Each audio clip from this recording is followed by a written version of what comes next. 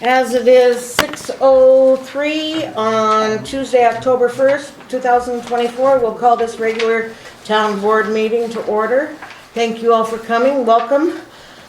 Roll call. Kramer's here. Ferguson? Here. Coots? Here. Harris? Here. Service? Here. Thank you all for coming tonight.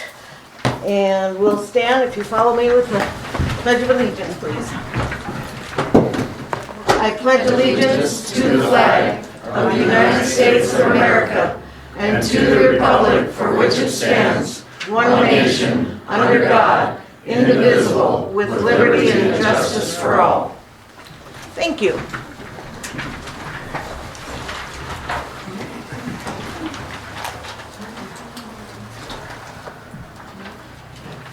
Call for changes, a review of the current agenda items. That being said, I would like to change the order of the agenda tonight. We do have one change. Okay? It's gonna be 5B. We don't have the legal description of the lot yet, so we don't have the final draft of that agreement done. 5B. Yeah. So we may be able to just confirm our intent to purchase for the price, but we can't sign the document yet until the final draft is finished. Okay? Anybody else besides me? All right. I would like to move 5 down to 9. 7, which is claims, will now be 5.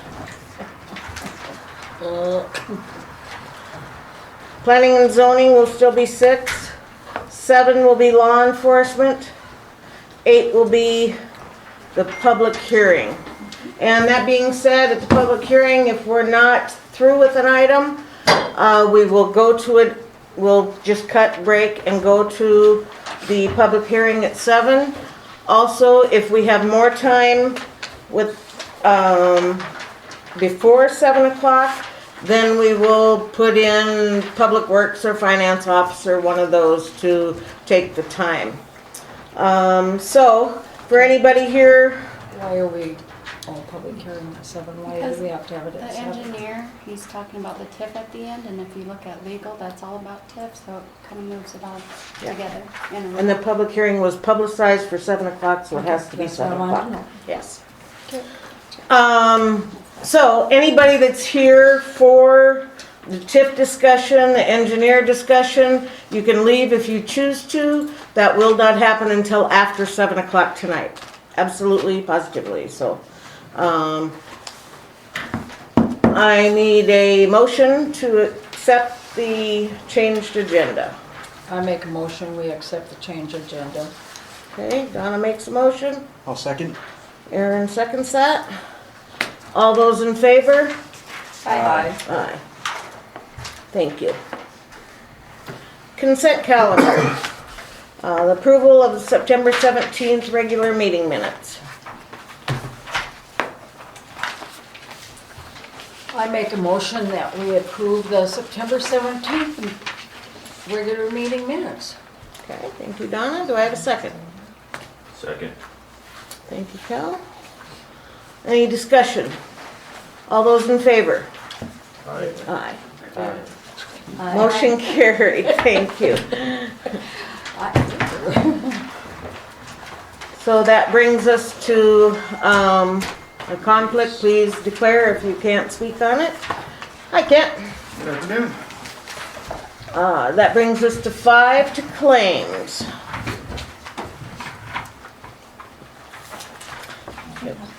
Can I have a motion to accept the claims?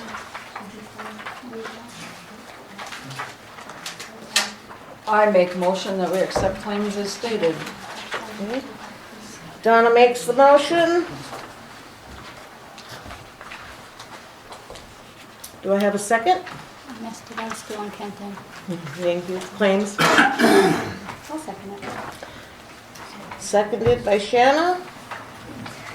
Any questions, comments? Dan, your hand was up. Yeah, please. The only thing I was gonna ask Mr. Haig last meeting, I know with Mrs. Ferguson that there should be a conflict with her being able to approve her husband's claims and what he's got in there for payroll, so on and so forth. So I think she should exclude herself from them items of approving that on the claims, but the rest of them would be fine. In the conflict of interest before, we ran into that problem.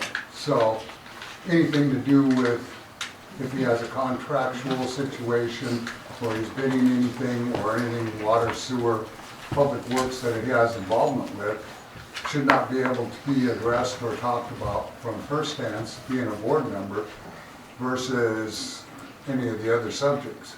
So it should be excluded, and I know in the past that is how the occurrence had happened. So I'm asking for your ruling in that decision making, if that's out of line or if that's correct. It's the exact issue that was handled by the Supreme Court this last year in the City of Wall versus Love's Truck Stops. And I was part of that case. We were given a unanimous verdict by the state Supreme Court on that and a few other matters. It really comes down to the definition of a direct pecuniary interest. If you do this, will you get that? Short of that, it's quite, frankly, I was quite curious, but the law does not require, because you may have a benefit. And this was even with people who were having, or a city council member, in other recent cases, a city council person had a contract or was part of a contract and was earned money from a contract that was also approved by the governing body, by the city. So it probably passes muster that she be able to vote in her official capacity as a sitting member of the board on a contract that was already pre-approved and arranged, those kind of things. So I would say, I think I believe it would pass muster. That's not a conflict under the law.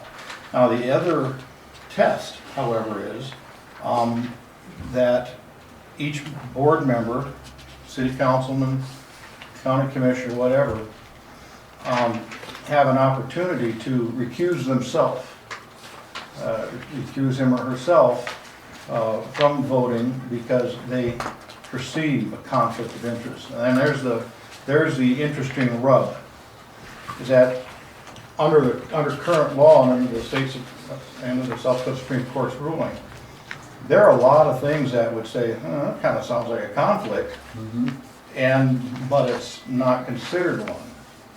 And part of the logic behind that is when you have a town the size of Hermosa, the city the size of Wall, you get the insurance agent that has that client, and he votes on stuff, just like Love's Truck Stop tried to raise an issue with Wall Drug because one of them, Husted, owned Wall Drug.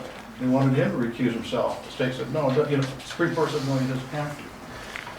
Same thing with Anderson, who has ownership interest in the Berry Queen, and those kind of things. Yeah. So the law's pretty clear on it now, and it's a very, very high threshold, or depending how you look at it, very low threshold. But it wouldn't. That's a very long answer to your short question. But. Yeah, I didn't know the answer. And by the way, She But I can vote. thank you for that understanding. yeah, she can vote by way. But I was asked by several, and I do thank you for that understanding and that explanation. That makes it more clear for everybody and more comfortable, Roger that. along with Mrs. Ferguson. Thank you. Jerry, you had a question? Yes, Comment? looking at the Hague LLP stuff, I'm not gonna go it looks like it's fairly well defined on what it was. The total comes out to about $7,000, which is a good amount of money from the citizens. And we have a town, lawyer, and we do have a starting time on the meeting. In the last 2 or 3 meetings, he hasn't made that time. It's disrespectful to the citizens who are paying him for him not to be here at the time. If he can't do that, then he maybe needs to look for something different to do. Thanks for your opinion. I'm fine, doesn't matter to me. All right. You were here when you were needed, and I know that you also have a busy schedule. When you're not here when we're needed, then we'll discuss it. Thank you. Claims. One board member controls the rest of the board members. I don't have a problem with it. I just said we'd discuss it when, at that time, so. Okay, We need to. claims? We need a vote. Yeah, everybody okay? No other questions from the board? All right, very good. Who seconded it? Jonathan? Pardon me? Who seconded it? You did. Oh, I thought Donna he made the motion and you seconded, so. Gotcha. Exactly. All those in favor? I heard Motion number carried. one. Thank you. Was that an aye on? Yeah. Who's laughing at Cal? Not laughing at anything. That's enough, come on. I don't need shit-ass ignorance from. Well, we these don't people need it, because I brought none of us need to hear it either, Jerry. That's I'm just- enough. Hearing you speak and smiling in your direction, it's fine. She was smiling at his wife, weren't you? Did you have a problem with the, Yeah. so are you naying it? No, we can go with it. Okay. So, Yay. all ayes. Always. Okay, thank you. All right, planning and zoning, Jill, thank you. For 6A, I have 259 Donna. Bonnie Morelli is back here regarding the shed that she would like to build. Mhm. So if she would like to speak, yes? I would like to speak, please. Okay. Thank you. Thank you for the opportunity to speak 2 weeks ago as well as tonight. So I was just handed this by the town. It's very informative. Encroachments, it's 151.19 floodways, Part B. Encroachments are prohibited, including all new construction, blah, blah, blah, unless it has been demonstrated through hydrologic and hydraulic analyses performed in accordance with standard engineering practice. Now, we addressed this last time because my mom went and paid her bill of $368 to have an assessment so that she could build her shed, and this, which is required by statute, was not performed. So again, I would ask that in keeping with statute, that we be granted the opportunity to represent our case in 2 weeks beyond the agenda, while this is performed at no cost to her because she's already paid a substantial amount of money for something that was not done and is required. So And the 2 weeks, floodplain administrator should have known that at the time. 2 weeks from now, Please. we'll put it pending until then. Thank you. And it's going to get done by the engineer, And the engineer will look at it again, yes. and we're going to have a hydraulic analysis and hydrologic analysis. Pardon me. He's excuse me. requesting at no cost. I know. That's what he wants requesting approved. no cost, and I would agree, as long as the board agrees to take that cost on due to the fact of all the delays and information that was not included. I'll make that motion. Does anybody, I'll second that. motion seconded? Is that for discussion purposes or just to get done? Okay. All those in favor? Aye. Aye. Cal? I don't know how much it's gonna be, so I'll just abstain. Abstain? Yeah. Jana? She said aye, didn't she? Mm-mm. No, I was thinking about the whole process of how that's gonna wind up and how it's gonna cost, but for now, Mhm. I'm fine with waiving that fee. Thank you. Thank Motion you. has carried. Thank you very all much. very much. I did have one further thing. Okay? I made up a packet, but I don't think it's necessarily handed out at this point. I want to remind everybody that all of you members have sworn an oath to the United States Constitution. Article 14, Section 1, the last sentence guarantees all people equal protection under law. So I'd like to mention the fact that every direction I look from my mom's house, there are wooden fences blocking water flow. There's a shed directly across the street, built at ground level. That house is in the same zone as hers. I would also like to point out 2 doors down is an outside propane tank for the house at ground level. Every direction you look from her house is wooden fences, sheds. The railroad track is a whole different issue, which I won't go into. But I just want to point out to everybody that you've all sworn an oath to the Constitution. So I will be asking to find out when those permits were granted. Were they after this was initiated? Because I don't see what other option. I feel like my mom's being singled out this one house when she's surrounded by structures. Thank you. I can understand that. And thank you, and we will discuss it. All right. So 6A will be tabled until the next meeting. That brings us to 6B, which is Greg, Renee, and a floodplain development permit also. Do you want to hear from me or from Mr. Claycomb or? Mr. Claycomb, do you have anything new to say on this?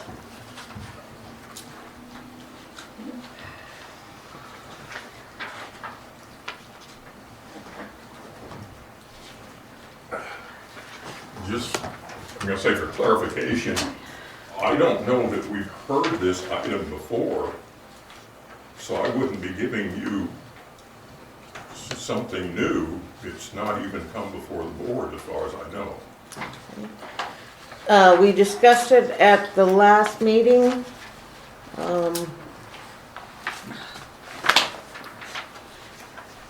It was on the agenda then, as I recall, and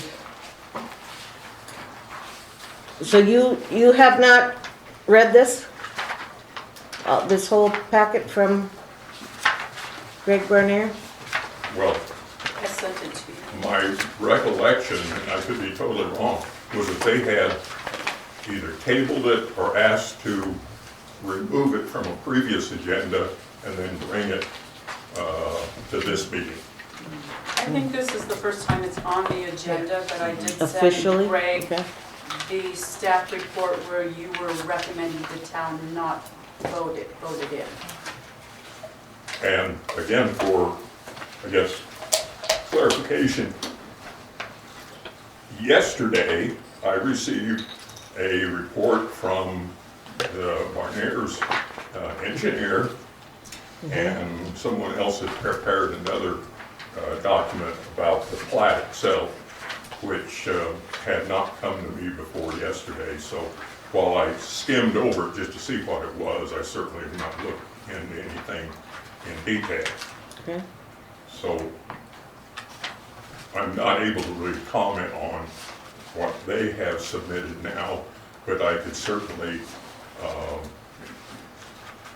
answer questions you have about what I've already submitted to you, and assuming that that is what is in your packet is my recommendation that was actually sent in several weeks ago. Several weeks. So at your pleasure. Okay. Greg, do you?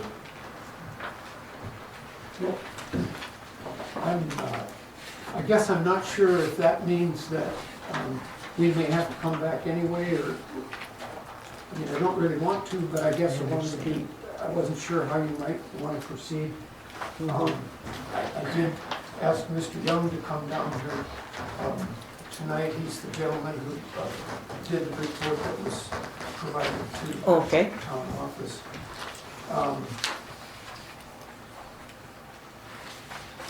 I'm open to, I guess, Well, perhaps, maybe I might suggest this. I'm not sure if all of the board members have had an opportunity to look at Mr. Young's report. He's here. If there's any questions about it, maybe this would be the time to address that.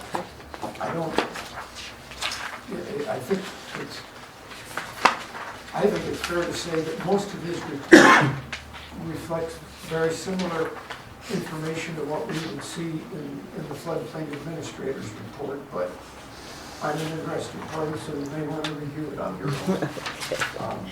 But if there, Mr. Young is here, if there were any questions about the information in his report, or one thing that is different is he identifies two adjacent and one very close by property that have been removed from the floodplain by a map amendment. I don't know if that would generate any questions from board members, Okay. or if there's anything else. So, Mr. Young's here, if any of you would want to have questions for him. Thank you, Greg. Board members, any questions? I guess on the agenda, is this just the plat application? I don't have a problem subdividing it, but building on it is a whole different issue, in my Right. opinion. So Yeah, are we but they just probably dealing don't with the wanna- plat, or are we having a discussion about actually building on it? It's a plat application. When I submitted it, I was advised by the clerk that I needed to also submit the floodplain development form and pay that fee, but Right. my request is to plat only. If I can, I'd like Joan's opinion on this, since she was our floodplain guru for many years. Go ahead, Joan. Well, both reviews are very similar. One denying and one thinking it should be approved. But he's asking for a plat. He's not asking to build, and you cannot deny on the premise that he may come back and ask for another permit to build. You do each permit as they come. He's now asking to plat. I didn't find anything in our floodplain that said he could not replat. If he wants to replat and come later for a building permit and is denied, that's his prerogative. He would go to Custer County though for the building permit. Doesn't matter, we would still have our say just like we do now. I mean, he's in Custer County now. He lives on the border, right? Yeah, just right on the border. Greg, if it were me, and the reason I'm coming to you is because if I couldn't build on it, I wouldn't want to spend the money to plat it either. Well, And so for that reason, I wanted this to be totally out in the open. I would hate for you to come back later and say, you took my money for platting it and now you won't let me build on it, you know? That's, granted, it is your choice, but, so, well, if you would like to table it until the next meeting and Elmer can look at it again to see what your engineer has said, that's fine. If you want to go ahead and plat it, that's fine also. well, if the consideration on the plat application alone would go ahead tonight, I mean, that's the way I think that's the order that it would go in. That is the order. And I realize that when my stepson gets around to wanting to build, he's gonna have to, have the building permit approved, so. But something has to start the process, and I just Yes. thought I'd start it this way. Okay.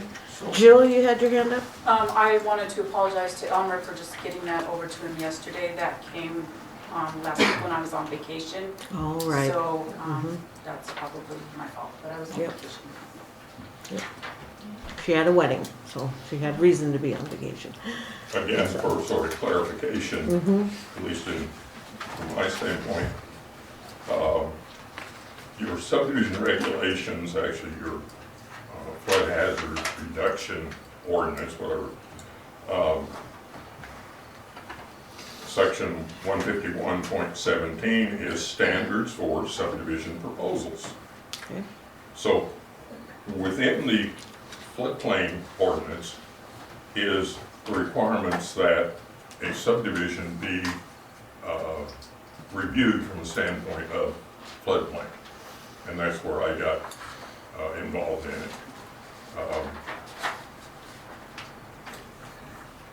And as I say, I haven't been able to do anything more than just skim through what came to me, so I don't have any specific comment, yea or nay, about it.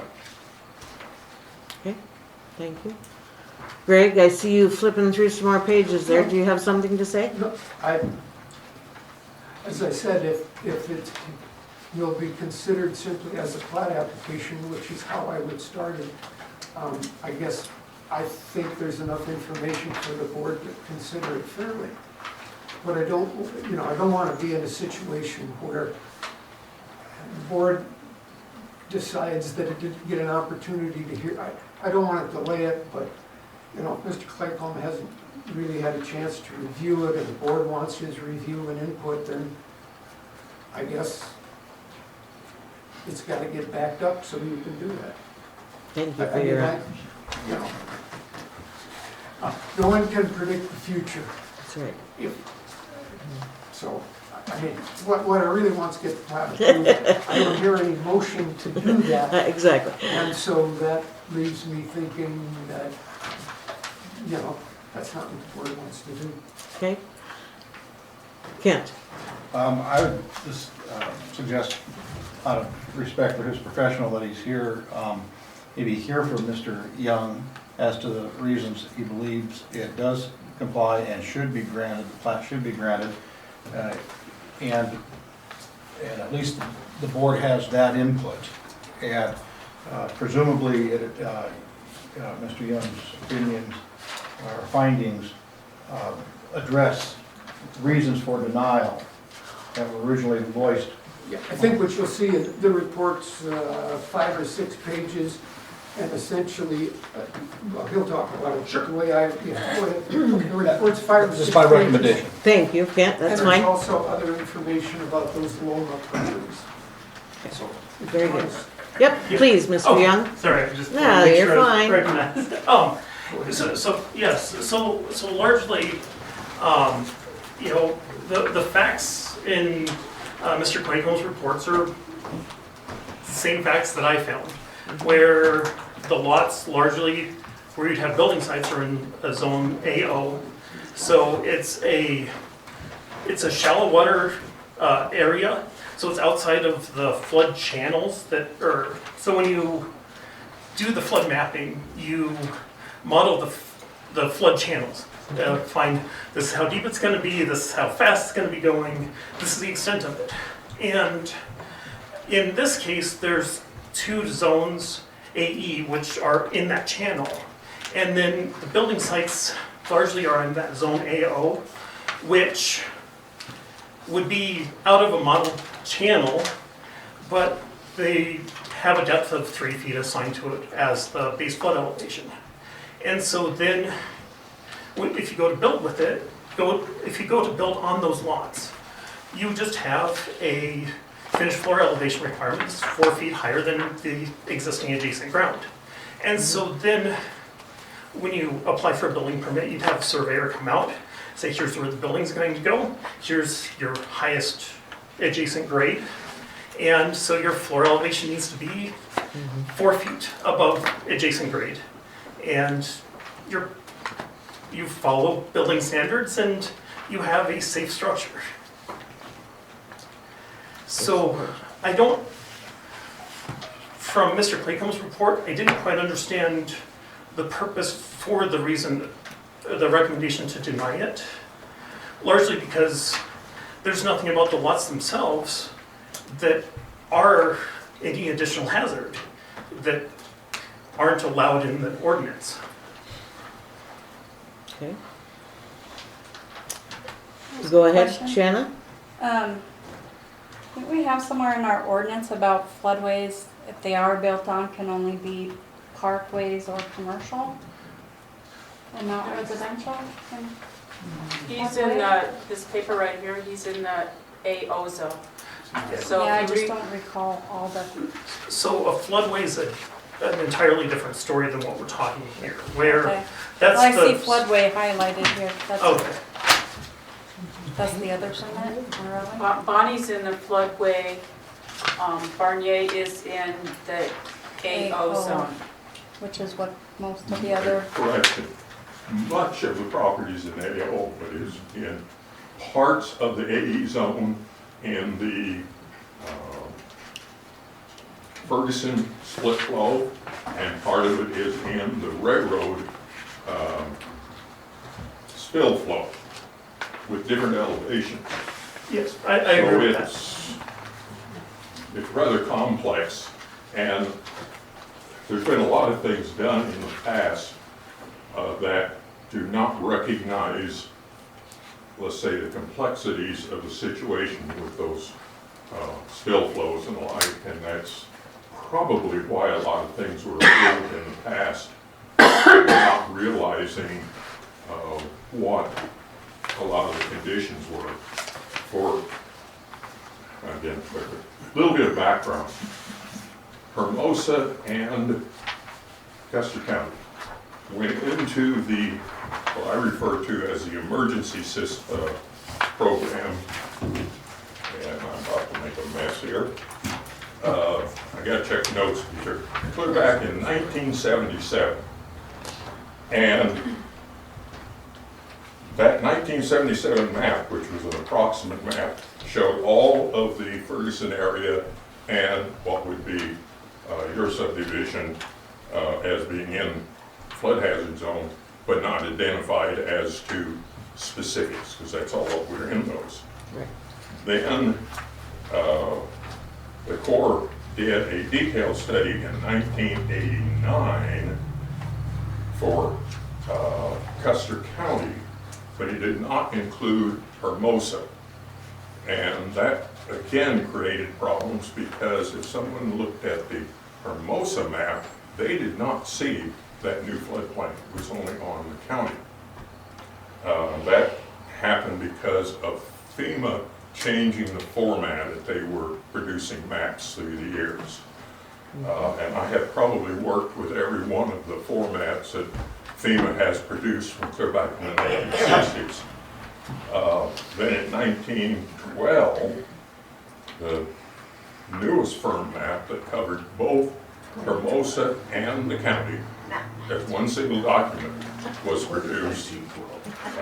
And one of the things that I have looked at comparing that 89 detailed study to the 2012, when the 2012 came out, a lot of people felt that the floodplain level had been raised.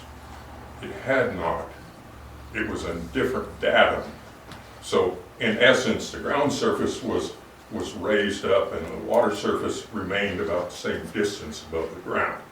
But unless you recognize the different datums, and I very well maybe the only person that's ever run the profiles of those to see if they pretty well match, then the city went ahead in 2012, had the Bill Over and Dairy floodplain study done through Black Hills Recovery Network, which did not address any of the area we're dealing with here. And then our drainage improvement plan from last year through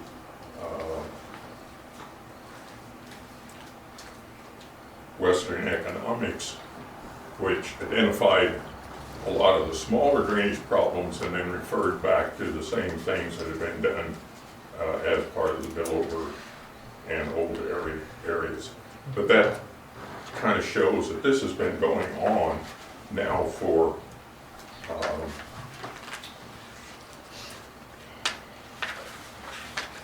that's really close to 50 years.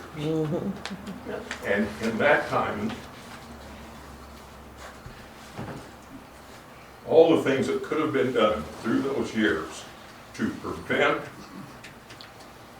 increase in flood damage, we just seem to putter along, and then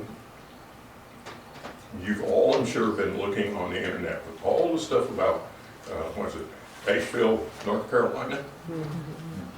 Well, being interested in things like that the way I am, I went in and compared these photographs that the news agencies have taken and plaster all over And then I went to the FEMA floodplain maps, and I found places where I could identify the same building that the news service said was, being decimated. I go over and look on the FEMA maps. It was already delineated as a floodplain. So people have this wonderful ability to forget that this information has been there for so many years, and I'm just, quite frankly, not willing to continue it if I have a reasonable ability to prevent it. Okay, thank you. So, with all that said, we've spent a lot of time and effort as a country, as a county, as a town, improving our flood maps for the last 50 years or more. And so, right now, we have the best possible information that we can have. And that's what the ordinance and the regulation are. And so, what Mr. Barney is really requesting is just to follow ordinance and regulation of what's allowed. And to not go beyond what Mr. Claycomb thinks the ordinance should be. That's your guys' job. Okay. Comments? Questions? I have a question. Okay. On the one labeled track 2, it looks like it's overtaking something that was marked as a cul-de-sac previously. And then down here in the legend, it says area of cul-de-sac vacated with resolution filed in book 1 res. Can you explain what that means, please? So, would you like to? You go ahead. Okay, so I'm not the surveyor on this. However, it's a matter of, there was a cul-de-sac there as a turnaround. And so this plat would have access through these other lots. And so that the cul-de-sac like that's not needed anymore, is my understanding anyway. Is that? Yeah. Where you'd have enough access, your fire apparatus would be able to make the T turn around. So it would meet requirements there.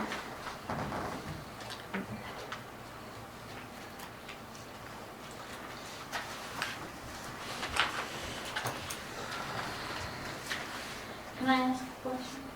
Sure, Trina.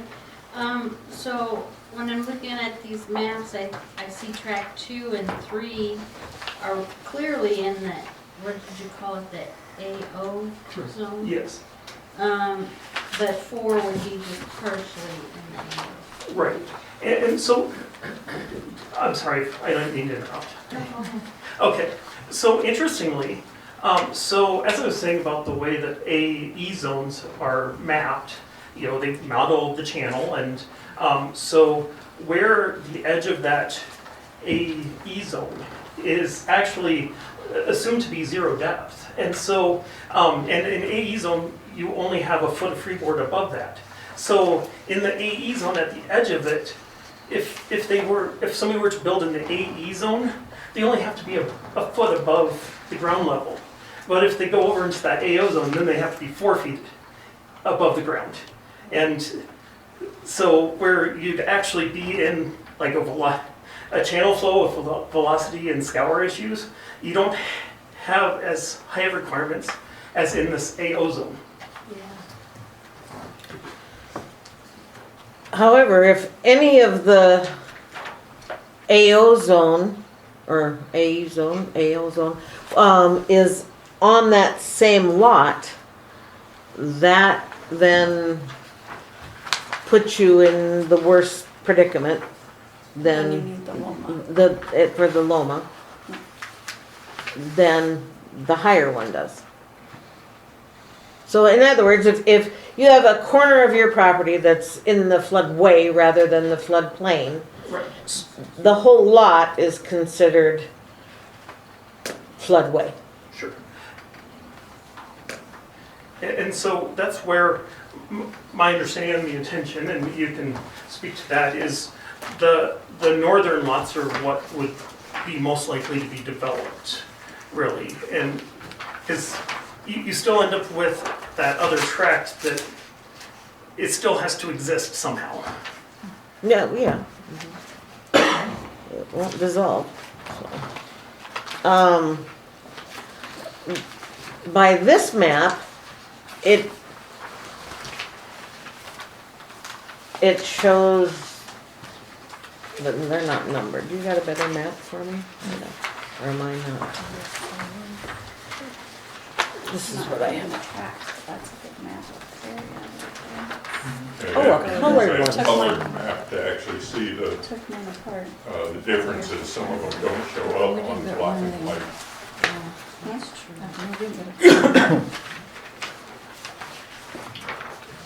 Oh.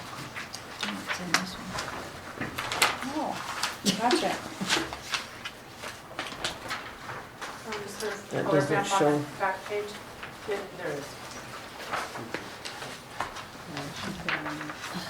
So his property is down below. Well, the way I have it here, it's just the part lining right here, which is in I'm trying to get A,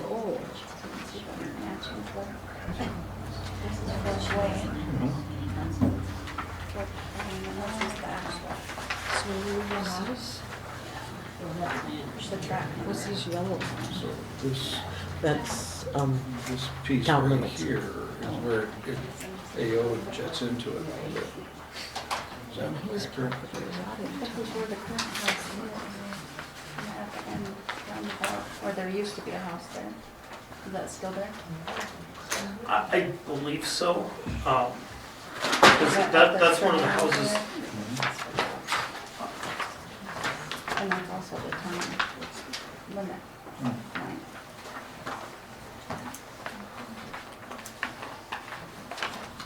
It looks to me like the first lot, which I still can't find, you have it divided into 3, correct? There Track you one go. is the floodway, right?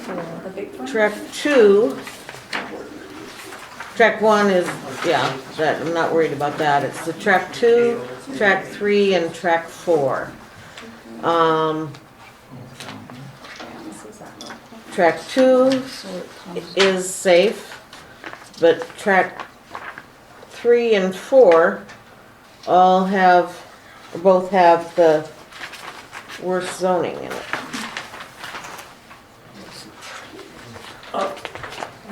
So there is a difference between zone AE and the floodway, where part of the AE zone is the floodway, but there's a part of the AE zone that is not in the floodway as well. That's the back of Ferguson subdivision. Here. Here on the map, you mean? Yes. This is a request for 2, 3. Yes, part is and part isn't, I see that, but AEE. Correct, it's all one piece right now. Right now, it's all one, yes, that is correct. Mhm.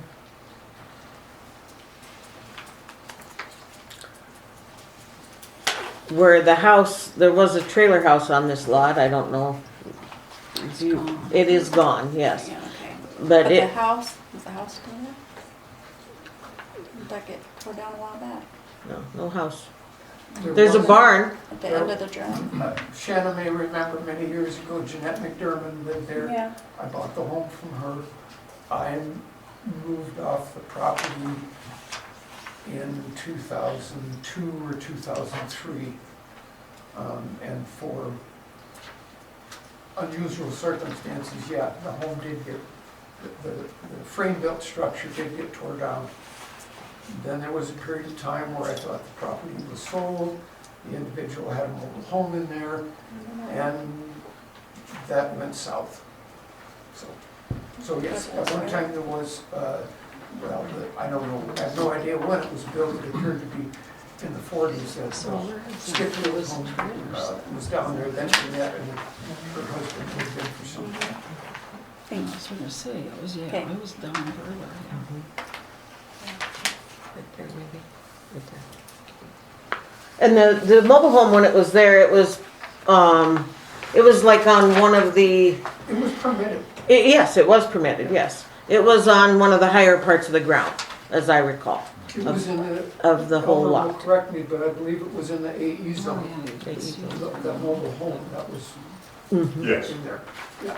This is So I had that Comes minimum report. 1 He has foot a loan elevation. report there. Well, again, we're not really discussing the building permit right now. So, does the board would like to make a motion or? Yes. To I have don't it plotted. have I don't have a problem platting it. He's fully aware that that doesn't mean that building permits would be approved. I'm just throwing that out there. I'm not in favor Well, of I adding to it. understand, but This is your first step, I understand that. that's right. That's the So- best way to describe it. Yeah. And so you're suggesting that we go against our own engineer's No. suggestion Not either. to not plat I it? think his concerns are more on the development of it. You know, platting is But just that doesn't rehabbing guarantee him that he tax can build on it. differences. Kent? And damage, and I'm not an engineer, I'm I also want to know if he would annex in. What I'm wondering is, okay, is part of what's being achieved the ability to Travis?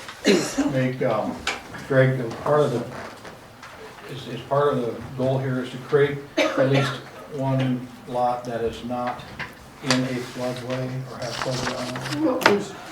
Well, when I look at the 10 acres, there's never going to be any portion of that 10 acres that could be used as a residential lot that would in some manner fall with, when it comes to a building permit, fall under some regulation by either the county or the town. Because it's AO zone or it's AE zone. And there's also some, of course, the creek runs through it. Well, correction, the south portion is floodway.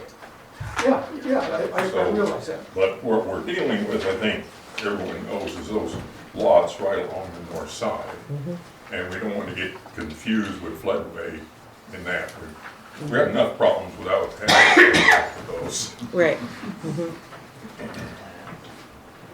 So does, I guess, whether it's floodway versus floodplain versus AO versus AE, are you able to at least create one lot through this process that would have the least restrictive requirements on it? If I cut it out of the very middle of the 10 acres, I could make a smaller lot perhaps, but then that creates a whole nother set of issues. The fact of the matter is that in this area, they have access to McDermott Street. And so, and it's been there for years, and so it just seemed like the easiest way to help my stepson by getting in the lot. I did have a short, Mr. Claycomb and I spoke a few days ago, and I asked him if it would make any difference if it was, just one lot rather than three, and at least if I understood you, I think your response was that it really didn't change your assessment. Did I understand you correctly, or maybe I think what I was trying to convey, if I'm thinking back, was that if a building envelope could be defined, so we know where the building would be constructed. So it's not just wandering all around that 10 acres. Then that would seem to be a logical way to accomplish both allowing a home to be built and minimizing the exposure. I want to be sure when we get into this, we got to look at utilities, how are we going to get the sewers so they're not subject to flood damage. That's part of what we're looking at with headwaters. But that was one of the things I thought of, is if you could identify, this is where we want to construct the building, it's a minimal risk. I think that sort of accomplishes the Well, things that you need. I respect what you're saying. Unfortunately, or I should say, but the language of the subdivision ordinance doesn't say that to make this plat or to have the plat approved, I have to identify, the building site on the lot. I mean, you have a subdivision ordinance and there's a flood ordinance. I want to plat a lot, but I keep getting told, even though you meet for it, nobody's identified that the plat application doesn't comply with the town subdivision ordinance. And I believe it does, because it has access to a street, it's more than the minimum size, and so on. But my point is, I want to plat it, and then I keep getting drawn over to the discussion of, well, tell us what kind of house you're going to put on it, and how you're going to build it. And those are valid concerns to a degree, but they're not the standard that the subdivision ordinance says this is what you have to do, to have a valid plat application.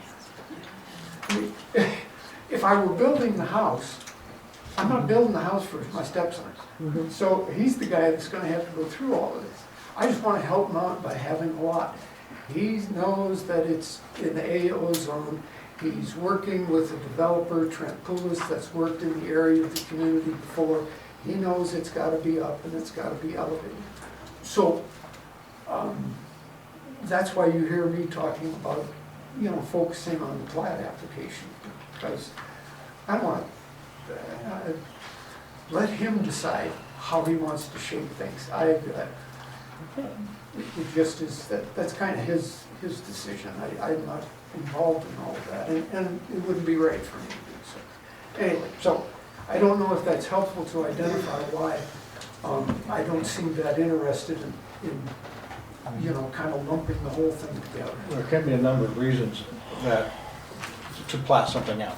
Maybe it's ability to more easily finance something. Use it as separate pieces of collateral because it's identified in its own alienable plat.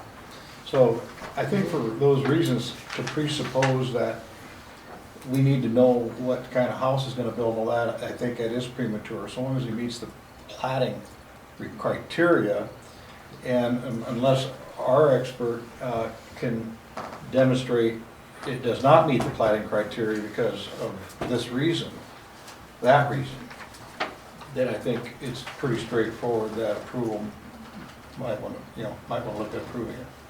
Okay. Aaron, Sounds to me like we need to give Elmer some time to. is that your motion? Yeah. Okay, do I have a second to that motion? I second it. Motion's been made and seconded to give Elmer some time to look at the plat, more time to look at the plat, and that we'll address it at the next meeting. And we'll address it at the next meeting, and I'm sorry, Mr. Vernay. That will be October 15th. Yes, that is correct. And may Mr. Young participate by phone? Absolutely. Absolutely. Pay him the traffic. Yes. Thank you very much. Dan? And I think, in the fairness of what Mr. Hague is saying about the plat and where we were at with Mr. Claycomb, if you remember back when we did the Preble property and did the water sewer and the discrepancies we went through because of what we were doing with the utilities, which Mr. Claycomb just briefly touched on, is infrastructure in that area and what the involvement is. And the other side of it is once somebody does plat and has that ability to put them properties there, as what we experienced in the Ferguson subdivision in the 07 flood, the difficulties and now what people are living with because of the restrictions that they were put in and not aware of, because after time lapses, everybody forgets. And so now they're wanting to do sheds or garages or carports or fences or, well, these hardships occur whether Mr. Barney has great intent and great movement towards the direction he wants to go, but then that's not to say in 10, 15 years where that hardship's going to occur. So sometimes for the board, if you rather wish to see one plat, one lot, as what we did with Mr. Preble, and it was identified that that's in the floodplain versus the floodway area and the zoning, then maybe a person needs to give him direction if the board feels more comfortable at that, or if Mr. Claycomb also feels that same direction, that I'm not comfortable at 3 lots, but 1 lot might be able to do it. We might be able to arrive at a better judgment on that. Thank you, Dan. In fairness, so thank Thank you. you. I, go ahead, Chuck. Chuck? Yeah. Well, myself have more knowledge about that property than probably anybody.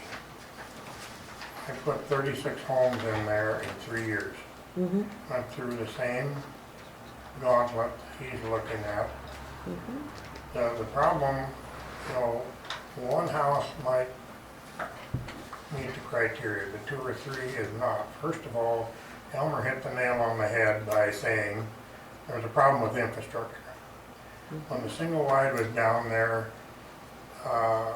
they actually went to court over that, and ended up he had to put an individual sewer lift station in, and trench a water line all the way down to that end for 1 house. Substantial investment in doing that, and it's only for 1 house. I think it's been real clear that once you approve the plat, that opens the door for building permits, wide open.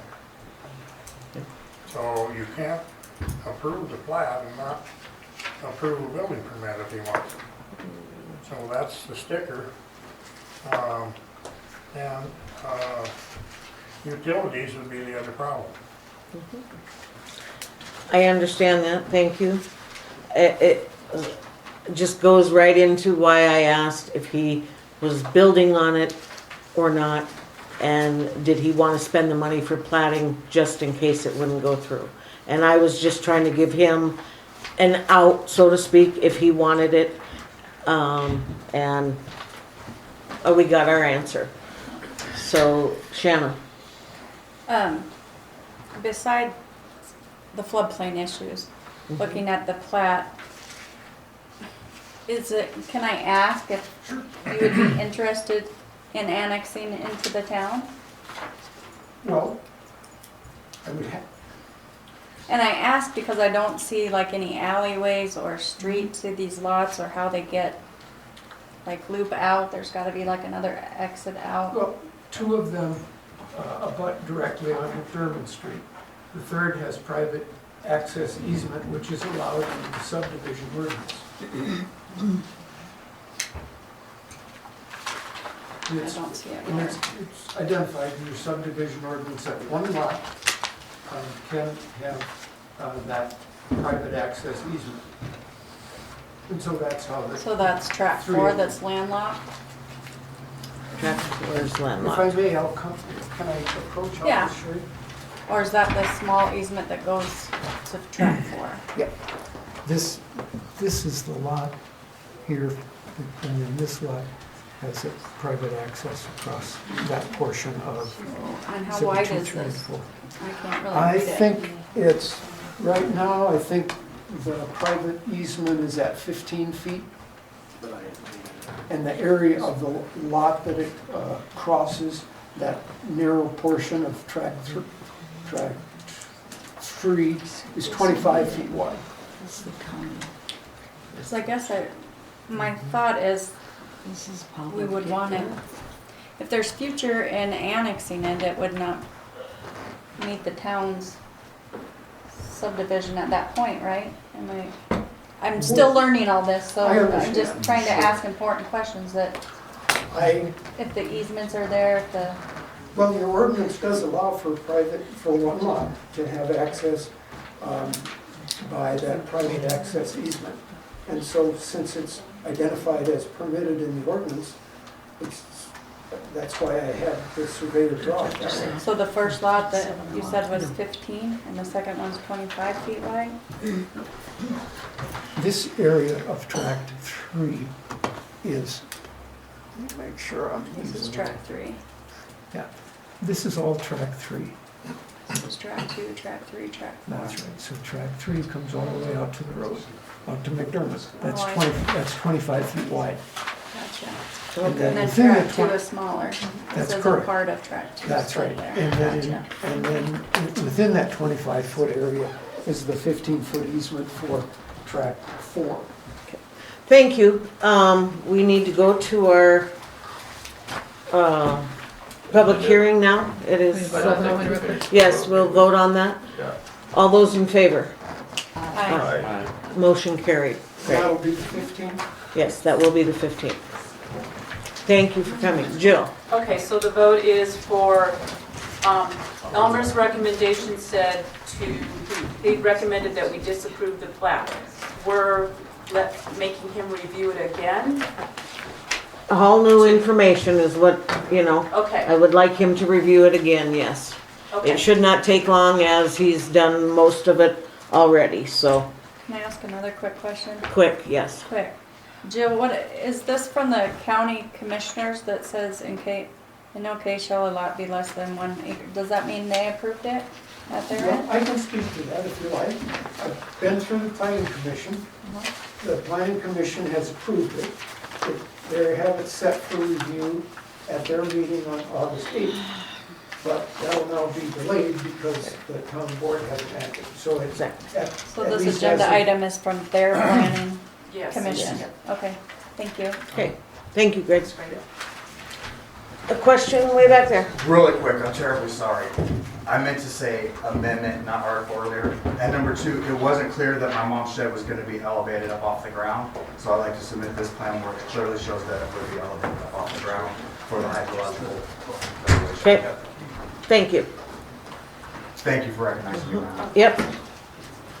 And C, we'll go through that really quick, and that is just an Just an FYI. FYI, You've yes. already approved it. Yep. Thank you, Jill, very much. Thank you.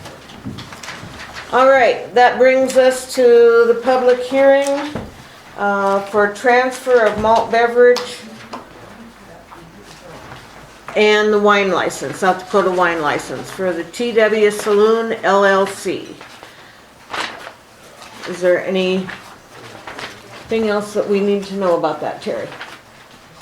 We're good? The new owners are here. We did have an affidavit signed from Bringles, who currently own that, have that license, and they are okay with transferring it to the TW Saloon. Who owns the license? Who, Bringles do, from community, yeah, to the community center, so.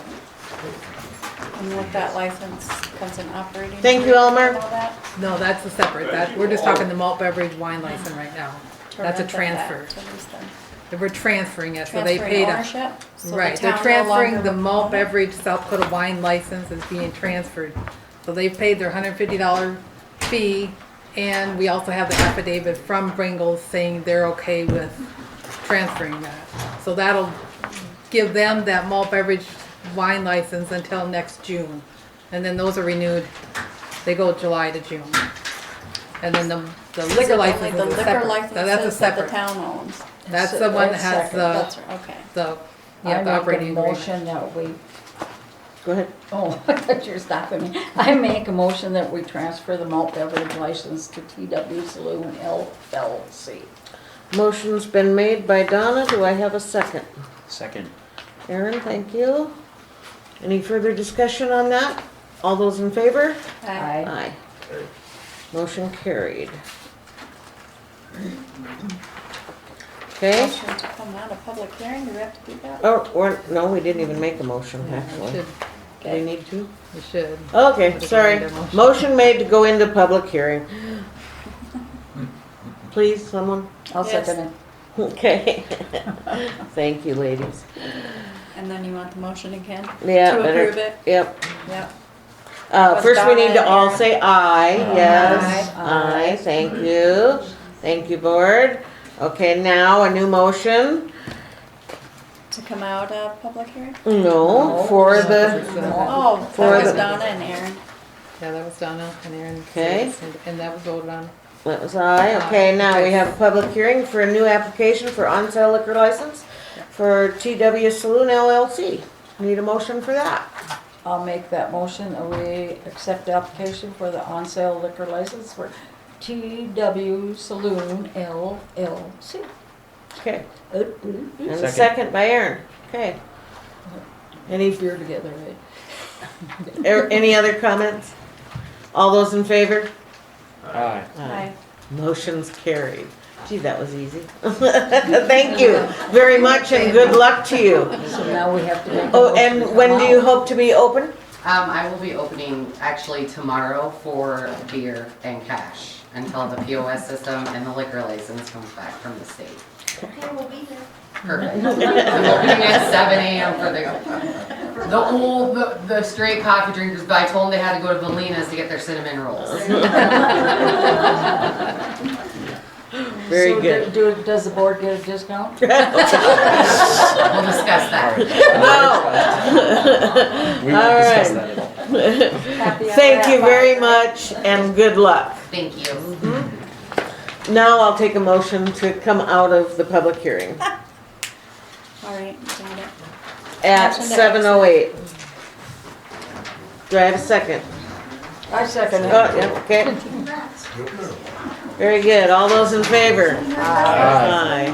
Thank you. I think that one application took up half the Yeah, I know. Put it all back together. Yep, I get you. That's what I said. It was long.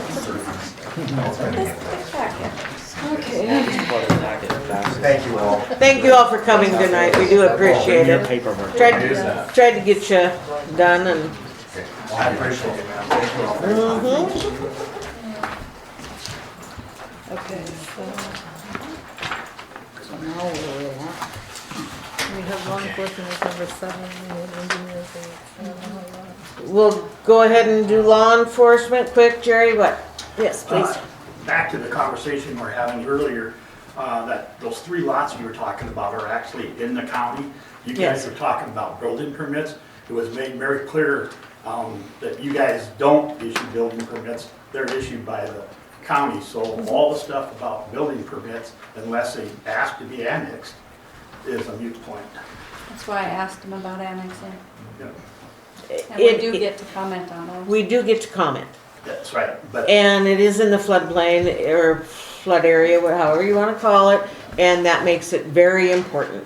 I understand. And because being right next, contiguous to us, we need to be careful of all the citizens. And that's just how But it I'll was very, Yes, stand very on clear it. when the town got involved on Ferguson Place, or Fairgrounds Place, that they didn't have the right to issue the permit, issue the building permits, or do anything in reference to them. Okay. All right, so that brings us to law enforcement. Custer County log, we don't have Didn't get one. this week. I was looking, there's quite a few, patrolling the school and on the one that I read in the paper and everything. Maybe it's not all that. Okay. Abatements, there's nothing new that I know of. Donna? Well, there's a few down in our subdivision that could be abated, For, grass, okay. weeds rather. Weeds, okay, all right, thank you. All right, that will be checked into, thank you. So that brings us to Anthony, engineer. Thank you for coming. Yep.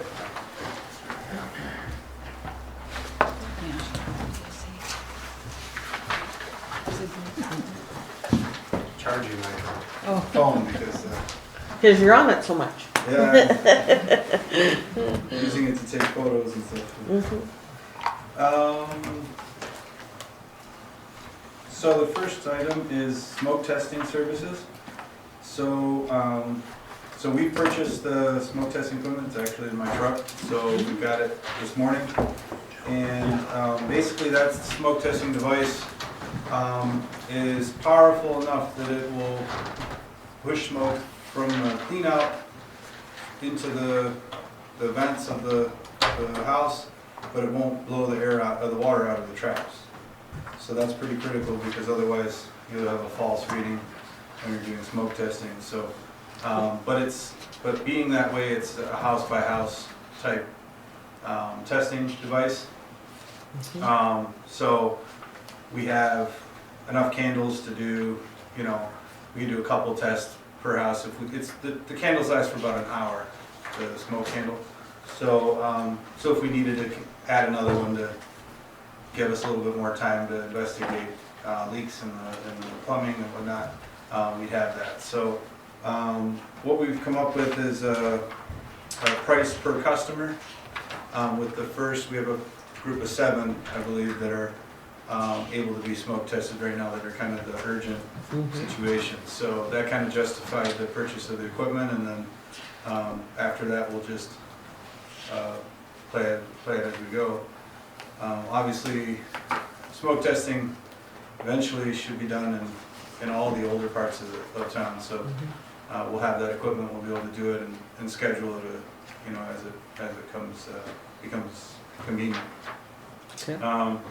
So yeah, so it would be for 7 times 300, and then we'll go from there. And we might be able to group them and bring that price down a little bit, but maybe like the 250 or something. But we'll have to see how that plays out. Okay, but you're ready, Yeah. so you can, okay? Jerry?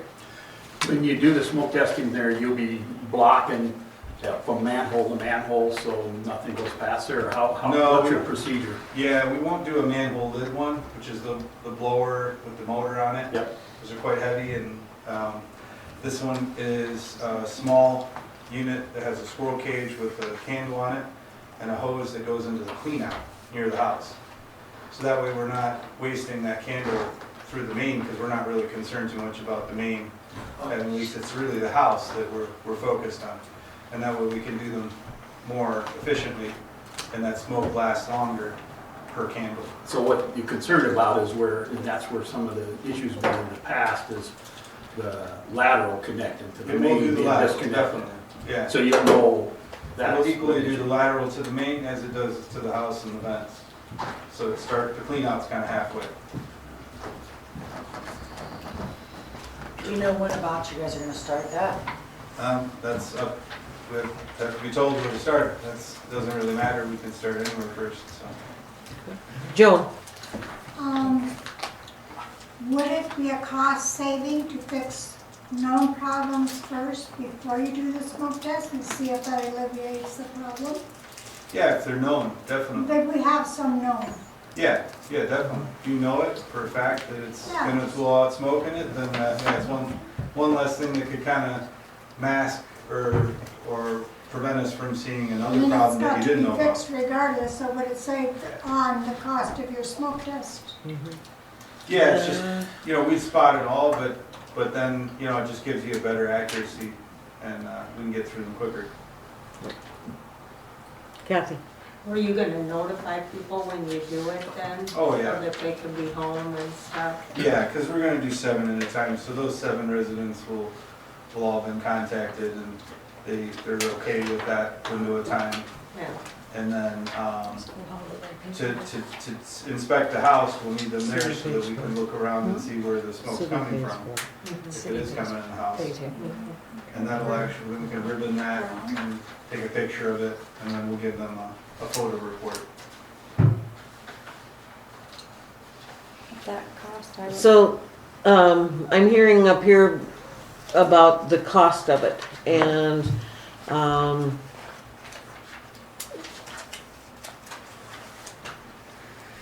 I'm thinking that is it possible that if we find that it's the city's problem, the city pays for it? If it's the homeowner's problem, the homeowner pays that $300? So, you mean after the fact? Well, it's kind of after the fact, but I mean, I can't charge anybody if I don't know that it's their issue, you know what I mean? But we have to do it, yes. Yeah. We have to take it on. But as it being, if it's found that it is the homeowner's issue, property owner's issue, it's kind of hard to ask, you know, the other 400 citizens to pay for one person's bill. Sure. In the past, what we've done is going in, we don't really know if it's going to be this way towards the main or this way towards the house, right? And technically, the lateral belongs to the homeowner as well, but that's a situation where we're trying to secure our connection to the main, and those are infiltrations that we're paying for to treat. So, in the past, I've seen cities split the cost, because you don't know if it's gonna be this way or this way, so at least the investigation is evenly distributed. Because the city will do lateral Ts, so in the main, you have a connection with the sewer lateral. And that connection itself is technically the dividing line between ownership, right? But the connection itself should be secured, it historically gets secured by the municipality, because when they tapped in, that was a tap fee, so but after that point, as you go towards the house, it becomes the homeowner's responsibility. Now, what we work with the homeowners to do is, where it's deep, near the main, if we're doing a lateral liner, because all this stuff can be fixed trenchlessly, we don't have to dig up anything. It's all done with robots, and so the main can be lined without digging it up. Basically, creating a pipe inside a pipe. And then you cut out that lateral, and you put a T in it, so it's like maybe a foot and a half in the main. It's a double liner, and then goes up the lateral, and the stubbies are like 2 feet up the lateral. But you could actually, they've got ones that'll go all the way to the house. So the homeowner can, at that point in time, if we're doing those things in the future, that's when we would notify the homeowner, hey, this is your opportunity to get it at a really discounted price, and they can choose to do it, and then that company kind of deals with, the company that does the lining, will deal with those homeowners directly. We just sort of quarterback it, you know? So I've done that before a couple times, and that worked pretty well. So in the same vein, you're kind of splitting that inspection cost. It's a lot less than a repair cost, but it gives them the information. As per like inspecting with a camera, the SRF programs from the state that's called condition assessment, and that's all eligible expenses under SRF for the city to inspect all the way to the house. So you can see they also find there's a overlap area there, especially when it comes to condition assessment, which is what we're doing. Go ahead, Jerry. We know that there's a couple issues, maybe 3 issues out there, 2 for sure, that have been identified. And from manhole to manhole, this is where 7 places you're gonna look at from this manhole to this manhole. I'm looking at, it's $2,100, per home, and you got the smoke test. What's the cost to just go in there and line it like you're talking about, put the little T's up and call it good? Oh, quite a bit more. 2,100 is the whole, all 7 houses. Yeah, I understand that, it's gonna cost quite a bit more, but. Oh, yeah. Because I guess what my question is once you find those 2, are you gonna dig down and do those 2? Or are you gonna wait until? So the decision to dig versus trenchless usually is based on depth and the things that are over it, right? If you have road there and stuff, curb, if it was a paved road. Yeah. So, but as soon as it gets shallow, because it kind of dives down into the main from the house. So as soon as it gets shallow, that's where it economically becomes cheaper to dig it up versus to have it lined, right? But where the lateral comes to the sewer pipe is pretty deep. Yes. And that's where there are known issues. Yeah, that's very common. That they're called break-in taps. Yeah. So when they made them, they just broke a hole in the main and they jammed the pipe in it, and then they grouted it or cemented around it. So, but I guess what I'm getting at those is fall apart. The smoke testing is going to tell us where those are and maybe others. And then we know that line has collapsed in the past when people tried to hook into it in a new build. Yeah. I guess I'm looking at, we know it's bad, do we just go to the step of fixing it? Because if the smoke test says, oh yeah, this is bad and we already knew it's bad, do we dig that up and what's the cost to dig that up? And then you go up to the next one, dig that one up, and then the cost of the third one. Where is it gonna come out? Right, so the smoke testing is addressing the issues of odor complaints in the house, right? So that is telling us that there's leaks potentially in the house from sewer, from the plumbing. Or it will tell us if there's odors emanating from cracks in the lateral, right? Where it's shallow, but where it's deep, it's very unlikely those are the sources of the odors because it's so deep in the ground. It's just an infiltration issue, right? It's just an issue of rain going in, you know, water going into the sewer and we have to treat it, right? So, or it's deteriorating to the point that there'll be a sinkhole, right? So those are like two different problems. One is like structural deterioration of the sewer collection system, and the other is odors, sewer odors and gases. And so it's kind of like we have to address two different things. If we're gonna go after the deterioration of the pipe and all that, that's CCTVing. You know, and we would lateral launch with a sewer camera. It would have 2 reels on it, and the second reel can look up into the lateral and then shoot up into the lateral all the way to the house. And so that's how we address that problem, to avoid sinkholes and that kind of stuff. But the gases, that's smoke testing. Cal? Just throwing this out there, would it be more cost effective for the town to buy its own smoke machine and then us do it with our public works contractors? So they're gonna accompany us in this project. So you are getting their local knowledge and background of the house and when it was constructed and all those important parameters. But ultimately, there's a report that should be generated and given to the homeowner.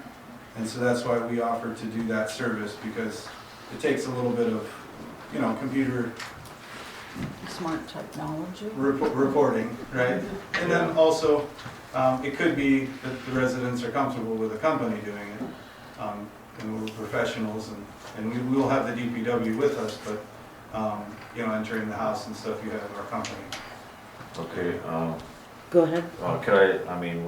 sounds like we're planning on doing this a lot, so could we just secure maybe a cheaper price that you mentioned earlier? And then we just go with that? Yeah, I think after the first 7, it would be fine. Then we'd amortize the value of the equipment, and we could do the 250. Okay. Okay, Anthony, when you say yourself and Public Works are gonna be doing this, how many people do you think it'll take to do one home at a time? I mean, how many? 2. 2, so. One from Benish, one from the town. One from the town. Anybody in the home? Inside the home? Yeah, we would, because most of what we're looking for is in the basement or crawl space. We're not really interested in any of the other places in the house. So it's gonna be pretty specific where we're at, where there's plumbing, so. But obviously, the homeowner would be notified of that time period, and then if they have a, conflict with that, then they can let us know, so. That's why I wanted to bring that up. I wanted you to know that they need to be in your home when this is happening. And so when you get the phone call and a time frame is being set up, please be aware of that. And if you want to be there or have somebody there for you, I just wanted you to know that. Connie, go ahead. Is it gonna be all in one day? Will they get all 7 done in a day? We'd like to, so we'll try to get that all scheduled so that all 7 people, it's gonna work for them, so. Kathy. It might spread into 2 days, I don't know, the first go around. So were you guys gonna decide as a board who's gonna, if it's the citizen's problem, the citizen pays, if it's the city's problem, the city pays, or you're just gonna charge the citizen? If it's the city's problem, the city will pay for it. There's no doubt about that. Okay. Absolutely. Okay. Not charging the citizens for anything that is not their problem. Okay, yeah, I just wondered. Okay. Dan, you had your hand up? But on the other side of it, if it's a citizen's problem, they'll be notified and they'll be the ones that'll have to. Well, we repair have their to, system. we have to make that decision as a board, we'll put that in writing paperwork. Go ahead, Cal. To Anthony's point about them being a professional service and generating a report, to me it seems like more of an objective third party, that if it's found in the report to be either the town's problem or the citizen's problem, that would be the determining factor on who pays for it. Go ahead, Shannon. I don't know if I need to abstain as I'm one of those first 7, I believe. But I guess I'd just like to remind the board that on your water, I think you did set a precedence on paying the town covering the cost of the service line tap area to save the homeowners money. You actually made that motion some time ago. So I think what you're talking about is in most cities, the homeowner is responsible all the way to the main. And in most cities, the water's on one side, the sewer's on the other side of the street. So if you live on the sewer side of the street and you have water problems, you pay all underneath the street until that main, okay? So years ago, I don't remember how many years exactly, the town board made a motion and ruling that it is not that way in Hermosa. That it is to the homeowner's property line. To the property line is what you pay. That the town pays for whatever's underneath the street. That is a much greater cost to the town. Understandable. We knew that when we voted that way. The reason it was voted that way and went into effect was because the people on the board at that time believed that, well, let's just say for myself example, I have no control over the heavy trucks, any of them that go over that line. None. I have no control over it. I can't stop a semi. I can't stop a gravel truck. I can't stop anybody from driving over that road as being a homeowner. So why should I be liable for those heavy vehicles that go across? Right? That was the town's the town's feeling at that time. So we adopted that ruling. So it holds fact here also that the homeowner is liable from their property line into their home, into their uses, not underneath the road. Travis, question? Yeah, so I'm a little bit confused. I understand what you're getting at there, Linda, but I'm a little confused. So, do you not have in this town shut-offs at your property lines? Yes, we do. Okay, so even though, I mean, because I deal with this all the time in other cities, just not this one. So, and they are always from the main to the shut-off is the city's responsibility, and from the shut-off to your home is the homeowner's responsibility. So when you just said property line, that's why I'm asking, you made it sound like the shut-off could be on the other side of the street and not on your side of the street. Does that make sense? I do know what you're saying, yes. Okay, but you made it sound like that, so in my mind I'm thinking we had shut-offs on the other side of the street that would be the shut-off for your house and we got a street in between here. No. Well, yes. So I would so when I say this, I would shut the water off if we were talking your house, okay? If we're talking your house, I would shut the water off on the east side of the street. And then to you, or is it gonna be where you park your car, see your property line? You see what I'm saying by that? So do I shut okay, better yet. Do I shut the school's water off in Jerns's yard, or do I shut the water off on the school's property? You see what I'm saying? I do. So that's why I'm asking. Nowhere have I ever been that I've dealt with in Rapid City or Box Elder or Hot Springs or any of these I've dealt in other cities. Do they ever have a shut off on the other side of the street that's gonna access your property? So that's why I say, I mean, when you talk about to your property line and set the precedence, I get that. That is just common knowledge that that would be your guys' infrastructure to begin with. That it would be the homeowner's infrastructure when it leaves the shut off. So, and it's the same way with my sewer that I Yes. deal with all the time. Yes. In them cities too. Right, exactly. So in a perfect world, what Travis is saying is true. But what happens is you get a main break, and the DPW will put in a hydro stop or something on the other side of the road, and now there's two shut-offs, right? And so, or you'll have one freeze up in the open position, so they'll put another one in, and you can't get it on the property line anymore because that's hogged by the one that's in the open position. So that's the danger of curb stop, is because in the reality of things get done in the field to make sure that the system's still operating and people still have water. And so that's why they go with the property line, because that shouldn't be changed. Okay, but when I say that, and I thought the city on this, in Rapid City on 5th Street, 1810 5th Street that I got, the shut off from the street where the curb's at to the sidewalk, there is probably about, I don't know, one more width, wide and a half, 2.5 feet, 3 foot, whatever it is. And my shut off happens to be in that little area, okay? The water line breaks, even though it's a city sidewalk, my sidewalk sinks. Okay, when they dig up, because all the water's coming, they legitimately look at me and they say, the sidewalk's on your property because by rights it is my property. But the leak happened on their side, on the city street that come under capitated, sidewalk fell in a little bit. So that's why I say, still their problem, but I had to fix my sidewalk. So I get the property line issue very well. So I'm just saying, it makes a pretty distinctive line at that, and I know you've got to put in different things, and sometimes you can't get that exactly on the property line, but wherever that might be to do whatever you got to do, that is now your new shut off because that is no longer existing. I mean, I understand what you're saying too, Anthony.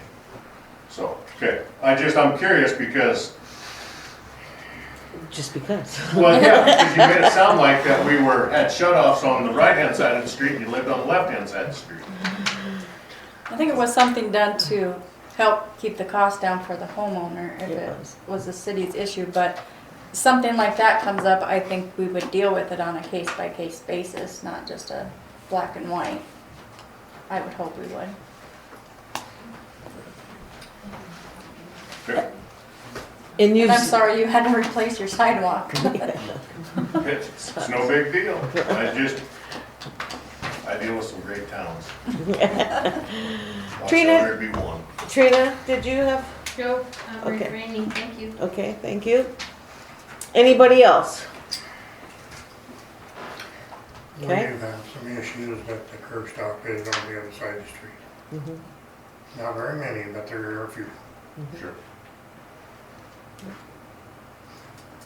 Okay, so, I do.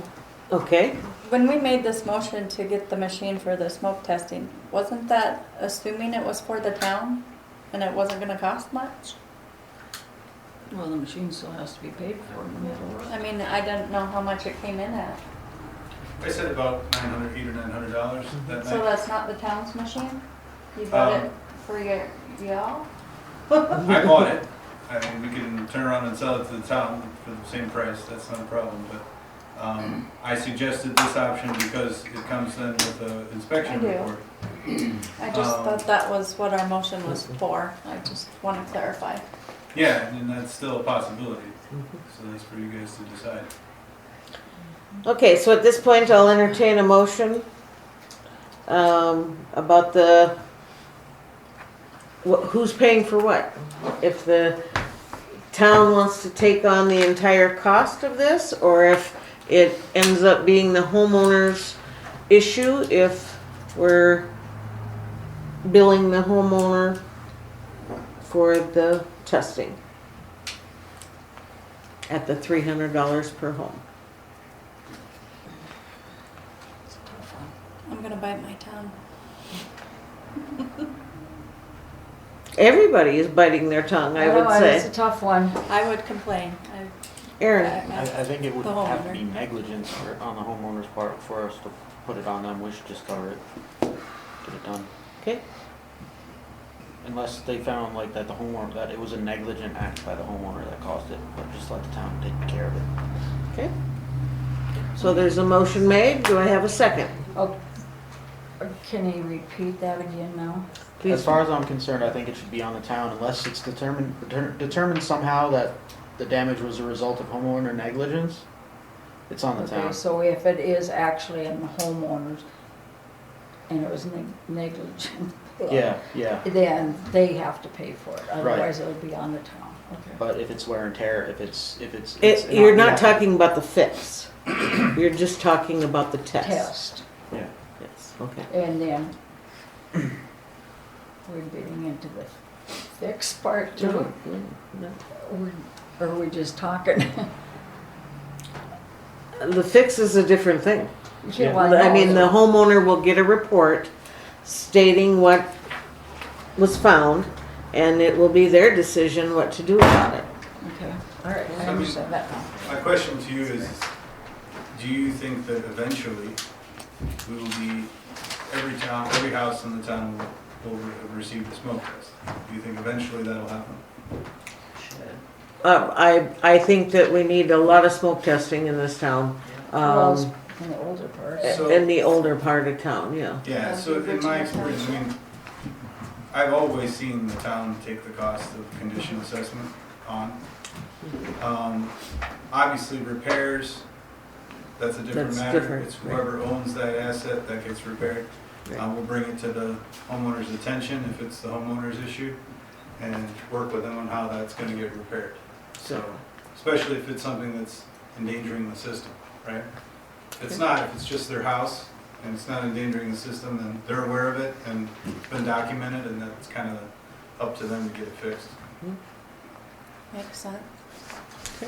So I second his motion. Motion's been made and seconded. Any further questions or comments? All those in favor? Aye. Aye. I should then- probably abstain. Okay. Shanna abstains Good, on that. since I'm one of the So motion is customers. carried. And then after the first 7, we will reduce the price to $250 as Cal.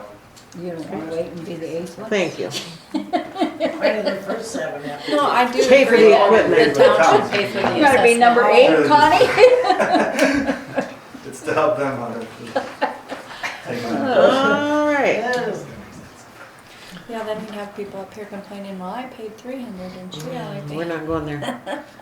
No, Okay, the town's paying for it, right? Yes, Correct. they're paying So, for the, yeah. Yeah, the assessment. and the rationale for the first Inspections. batch is because I have to create a template for the report for the inspectors. I have to prepare operating procedures, so there's the proper methodology of notifying the homeowner and all that. Creating a template that we send out a flyer. So there's that little bit, you know. So we'll have some advance So then notice. after we've got those examples done, then we'll use them again, we don't need to charge them. Thank you.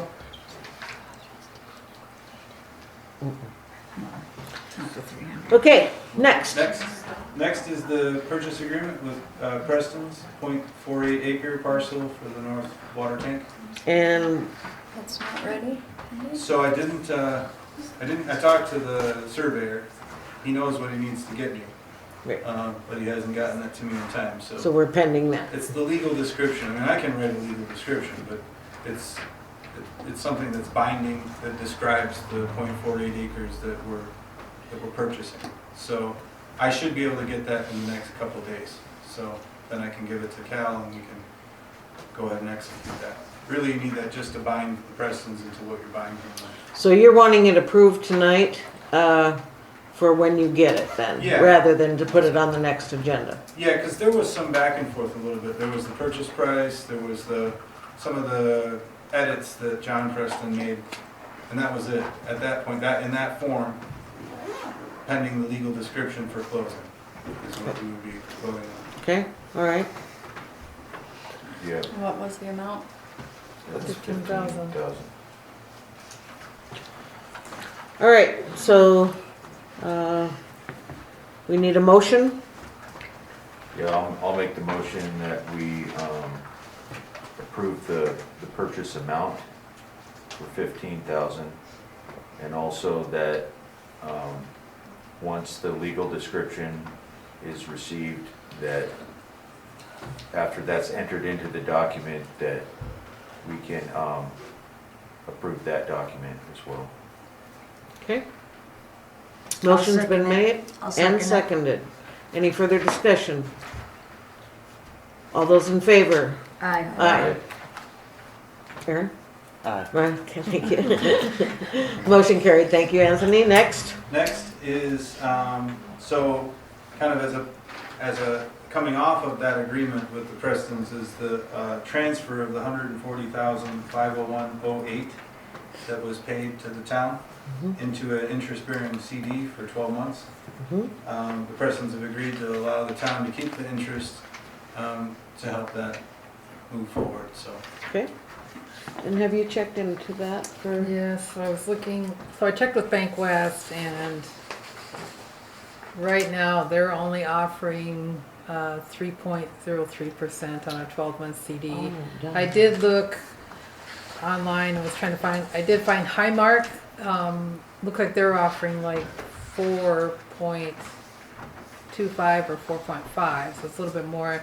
And so I did give that to Bank West because they wanted to see it and they were gonna maybe try to match it, but I haven't heard back from them. So, But those are the only two I could really, I mean, most of them you have to call and.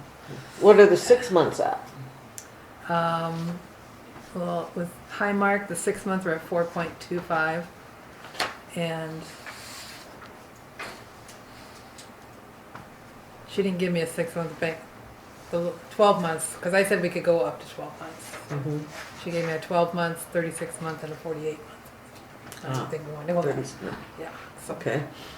All right. What were we, We got in on a special with Bank West and got 5.05. five? on That's that. why I asked what the 6 months were, because if they were better, we could. But that was a special that Special. ended in August, so. What was the 36? Just out of curiosity. With Bank West, the 36 was 4.15. No, much better. So, Okay. but Well, I would say that we just make a motion to allow that to be put into a CD at whatever the finance officer can find as the highest rate for a 12-month. No, you could do a 6 month and then see what it is. Could. That'd bring you to after the election. Okay. Might have different interest rates. Jerry? The purpose of this money, is it to repair the sewer? Is that its purpose, or? No, the purpose is that it's utilized by them, because it's their money, utilized by them for their sewer infrastructure. It was their water taps, which we can't provide water to Preston. So it's a way of giving the money back to them, but it's allotted for development. So it's earmarked for development so that they will use our sewer that we put in and connect houses to it. So it incentivizes the development to continue, but it is also returning the money. So we're investing their water taps so that they can use it for sewer later. Because we have sewer service to it. How are you doing there? Okay, so motion's been made. Yep, so I just need a second. A second on that motion? Second. Seconded. Any further discussion? All those in favor? Aye. Aye. Aye. Motion carried, thank you. Well, it should be specifically written, maybe something about financial institution. You just said your best rate you can find, don't go on the internet. Well, yeah, I'm sorry, yes, financial, sorry, yes. Yeah. That's what I meant, but, Highmark's supposed to be good. Yeah, they Should go.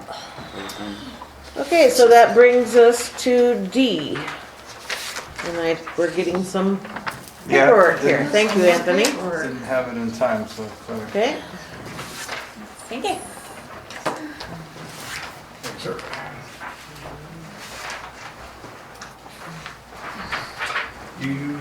Does everyone have this updated total estimate? Yes. yeah. I gave Noel a copy of that. Is the date 9/30? Yep. Yeah. Okay, good. You have it? I got an extra copy. Yeah. this one, these two kind of talk to each other, so Okay? if anyone needs one. So, referring to the overall estimate first. Okay? So this overall estimate is the lagoon expansion and the wastewater treatment plant. So this is kind of everything. Everything, okay? So the stuff that's in red is our loan with Colliers, the separate loan that we went out and got. Right. Everything that's in black is the SRF loan. So the state's very keen on me making sure that everything's divided, that this is identified as not their SRF loan and this is, because of the eligibility related topics. So anything that fell under the scope of the SRF, I identified that's in that set of plans and vice versa. So the red items are what we're talking about in this, this agenda item. So the first one is the purchase price, that's the $335. The second is Preston's inventory of pipe, $1,988. The third red line says water service to WWTP. And that is $13,800. And then the last item is construction of new wastewater treatment plant, and that is $149,212. And the total of those red is $500,000, which was my original estimate. So that doesn't include the commissioning, and so that's kind of an engineering service and operations, which was $50,000. So we had a loan for $600, so we have a contingency of $50,000. Engineering's all included, and then so is everything from purchase down to installation and commissioning. Okay. So that brings us to, so these items are all in Engineer D, Engineer E, and Engineer G. So we can kind of just, we'll knock out D, E, and G. Okay. And then they're all related. So D is the last line item, item 24, construction of new wastewater treatment plant. I had the contractor, John Burkhardt, his company's called Conifer Construction. He's the operator up at Apple Springs. He ran this treatment plant since 2008. So for 12 years he ran the treatment plant. He's the permanent licensed operator there. So the idea is that any contractor that we would talk to in South Dakota would be very gun shy about moving a treatment plant from point A to point B and taking any liability, responsibility, that their insurance would be on it. I mean, the price would just go through the roof. We'd be looking at double that amount, right? Just because they're trying to cover themselves. So the best thing I can do is go to the guy that has 12 years of experience with this treatment plant. He's not afraid of it. He's going to guarantee that he's going to disassemble it there, bring it here, reassemble it here, and then it's going to work. So, and that's his insurance and everything on that. So, so that's why we went this route, because of its unique nature. And so he's got it all broken down based on the way he broke it out, cost of new building and stuff. He kind of left it open-ended in terms of if he's going to construct a new building, because he could order a new one from Menards, let's say, and put it up, or disassemble that building, or pick up that building and move it in one big piece, right?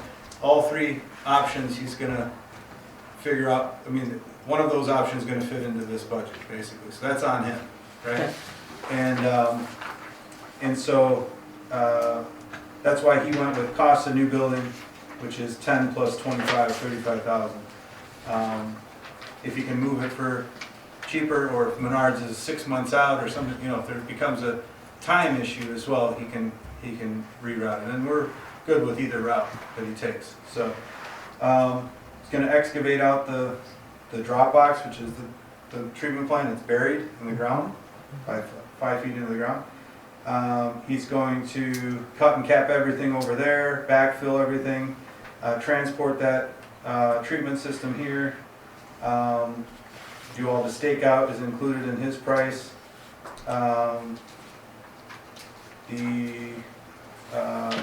Putting all the pipes in the ground that connect to the lagoon, and putting the electrical from our electrical feed, which I'm going to put on the SRF loan expenses, because that feeds the power to our pump station, which is in that phase of construction. Backfill around the drop box, pour a concrete floor. He's got a heating system in here. And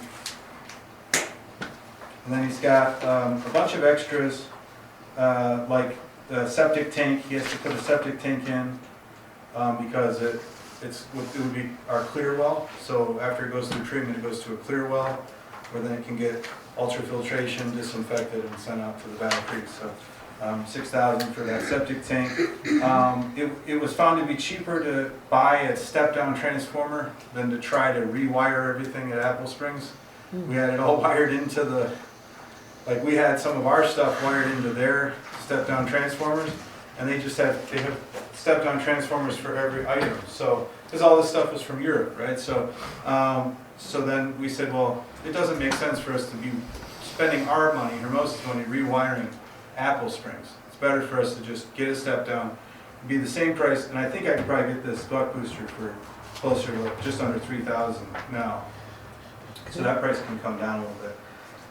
And then it's got all the elbows and stuff. We are going to buy 350 feet of 4-inch sewer pipe and just give it to them out of the Preston's inventory, so that'll save us. It's savings. I think I calculated it was $1,200 in savings going that route. And then so labor and materials together, 149, 212. Okay. Jerry, you have a question? Yes, in reference to the pipe that's being purchased from, you've checked with the supplier, and they said even though it's a little faded, it's still good, it's still gonna be quality. The only potential risk may be like a gasket drying out. Yes. And all that will be inspected before we actually get that piece. And if we do purchase something with a bad gasket, we will be reimbursed for the purchase of the price of the gasket. Yeah, we'll inspect it first. There'll be enough, I mean, the small quantities that we're taking, if there is a gasket problem, we'll leave it for the Prestons to deal with. And that's kind of what I told them. Yeah. But yeah, there's a replacement gasket is a possibility too, which the DSG, we kind of worked with them, the manufacturer, to move it back. Now, there's just some public members that asked about the quality of that pipe, so I just wanted to bring it out in a meeting that, yeah, it is good quality, it is usable. Yeah. Okay. So, do you want to motion and discuss each D, E, and G separately or together? Do you want them separate or do you want them all together? I think separately would be better. Separately would be for. They're different, yeah. Okay. I agree. So I need a motion then to approve that? Yeah, so it's a motion to approve Conifer Construction is his company. John Burkhart's his name. Okay. Conifer. I'll make the motion. In the amount of 149,212. Okay. 149,202. You said Conquest? Conifer, C-O-N-I-F-E-R. Okay, thank you. Do I have a second to that motion? I'll second. Thank you. Motion's been made and seconded. Any further discussion or questions? All those in favor? Yes. Aye. Aye. Motion carried. Thank you. Okay? Okay, so the next one is for the water line to the treatment plant. So this is within our loan amount. $13,800 is to run a 1-inch line from where our main ends off to the west, straight east to the treatment plant location.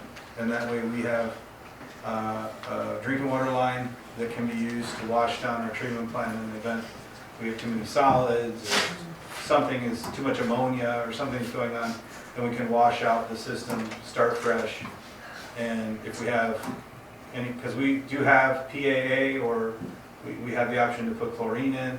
So if we had a spill, an eye wash station would be run by that pressurized line. A sink, you know, just, it's pretty basic stuff to have a sink to wash out when you're doing wastewater treatment, even for sampling. Jerry? Will that be, where that ties into the city main, will that be metered so we can calculate and keep track of where all the water's going? Yes, it can be metered. It wouldn't necessarily have to be at the, where it connects to the main. It could be at, you know, inside the building too. Except for you wouldn't know if there's a leak in that main. You wouldn't, no, that would be the difference, yeah.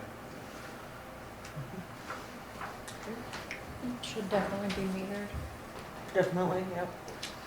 To tally your monthly. Yes. Yep. Does that need to be added in your total? So For a meters master are, meter?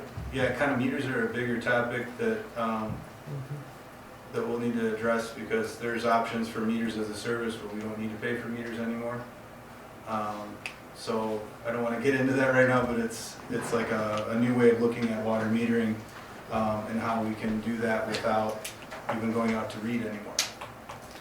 So, yeah, but it requires a propagation study. So I'm doing the one right now in Apple Springs, so I'm using them as the guinea pig. And what that, just in a 60 seconds, I'll tell you. So the first thing we do is a propagation study on the area, so we determine where's the best collection point for the reader. The reader then is a centralized reader that reads all the houses' meters automatically, so nobody has to go around reading meters in the town. It's all done, you know, on a timed basis.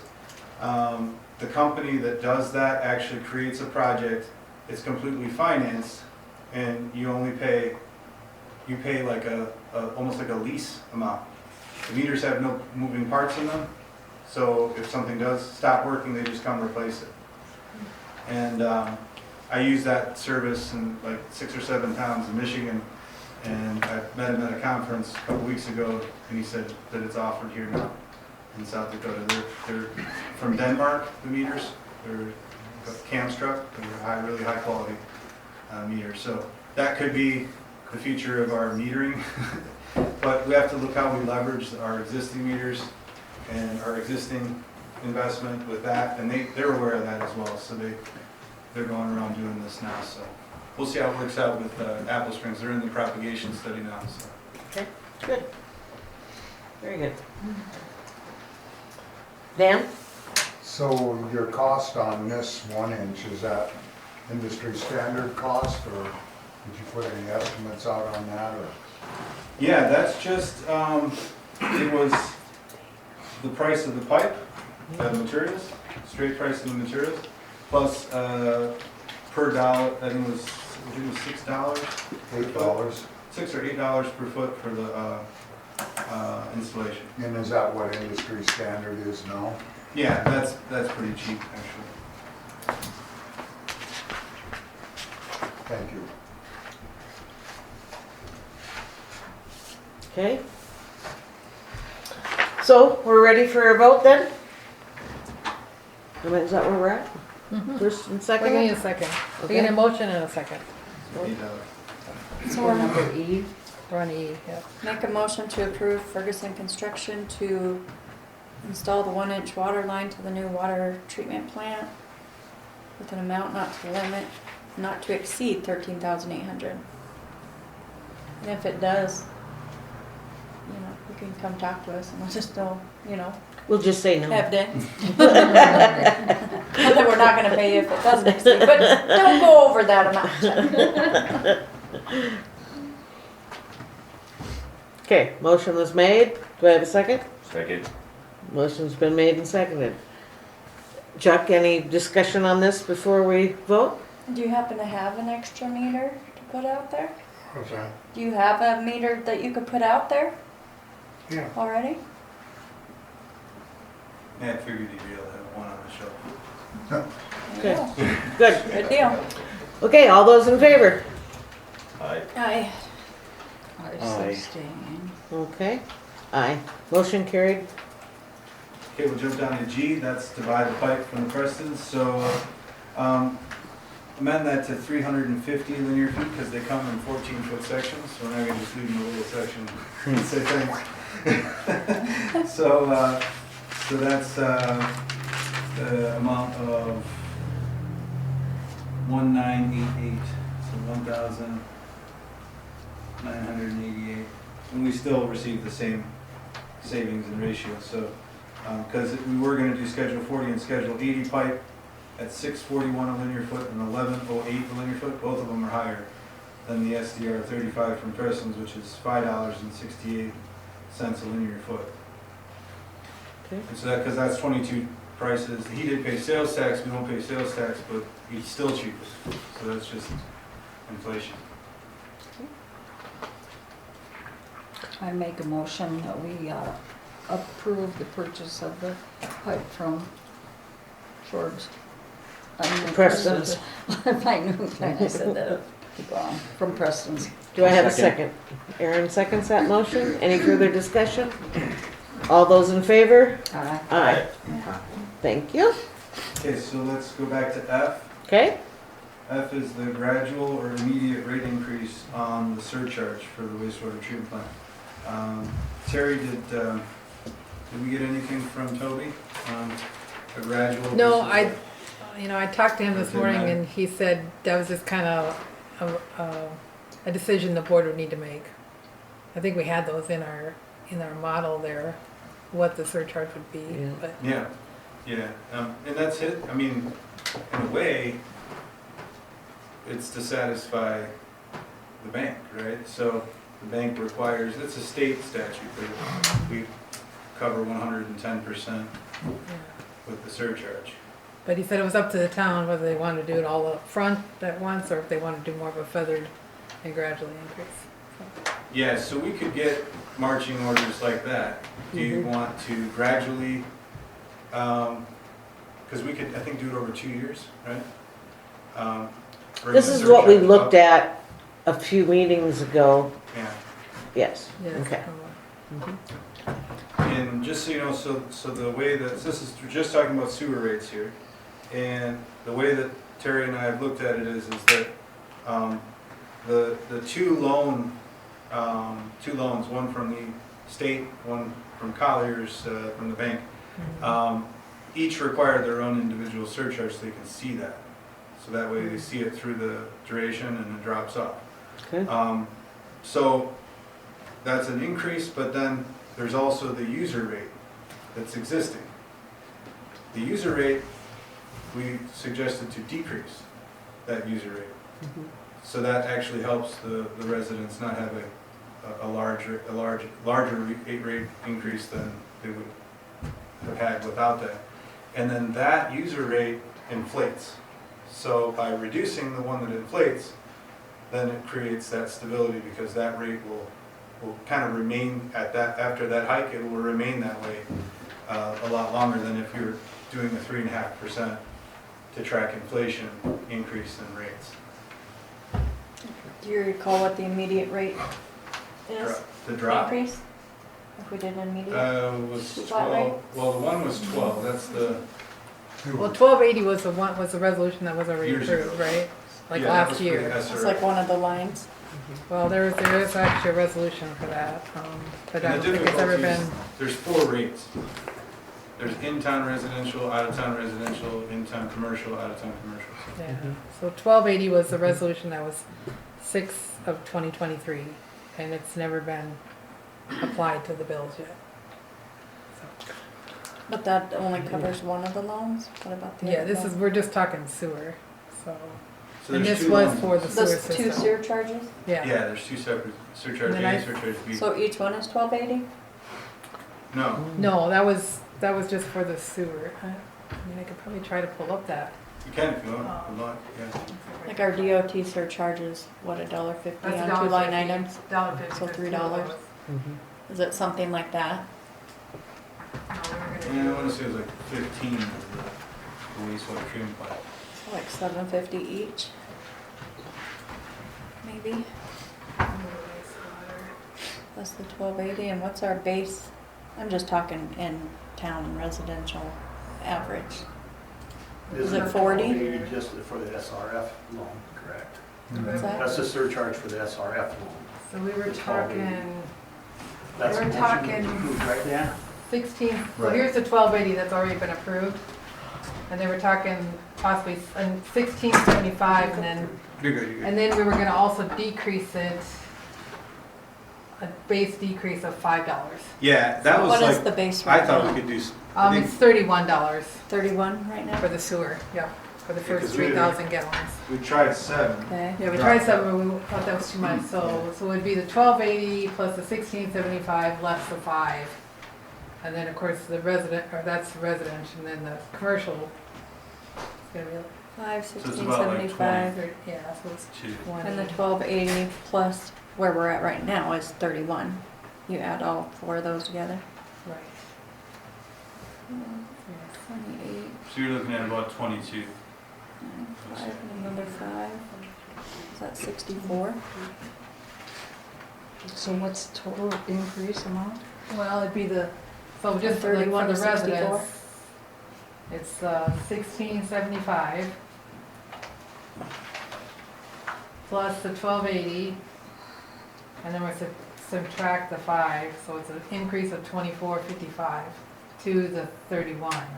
And we're subtracting That's 5. 55, I already did. So 55. I was adding it in my total. Yeah, no, we're gonna decrease the base, so we're gonna decrease that $31 base charge. Down We're to gonna decrease 26. it by $5, and then, So what will it average out to be about? so instead of 31, it'd be about 55, almost What- $56 what are from we 31. We're paying 31. 31, so it'd go to about 56. Well, I know about 56. And that's if we That's just the do sewer, immediate. That's just the sewer, Yeah. so.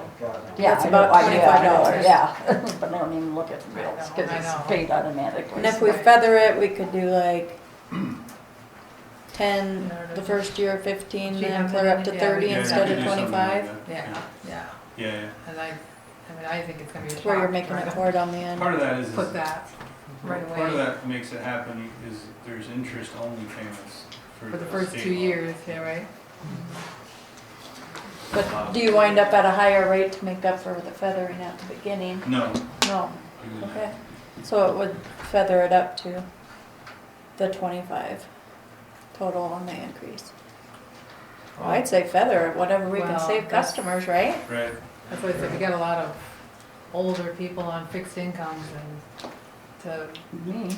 It's me. Sometimes, yeah. get a big increase is gonna be a hardship Their for torches them, and their so. pitchforks with that much money. Cut the Yeah. base rate and feather out the increase. Yeah.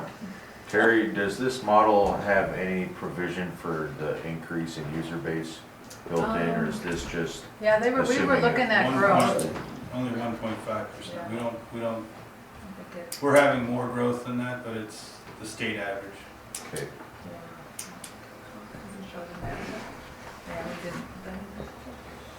Cool. So yeah, really within, 5 years, there should be, I'm thinking, a pretty significant growth. And so that'll bring it down, Will that Well, that would help it. annually be recalculated based on the number of users? yeah. Yeah, Yeah. yeah, so I used to use It's this not just a flat model amount annually. We would do a rate committee adjustment? before Okay. the budget, for the budget period. We would go open this up and everybody could use it as a tool to develop the budget for the coming year. So if you found that population, we check the census and determine, we look at the water sewer billing, and if we've got an increase in customers, then you can adjust. Cool. Dan? A couple things, remember in the language, if we use user fee or surcharge, that it doesn't go against our debt limit when we do apply them fees. Where if we don't, it will come back and be in effect against us if we have to have any future projects. Number two, when we raise it up, we talked about it, you're still gonna have to maintain Apple Springs, the lagoon, and the circumstances of the infrastructure. So to lower that would be a bad idea, because if anything, you're gonna need to be raising 1.5% to 5% each year is what it should be able to keep up with your maintenance and keep up with what you're gonna have and any other possibilities. So that's always gonna be your base rate, and then you're gonna have to work off of that. If you get your growth, then you can cut back on what maybe you're instead of 5%, you're gonna go 2%. Yeah. And have that growth, but you always gotta have that backup. Just like the SRF loan with 110%, you've gotta still have that when we go into maintenance. Go to OpEx, operating expenses. So we have here all our operating expenses. So how we're currently operating, every single one of them is going up by 3%. So we're inflating all our costs. So the model automatically calculates the additional cost to do business. And when we look at that, and then we look at CapEx, which is the next one down, 3. We also are putting in some capital expenses, and I started to put like a line item holder there, annual CapEx. So as we see that growth towards 2030, then we would have some money in there that's tiny, but we would want to have more in there on that line item that's to invest in the collection system. Now go to the dashboard.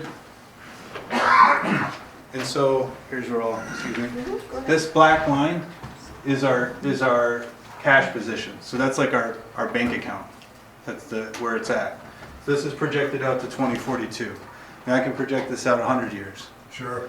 So the inflation that I showed is the blue underneath here, OpEx. So that blue that's inflating, we're tracking that with the user charges, because the user charges, they also inflate. Correct. But by reducing the user charges, we're still able to track that difference in the operation expenses while still carrying our loans, because these are our loans. So then we have to pay those loans, and the bank needs to see those surcharges, and then when we pay them off, they drop off. So Well, it could be an increase after the 24 election here, that it could be a big spike too. for inflation, Yeah. so the two would track each other, right? So if our OpEx inflation cost goes up, then our user rate inflation cost would go up. But like we're doing is we're trying to minimize that amount by reducing that percentage of the bill, because our other stuff is all fixed rate interest. Yeah. And this is where I say sewer and water. The water model looks exactly the same.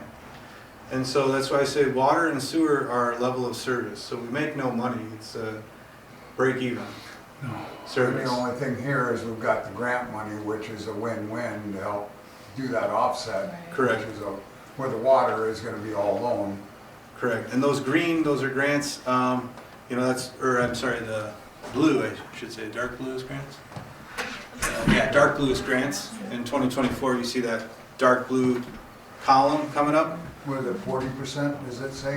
Right there, where Terry's pointing. That blue is grants. So of course, we're assuming that we won't have any more grants, and that's not true. We'll definitely have more. Right. So you'll add on to those blues, which will push that solid black line higher, which allows us to reduce our bill. Which is Or another maintain reason it. Or maintain, yeah. to feather it. Ideally is maintain it, right? Yeah. Can I make a motion then? Sure. Where are we at here? I'd make a motion that we go with the gradual rate increase on the water treatment plant surcharge. And it needs to be labeled as surcharge? Right, is that what you said? Correct. Both surcharges. Yeah. So we vote on 2 options. Is that it? Is that all we Yep. need? Yep. Yeah. Is that over 2 years? You said? Yeah, there's 2 years of interest only payments. Okay. So that'd give us like a 3-step probably. That should be in your motion probably too, Yeah. the 2 years. For 2 To years. do it for Gradual 2 over years? 2 years. Gradual over 2 years? So 3-step increase? Okay, do I have a second? I'll second that. Motion's been made and seconded. Any further questions, comments? All those in favor? Aye. Aye. Aye. Motion carried, thank you. Okay. So now my phone should be I need to efficiently charged. take so a I can break bring before we Neil get on. into TIF. Okay, so the next subject is about the TIF. Yep. Everything else has been discussed, and we'll take a 5-minute break before we get into the TIF Sounds like a discussion. good idea. Yeah. All right, at 8:30, and we will go back into discussion here. And we are on engineer, item H. The town planner to discuss by phone his recommendations for TIF 1 and future TIF.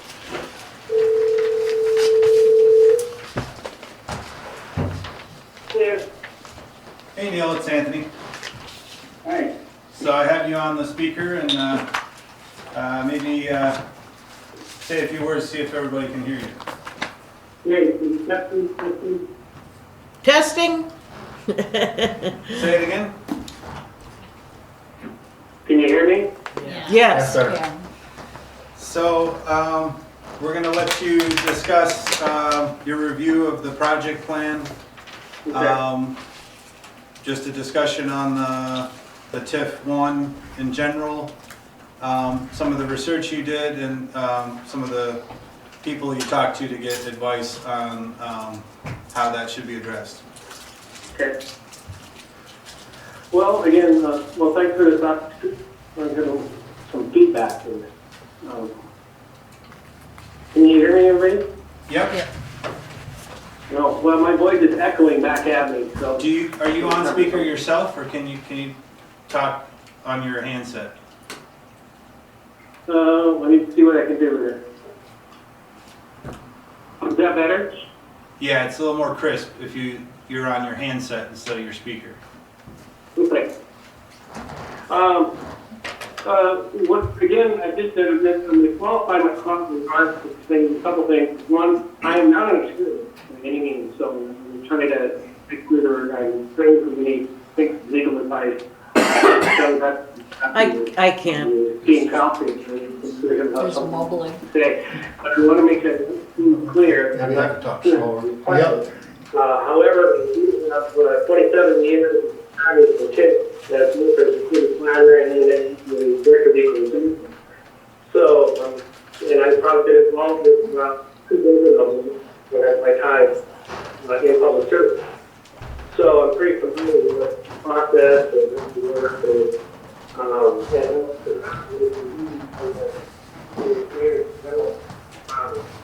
so in this one, the new plan and then also the developers agreement, and then subsequently having conversations with the staff, conversations with the attorney, town attorney,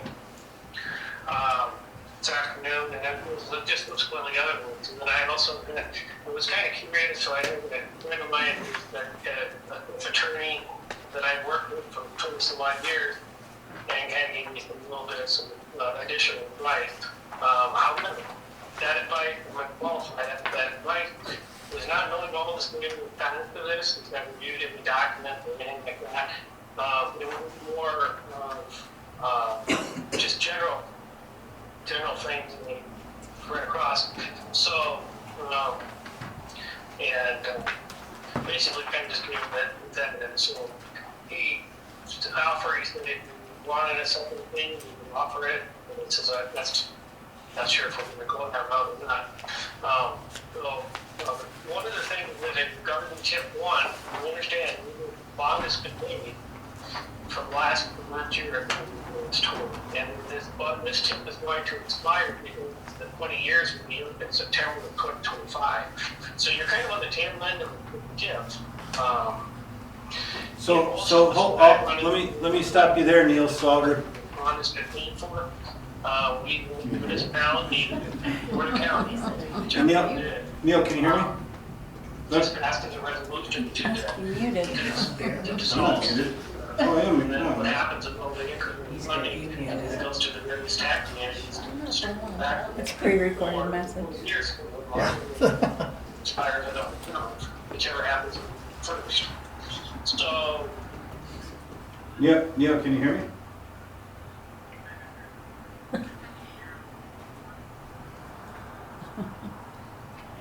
you're gonna, in less than a year, we're going to be expiring next 20 years. So, I hope we're just kind of laying it groundwork out there. So, with that, I'll just leave it open and hear what the rest of you all have to say. I checked in when Yeah, can you hear me?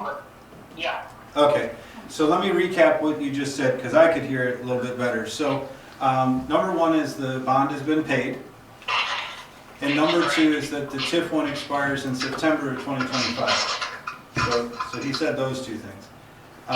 He also said that he seeked some advice from a gentleman in Mitchell that was the attorney during the TIFs that he generated as the city planner for Mitchell for 23 years.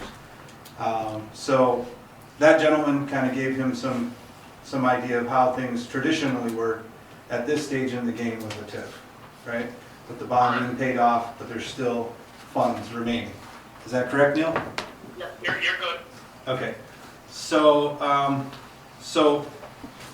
in your experience and in what you've researched, what is the normal situation when we have funds remaining, but the bond is paid off? Well, one of the most of the time, most of the district that I was involved with, where they decided we needed to amend it. It's usually done right away within the first 2 years. Actually, the statute you talked about, the first 5 years. Because what happens sometimes is once one project goes through bid or some unforeseen circumstance happens, the expenditures may not look anticipated. Once you start construction, you're in a unforeseen circumstance. What you do is you go back to the TIF amendment process, and it's very similar to when you do the process to begin with. You start with the public notice and go through planning commission and all that, all those types of things. It just basically kind of a mini do-over. Yeah. Okay, so let me stop you there so I can repeat it for everybody. So what you're saying is that at this stage of the game, there are times when an amendment can be made, but it's basically like a mini version of when you first created it. So it's like what he said is a mini do-over, right? And so all those things that were done to create the TIF, like public hearings and all that stuff, and going through planning and zoning and all that happens, but maybe in a quicker fashion, I don't know, but it's a small version of what started in the beginning, when you're doing an amendment, if you're doing an amendment. Correct? Okay. So, the TIF expires regardless, amendment or not amendment, it expires September 2025, correct? Correct, because you're 20 years. So those items would have to be done, all the way, including the project that would utilize those, all that would have to be done within 11 months? Yeah. 12 months? 11 months? We're October now. Yep. So that's one hurdle. The second thing is the project plan, right, Neil? Oh, you're amending, okay. You'd amend the project plan with new information that you have. Because like I said, I don't know that some things happen within the first few years or maybe some of the plans that were proposed are not economically for the circumstances. So we outline the project plan saying, we're not going to need as much money as we want, or the way around, is we need more than we want. But then here's the planning and safety mechanism to get you back up because you might be underestimated. Yeah. Again, my experience is that usually happens in the first 2 years. The first 2 years. Starting construction. Yeah. Yeah, so this is something that typically, traditionally happens early on in the TIF. Okay, due to inflation or Yeah, cost whatever, estimate changes. different, Yeah. because the project plan is impossible of what you think the public is going to be. Mhm. But do you think they're, in my experience, we always estimated in the high side, and we also, when the tax, we collect, tax is calculated, we always went on the conservative side. Mhm. Yeah, so you estimate on the high side, but you collect on the conservative side, the tax. Correct. Okay. So, So can you run over that part one more time, please? From what So, you just said? so just to recap everything he just said, he said that in the stage of the game where the bond is paid off, but there's still funds left in the TIF, in that situation, there's an amendment. That amendment typically happens early in that process. So like there's not many years that pass by. And a lot of times it's because of estimates that no longer reflect today's prices, things like that. It's like things related to construction, right? So, yeah, so that's basically what he said. So he's not saying that an amendment has never happened in TIFs. It's just that those are the typical reasons why they happen. Is that there's these changes in pricing of the same project. So. I think this is Kent. Hi Neil, good to talk to you earlier today. Yes. Where we get lost is in the oversimplification of the facts, because these are pretty unique facts. We, number one, under SDCL 11913, you're correct. It requires that the project plan provide for what it's going to be used for within 5 years from the date of formation of the district. And so we're obviously way past that. So currently, under the law now, you can exceed your original cost that you projected by 35%. It used to be just 5%.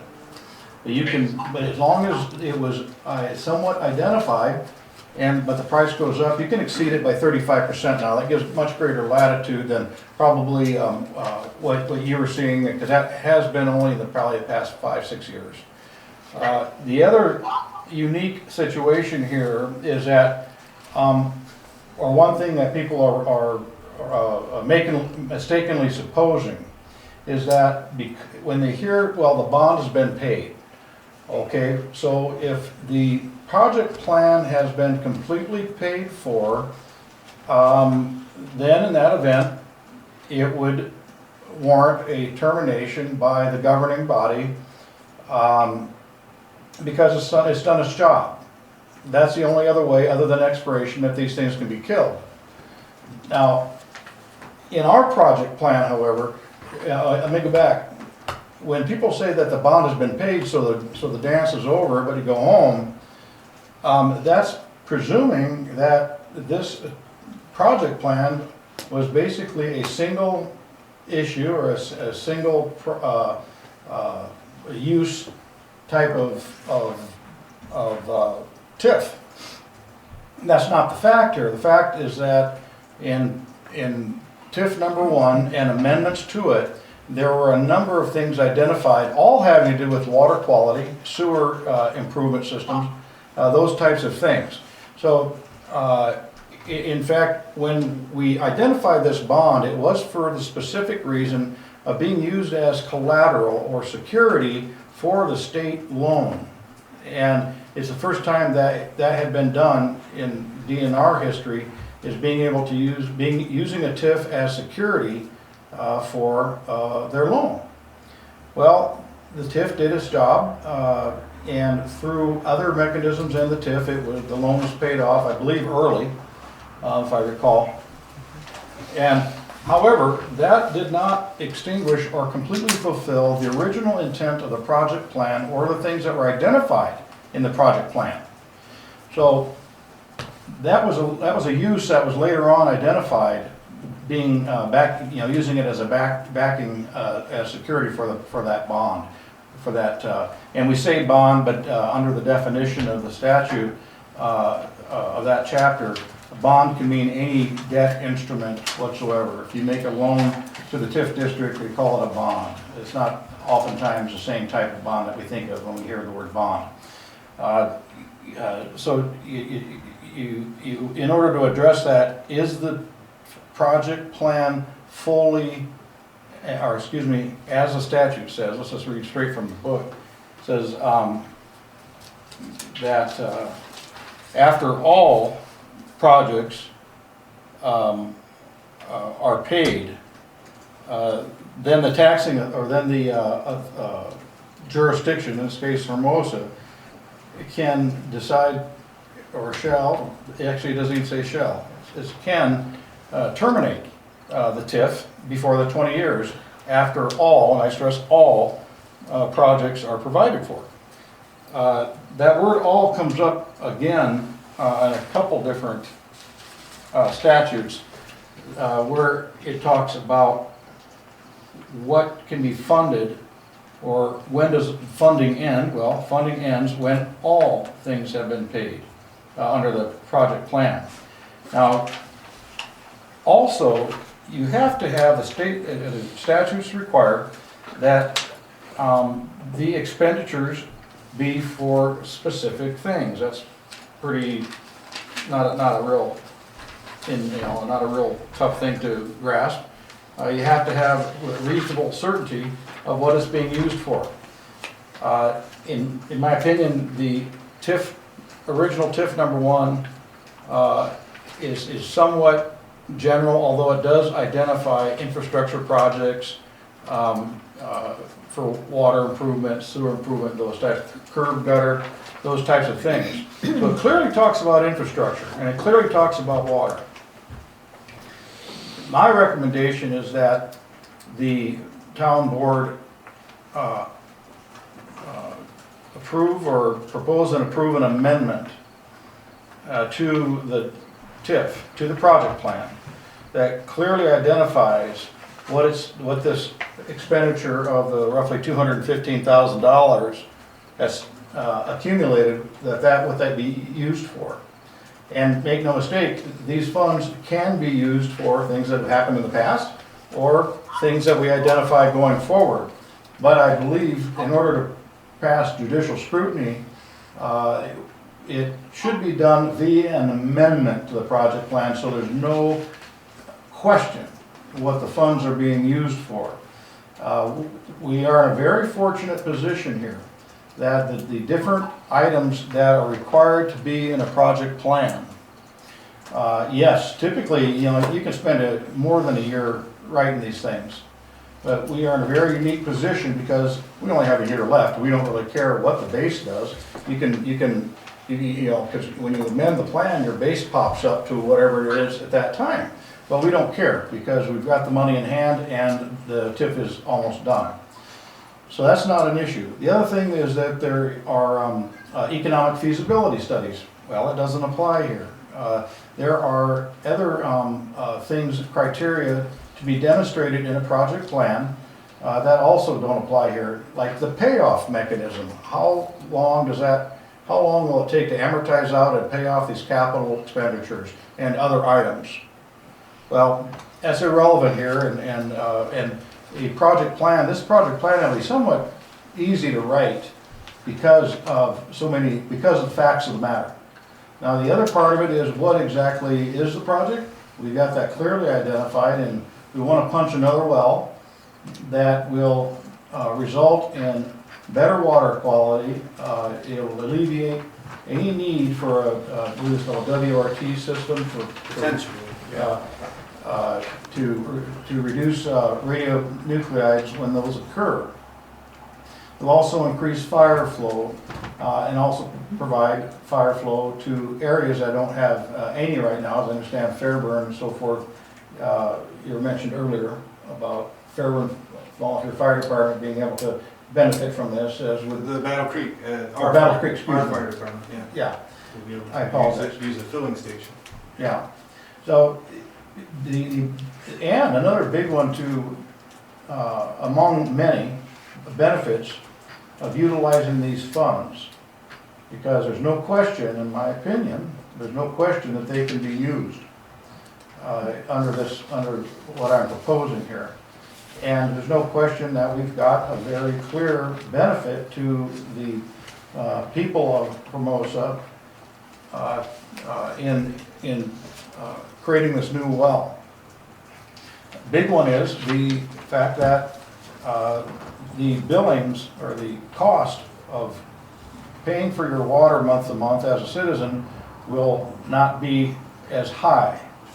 There will be an increase, as we know in our projections, the projections, and we've compared them to what it would have been under Southern Hills water system. Both options were quite high. Hermosa's was proposed to be less, as was their tap fees. Well, now we can come through and create the facts of the matter, create a factual circumstance, because we're shaving $215,000 off the top of this thing. We are also able to juice up the lines like never before and get the pressure. I'm not trying to re-litigate the pluses and minuses with Southern Hills water, but the bottom line is, even if they were required or could or were supposed to provide water, they physically can't do that, from what I understand at this time. They can't juice up their own lines. So we, the town of Hermosa, in contrast, will be able to do it quite well, and better than ever, and we'll have now surplus for greater and more growth in the years to come. So from a statutory standpoint, this is well provided for. The one that we lean on, or I guess I think is most appropriate, is that in 11-9-18, amendment to project plan procedure. The Planning Commission may at any time, and I stress that, any time, adopt an amendment to a project plan which shall be subject to approval by the governing body in the same manner as the initial project plan. So it's much of what we just talked about. But the key again is any time they adopt. So I would request that the town board review what the project plan will be, what the planning commission will be receiving with regard to this project plan. Hopefully be able to get it done within, I'm going to be out of town for several days actually, but can work on it. And we may have something to the planning commission, if that so be the directive of this board, in no longer than 30 days.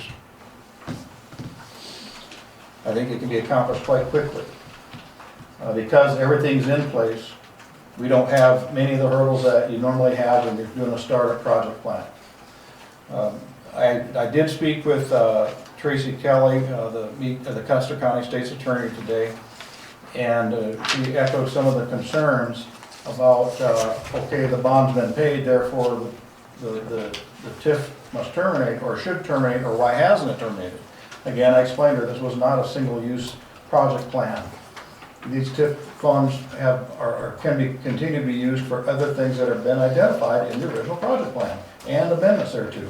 So again, we go back to, was it identified? Yeah. Is it really clear? No, that's why I'm recommending an amendment to the project plan, so it is crystal clear, again, to pass any kind of judicial scrutiny that might be challenged against it.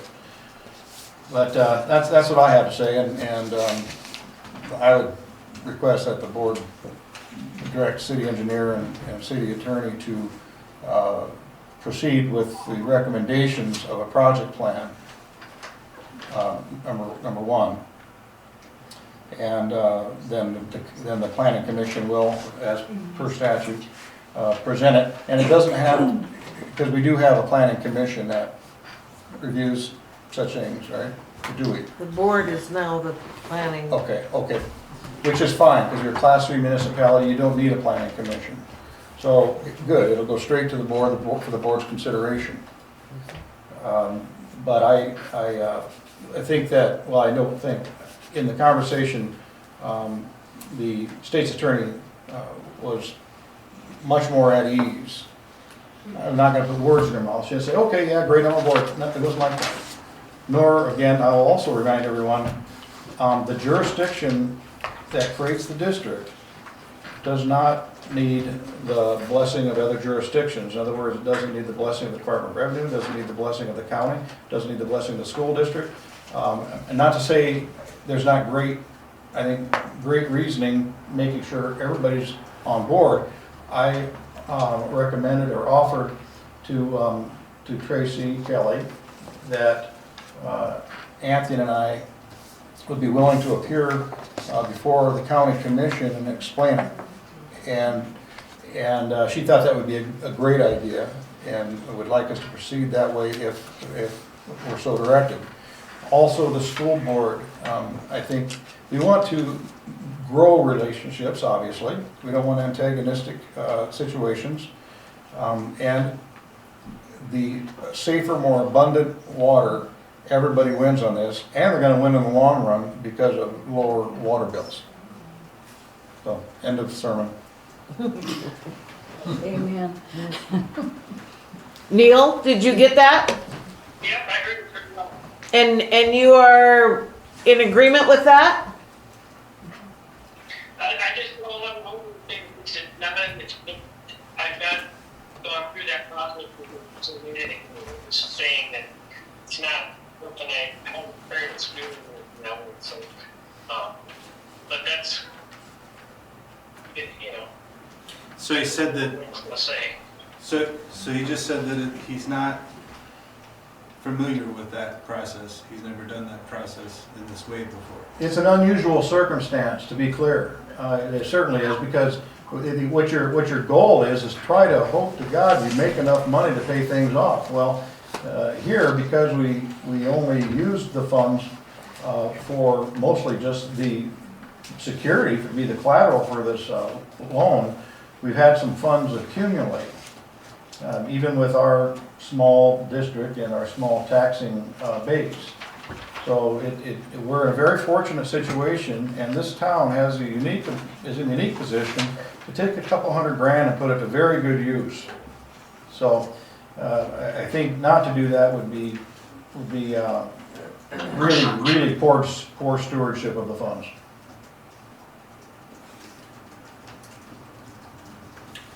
So Neil and I talked about two things, two concerns. One is are we able to use the funds, right? Is that, I mean, this is legal side of it. Yeah. Right? So Clearly. he said initially he's not an attorney, I'm not an attorney. So, so obviously that's the first hurdle that you would need to go over. Assuming that analysis checks out that it's legal, then the next question would be, and this is where this comes from, is, okay, assuming it's legal, so what would we do? Because to get people on board to use funds, you have to tell them what you're going to use them for. You have to be very specific. And so, in talking with Kent, and him saying if everything checked out from the legal standpoint, what would be an appropriate project that would fall under the project plan's description and be eligible. The fact that the town, no matter what we do, we're going to drill a new well. And that well has two parts to it. There's the drilling aspect, and then there's the pumps and connection to our distribution system. The drilling aspect is always the one where there's no guarantee when we start, right? No well driller will tell you, I'm going to give you this many GPMs and it's going to be this quality, right? They're going to say, we're going to use all our experience and knowledge and generational knowledge of the area to drill the best well and to the right size and everything for our municipal usage. So I had on my desk at the time he was talking to me a quote from Taylor Drilling for $219,921. It was almost exactly what's left in the tip. So I said, well, if the assumption is it's legal and you're looking for a concrete project, this project's going to happen in the next by spring, right? So as soon as he gets through this winter period. I mean, if he gets through, he'll even do it in the winter. You know, they drill all year round. And we're kind of in a good area for early drilling. So regardless of TIF or we're using SRF money, this was our plan for the town, was we were gonna drill this second well. It was gonna be in the same quarter quadrant, which is our water permit rights for the well one that we're not using. So we're basically re-drilling a well, but we're drilling in a more optimum area where the chances of radionuclides are less, and where it's able to hook up to our existing infrastructure easily. And so that's something that can be an open and closed project, right? But that $215,000, if it were to be returned to the taxing entities, 2/3 of it would go to the school. So that's about $143,000. In my opinion, just talking as the town engineer, it's in how I've operated since the beginning, it's very important that people are comfortable with that decision, especially the ones that are affected. If they're not, it's kind of, for me, a no start, right?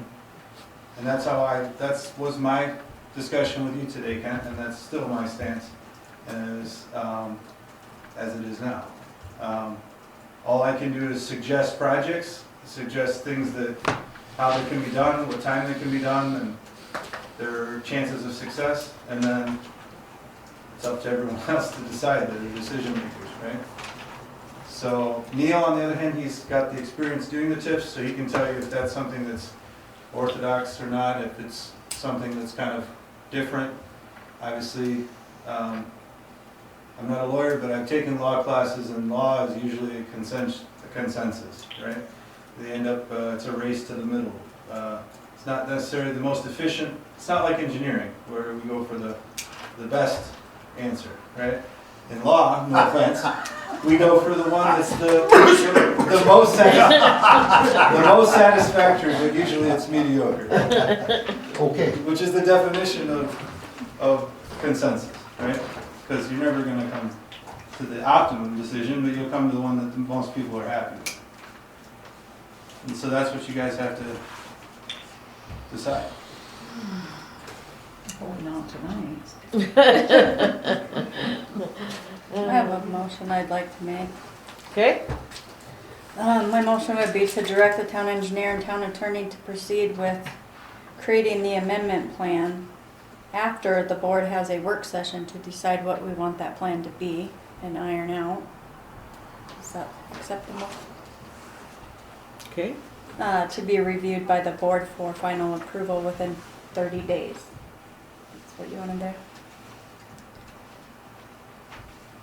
And then the second motion would be to allow Anthony and Kent to present that information to the county. I'm sorry, not plan, finalized plan, but how this all works, right? To the county and the school board.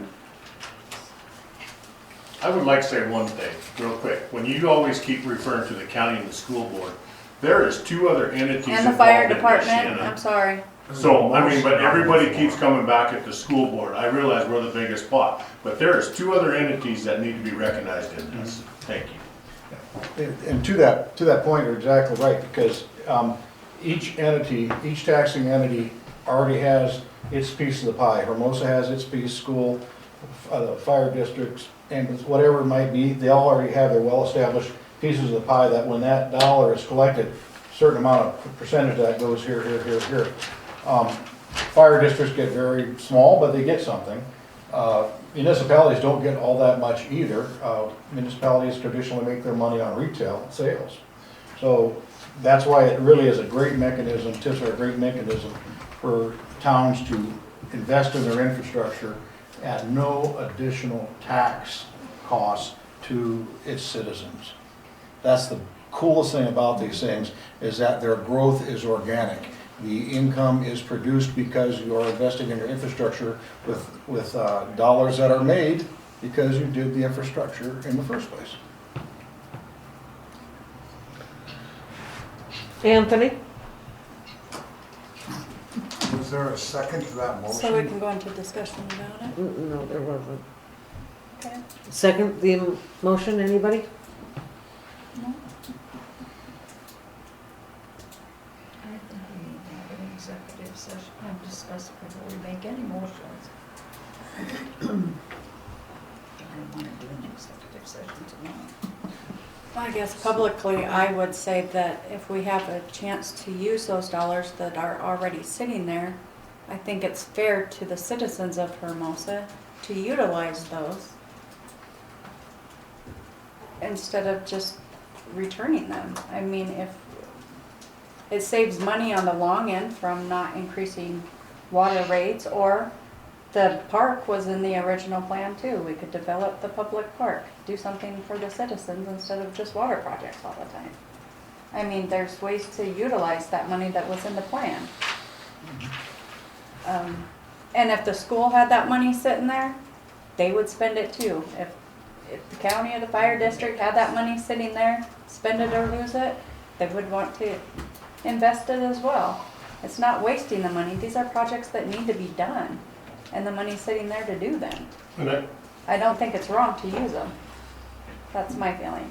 Just wait, please. No, that's fine. And I do apologize, Travis. I was reading from my notes, and I know the fire district is part of that as well. And the county. I've got 3 other hands before you, Jerry. Aaron, go ahead. You had your hand up first. Anthony, you said that really if the people aren't behind it. So there's two options for the board, so that you guys can kind of formulate a motion and discuss. One is to dissolve the TIF 1. The money returns back to the taxing entities. 2/3 of it will go back to the school. I think we would get like $60,000 for town of Hermosa, I mean.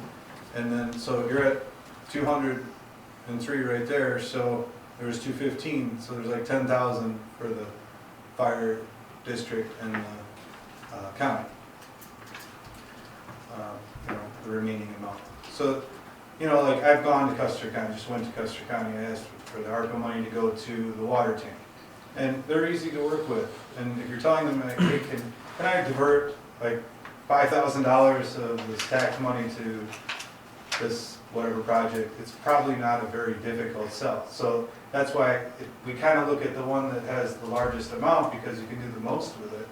And so it's the bigger decision, right? Tax increment districts are investments in infrastructure so that you have a higher tax base. So it's almost like an investment in the future, right? So that is true. But you can do new TIFs. And if you do new TIFs, new projects, new TIFs, you're gonna need the buy-in of the different taxing entities again. And so to your question, you want everybody to be on board because you're gonna need them again. It's not the first or the last time that we'll be having this discussion if TIFs are a mechanism that we're gonna use here to help develop. So that's why it's important that, to some extent, obviously, you want a consensus of some kind, but ultimately, as long as it's gone through the proper channels, then, you're not gonna have a major kickback for reason, right? Then that informs your decision on which route you take, right? If you go the route of dissolution, there's probably less conflict. And I think I reiterated what was muffled in Neil's speech, because he said that you'll avoid conflict if you dissolve the TIF. And I think that's something that Hermosa could use right now, pretty much universally across the town, is less conflict. More peace, more let's put this TIF behind us and let's come up with a new one, but let's get the school their funds, let's get the fire department their funds, and we'll go from there. But this one's 19 years old, it's ready to go to sleep. We can Your build a new opinion? one. Okay. Thank you, Aaron. Ken? There was a couple things that I want to make sure are clarified. Number one, couldn't agree more. Different taxing authorities, school district, fire departments, county, yes, absolutely promote to the extent possible a good relationship. Number one. Number two, however, or just the other point I want to make, is that the consent of the school district, of the fire district, of the citizens, so forth and so on, none of that's required. They do not have a veto authority, in other words, not even the Department of Revenue or the county. When this jurisdiction determines that a TIF is necessary, then that's the final word, okay?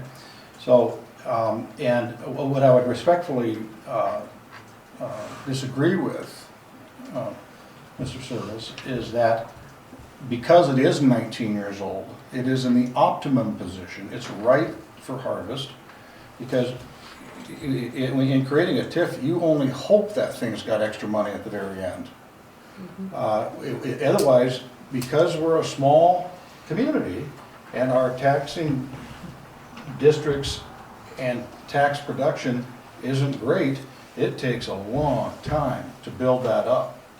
And we only started off, I mean, it sounds like a lot of money, but at that time, the total amount for this project plan was $1,284,000, based on a 10% factor of all the entire taxable value of the town in 2005.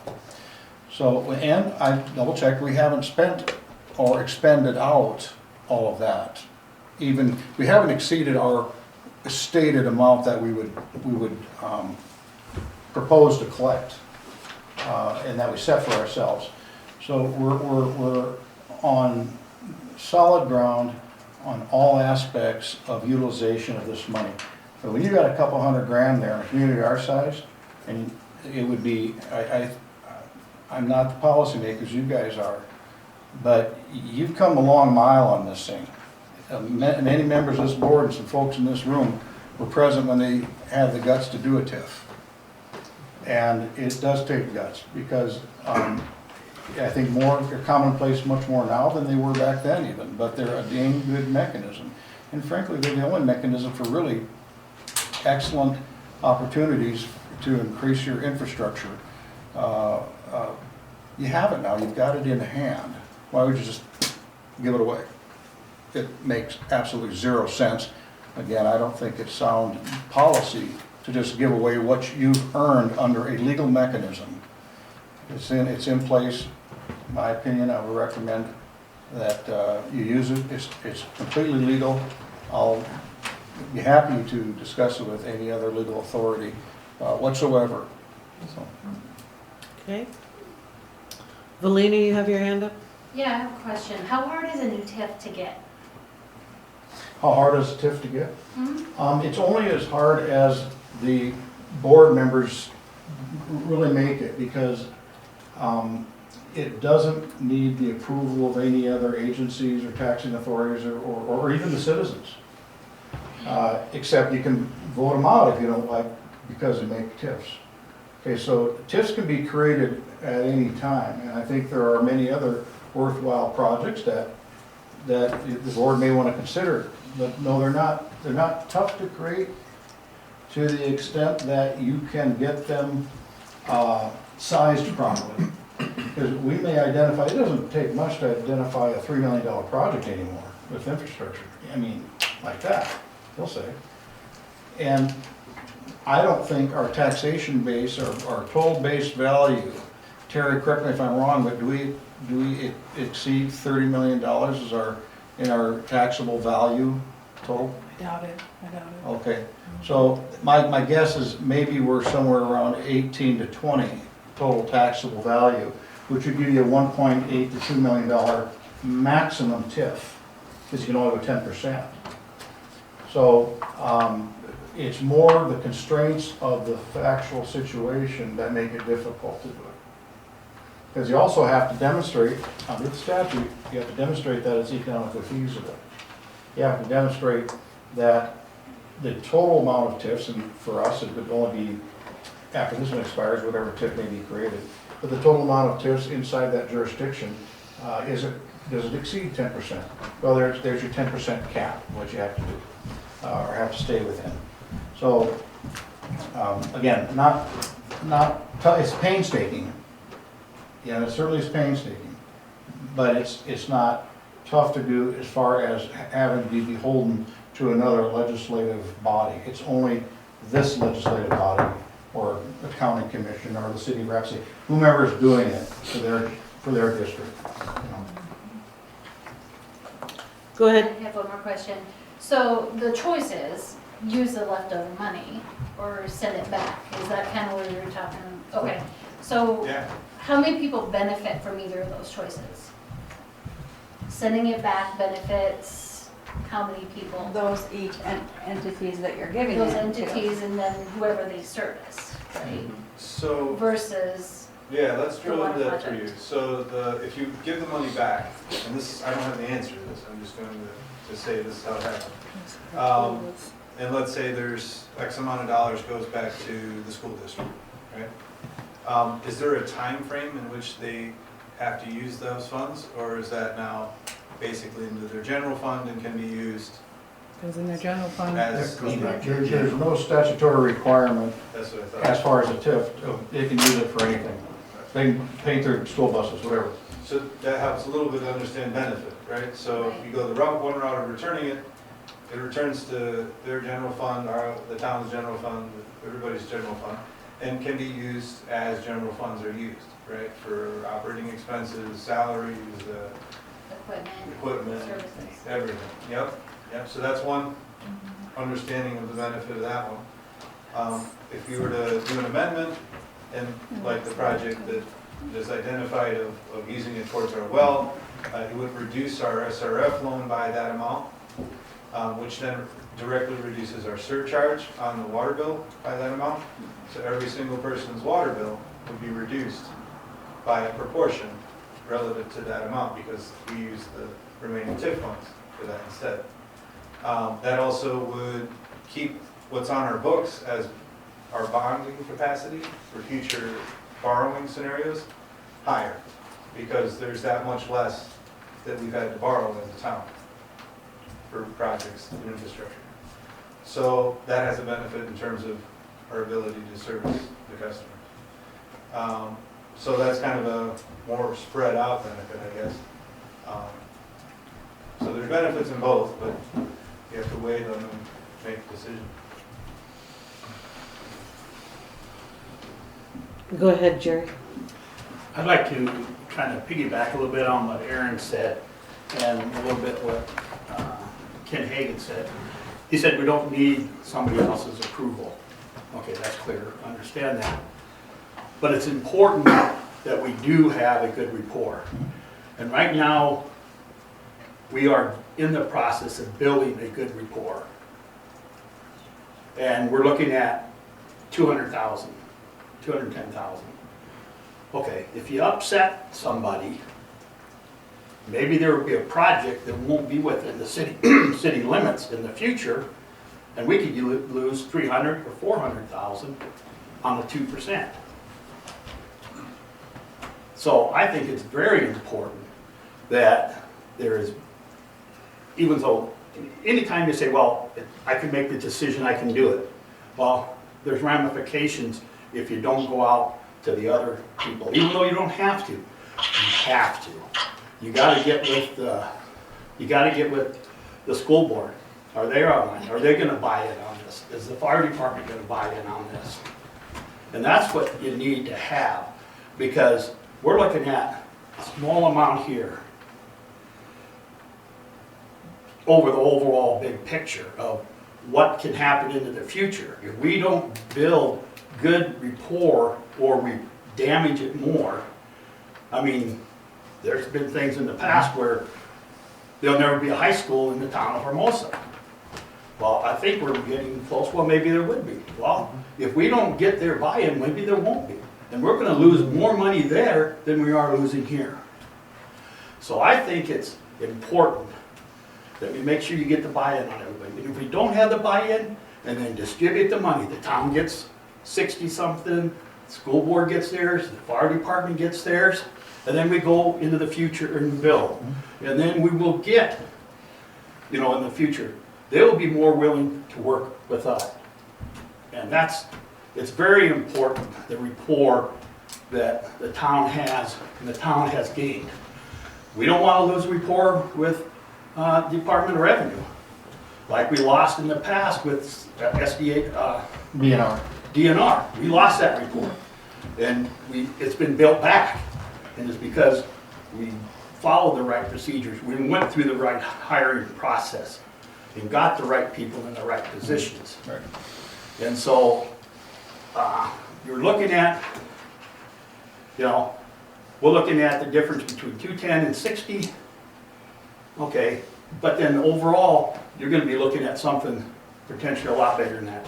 Because if you upset some of the other, even though we don't have to get their permission, if you don't play well with everybody, everybody's got to play well.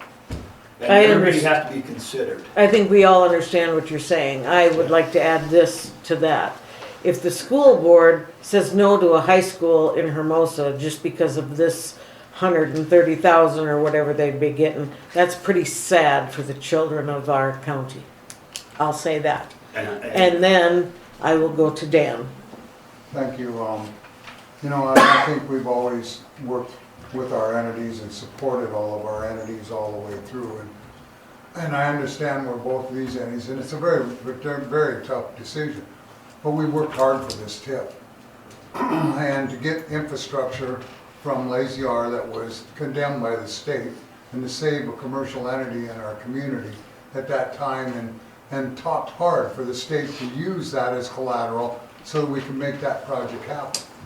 Yep, it's sad that Custer County fell apart and we didn't get the project to follow through as what we did. And I think in the aspects of when we look at the infrastructure side of it for the 200,000, when you're taking that away from the 400 residents in our community, you need to look at yourself and say, I could be costed another 10 to 15 bucks worth of user fee that could have been used for a well, that could have been used to help the fire department for better pressures, that could have been used to help us for quality of water on our radium, and taken away from that aspect. And that's what we've worked hard for, to try to up that aspect of it all. We also will help get development brought to our area with quality of water, which brings more users for the school, brings more users and help for the fire department, as well as helping our community grow so we can lower our infrastructure costs. So yeah, you may say it's time to eliminate this TIF and let it die. It's been 19 years, but you got to look too at what it's going to do for the overall picture for another infrastructure increase.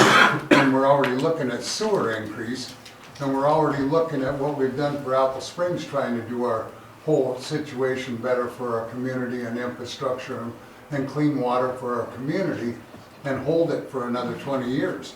So you're also in a big effect on all of that to hurt our community. Thank you, Dan. Did you have some information, Terry? I was just gonna say, the valuation I just got from Custer County was 31 million was for the Jerry, 23. I can't payable even 24. hear when she was talking, so please hold it for a few minutes. Say that again, please. Our valuation for the 2023 payable and 24 taxes was 31 million, so, for Hermosa. So it would sustain a $3.1 million TIF in the future. In the future, okay. All right, Travis, you were next. I do, I got one question, and I know everybody in here that knows me is gonna look at me as I'm the school board. I'm not, I am here as Travis Hartshorn as a citizen. And I want that to be very clear tonight. I cannot speak for the other 6 on my board, but I can speak for me. One, to touch on Jerry's deal, to go back and hit on some numbers, when we put that school in over there was roughly a $46,000 building permit for that.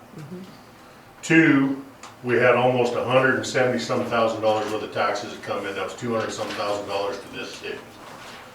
That was 4 years ago. I stand here today with a $213,000 TIF that's been paid off, and we've had a water issue in this town for I don't know how long. The quality of water in this town has been not good since I was a kid and went to grade school over here.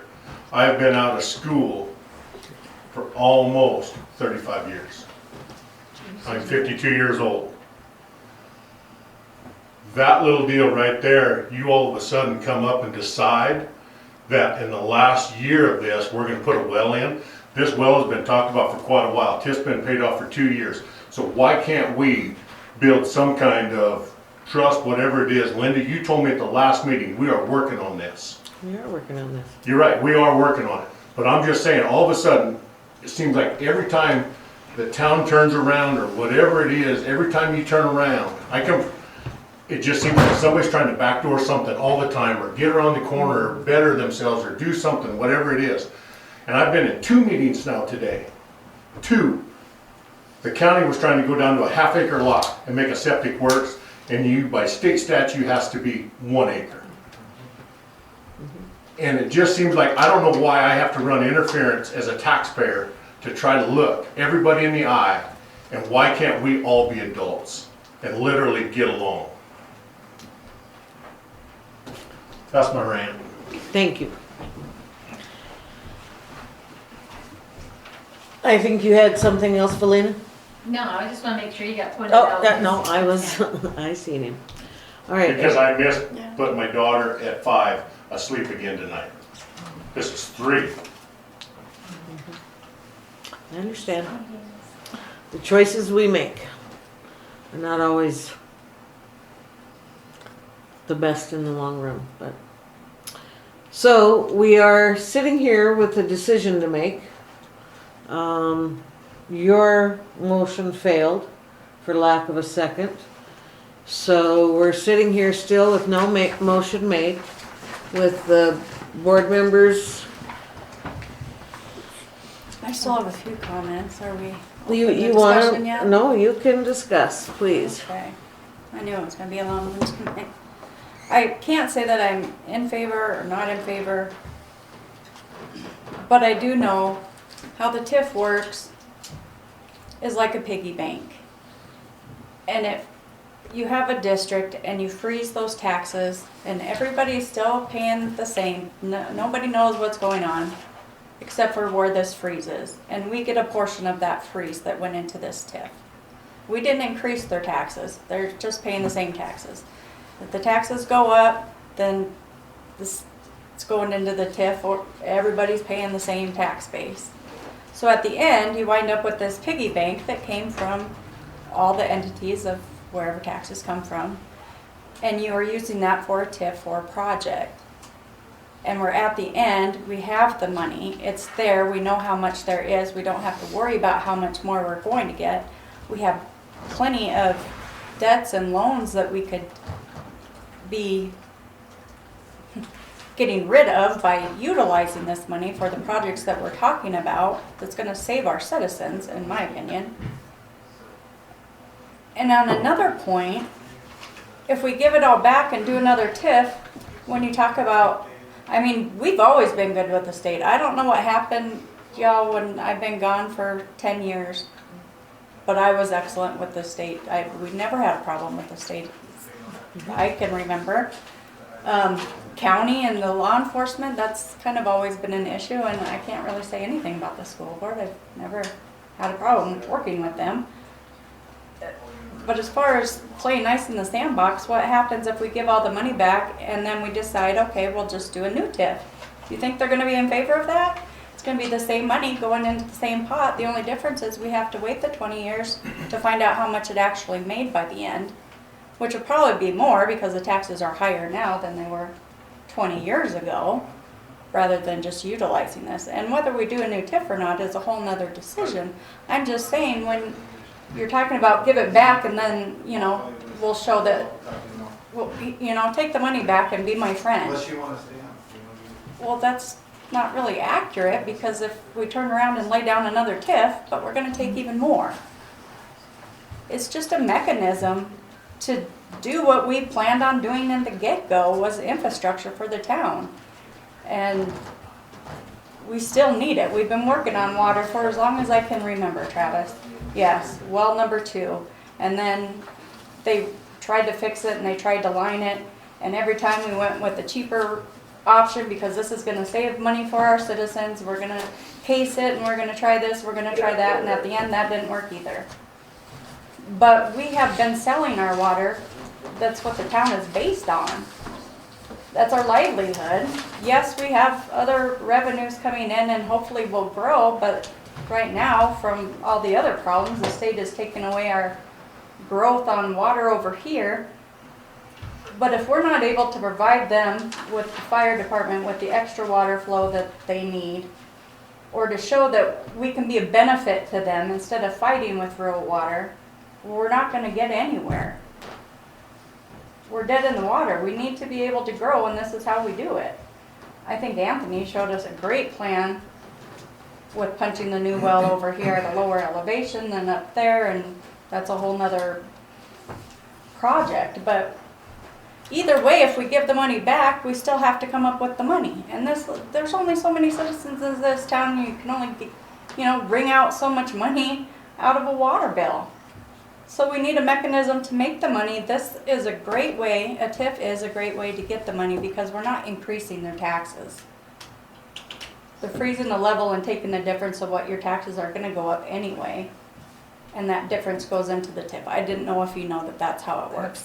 But that's how So it's basically whatever's, like if your base is the land or whatever there is that exists at the time the TIF starts. in the boundaries. Okay? Then anything that's built, like a house or anything, Developed. those taxes for just that, For what that they call that improvement. is an increment, that goes to pay the bond for the TIF. Well, in it's our only- case, you're we only didn't gonna get- develop anything. But you're It was only just gonna, increased but we in got taxes. something, we got $215,000, Just so from the something was, increase of so the that was just taxes. from the increment. So the county, the city, everybody still got their taxes from that base, but those taxes that went for the house, we got all that and it went into that TIF fund, and it's been sitting there. The last bill we paid was 2021, and we haven't done anything with it. I find that I hard wasn't to on the believe board that then, we've so- got this TIF, we've had it for 19 years, and now in the last hour, it's like, oh God, we gotta figure out a way to spend this. I mean, that's my personal feeling. Well, I'm just coming We on- haven't spent any of that money since 2021. Was the I'm just last coming time. on the board and I see motions needed to approve all these projects. I get that, but. And I wasn't like here in say, I don't 21, think so this I'm TIF saying use the money for these But projects. I don't think this 'cause TIF ever worked the way they wanted it to either, because you had Custer County Housing involved in the beginning, and then they pulled out because that didn't work. And then we amended it a couple different times. Yeah. Custer I mean, County, was it Custer County amended Housing it was a horrible failure. They, They wanted and I'm that not for speaking sure. out of turn here, they overpromised and underdelivered miserably. Yep. They couldn't, and it was also, shortly after the formation of this, it was formed in 2005. In 2007, we struck a deal with Custer County Housing, because they're gonna do all these great things over here, and it sounded great. Then a thing called the crash of '08 happened, and nobody could get money. So, and it's not all Custer County's Housing's fault, it's, nobody could get money for building or development, period, full stop. So that fell apart. And in 2012, we took a run at it again with Custer County Housing, and in another addendum, well, we didn't call it an amendment because we didn't want to screw with our base. But in 2012, it was a limited construction agreement with Custer County Housing that, again, did not grow legs. So what did happen from that, though, is an identification of some very fundamental things that were needed and identified, and that was sewer. Nothing grows unless you got water and sewer. So that in turn created the sewer district and also getting the low-interest loan from the state to do the sewer system improvements. That was backed by the TIF. So this TIF was instrumental in being able to demonstrate to the state that to the point where they could get comfortable enough to lend us the money. Because they got to answer to everybody else too. Now here we are, 19 years later, and it's completely the inverse of how, in my opinion, how one should be thinking about this. you've worked 19 years, you've scrimped and saved, and you've utilized this TIF to use it for security for bonds and this and that. Well, I think that worked out quite well as we sit here now, because we got the unique blessing of figuring out what to do with $215,000. And it's great to, and I'm all for solid relations with school district, with law enforcement, with fire, with county. But remember who your constituents are. They're the citizens of Hermosa. So if you want to walk down the street and look at them and say, well, we gave it back to the county. What? You know, now my water bill's X dollars higher, however they want to look at it. But this money came from town folks, and it was earmarked for that. And it's no surprise, because it's very clear in all the project plans that one of the key reasons for these TIFs, or for the TIF, was improvement of our water system and improvement of our sewer system. We are finally, I think thanks to Anthony and Benish, we are finally on the right track to really put some, this throws legs on those projects right away.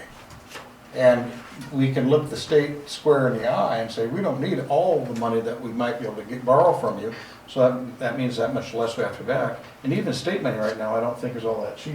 What is interest rate they're proposing on it, do you know? The new SRS? Yeah. I think it's like 3 something. Is it? Good. So that's dynamite money, but if you don't need to borrow it, then why borrow it? Because we have it in the pocket right now.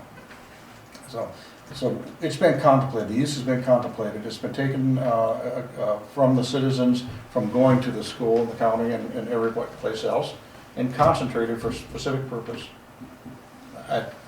My opinion, you can legally do it per statute, and you're being consistent with what you promised in the first place. Not like, oh, because if I'm starting to, guess what, when we want to start another TIF, no school district likes TIFs because they take it in the shorts every time. But the city, but there's a formula with the state where the state aid is affected if it's done properly. And that's what will assure happens, because there's economic growth that comes out of this. But you're not going to find any school district that says, oh gee, great city, we're glad you did this TIF.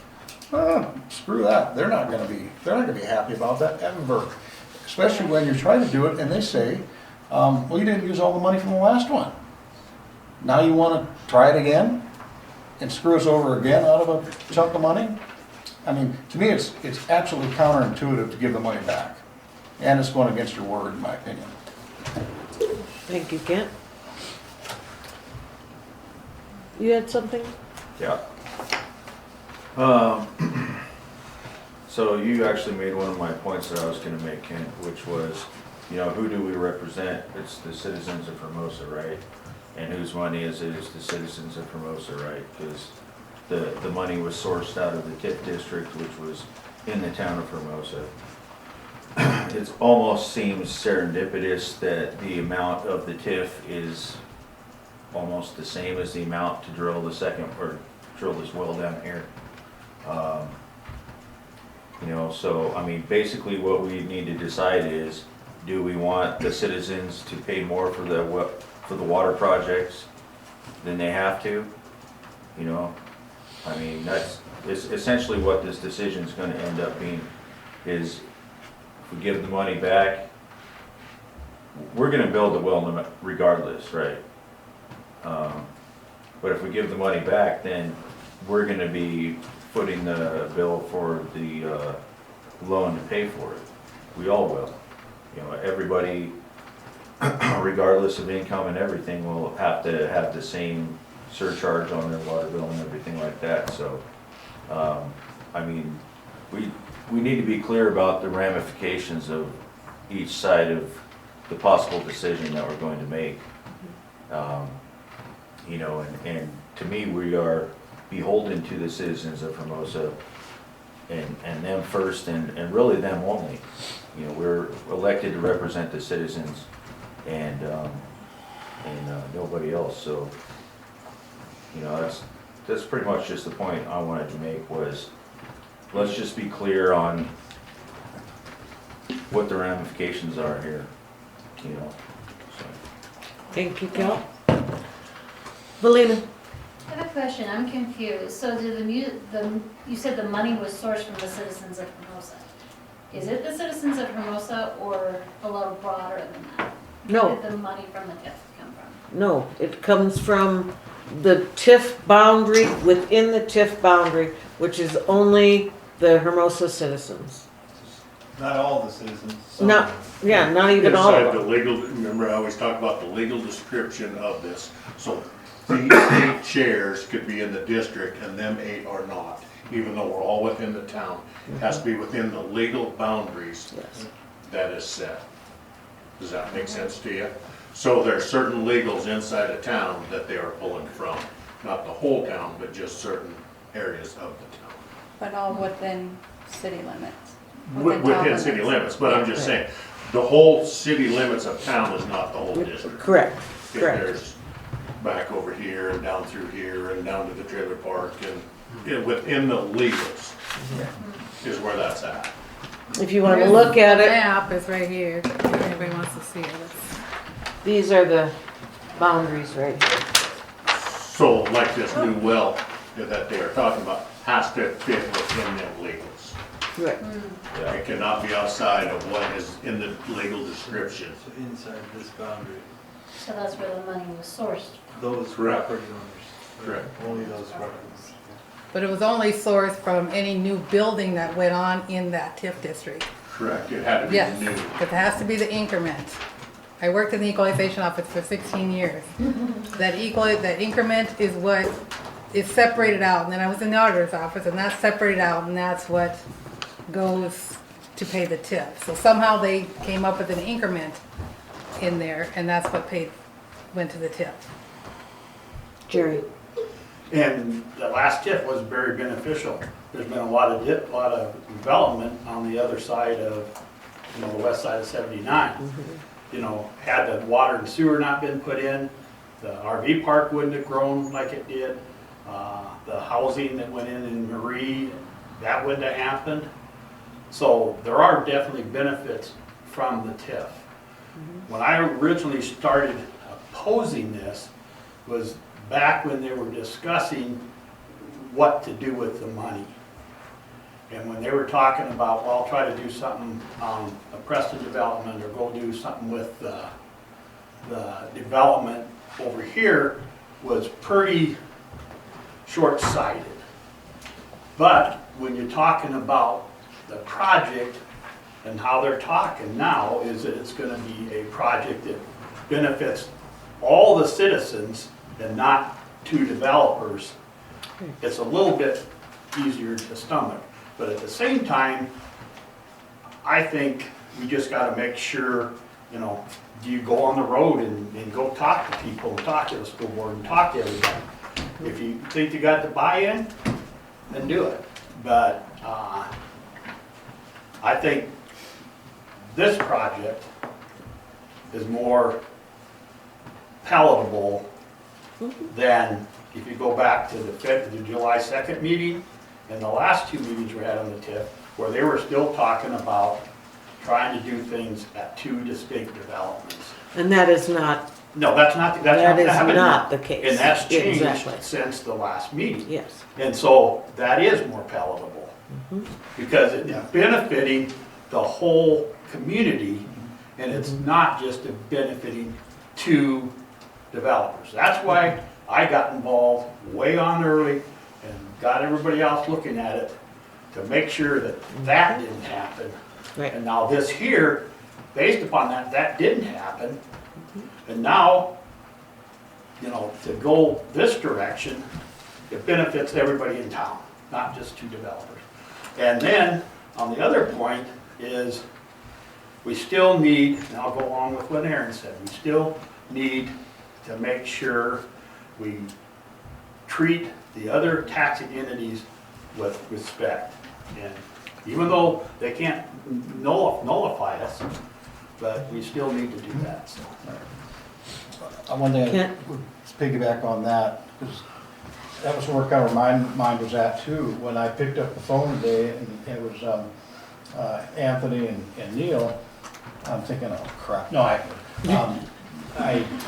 at that time, I didn't have any idea what kind of pet projects or developer, whatever, where it was gonna go.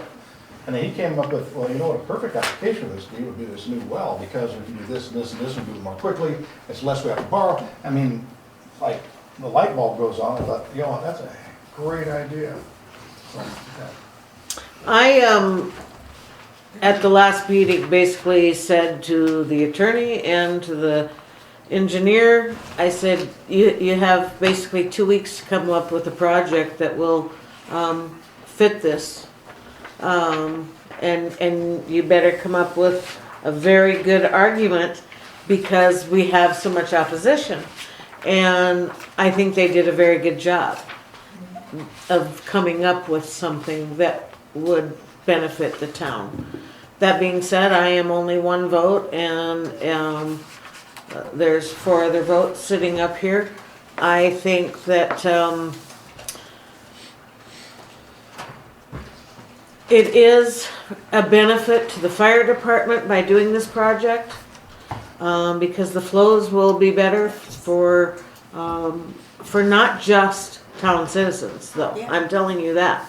This, by us doing that, surrounding areas to the town also benefit because the fire department can get the water flow for those problem areas, we'll say. So it does benefit them. As far as the school board goes, again, we're developing areas for the growth of the school and for more children to come. And like I said before, I would hope with everything that I have in my soul, body, and financial, that the school board would not take it against us to use this money and not give us a high school. That's God help us, that's ridiculous if that happens. As far as our citizens go, they're gonna get the water one way or another. It is true. They will. And will they hold it against the 5 of us when it comes time to vote? If we choose to give the money back, if we choose to dissolve, they may. That is true, they may. However, we have to do what we think is best. Your vote, all of our votes, is to do what is best for the community as a whole. Not all the citizens care, and not a lot of them understand. It is your position to understand what is going to happen for the next either 2 months or a year, 5 years. Whether it keeps you on this board or not should not be the reason that you vote that way. You should do it because in your heart you believe that that is right for the town of Hermosa, for the future, not just for now, but for the future. So where your decision lies, please consider those things. And that's all I'll ask. So we're gonna make a motion? So I would entertain a motion. I'm not gonna say it's gonna get a second, but I would entertain a motion. Something has to be done here. I believe something I'll make a has to be motion done. for a resolution to dissolve the outstanding TIF and move forward as soon as possible to publishing of the same. Okay, we have a motion. Do we have a second to that motion?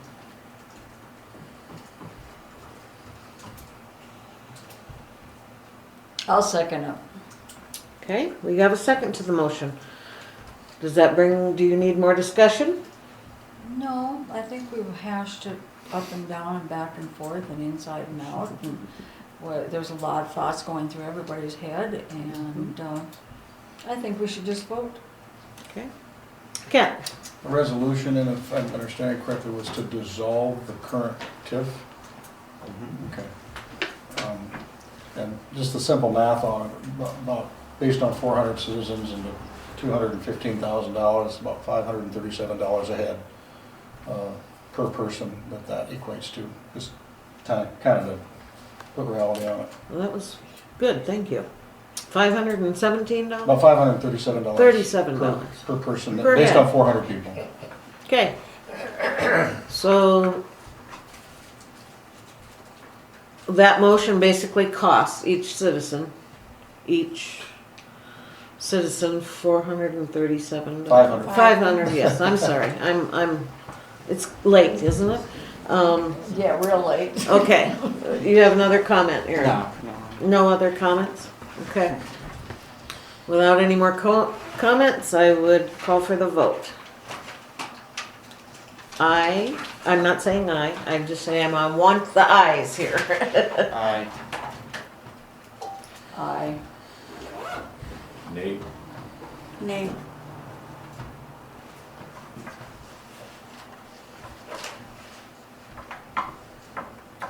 Well, this is a very hard decision, I will tell you, and I knew I would be the decision maker in this particular place. I believe that most people didn't even know about the TIF till it was brought forward and everybody was informed. Nobody knew, or most people didn't know, that money was sitting there for other entities and that it could be that way. I believe that it was taken from the town of Hermosa and that it should be given to the town of Hermosa. So for that, I will say nay. So, next motion? I'm gonna entertain my original motion, unless you got a better way to word it.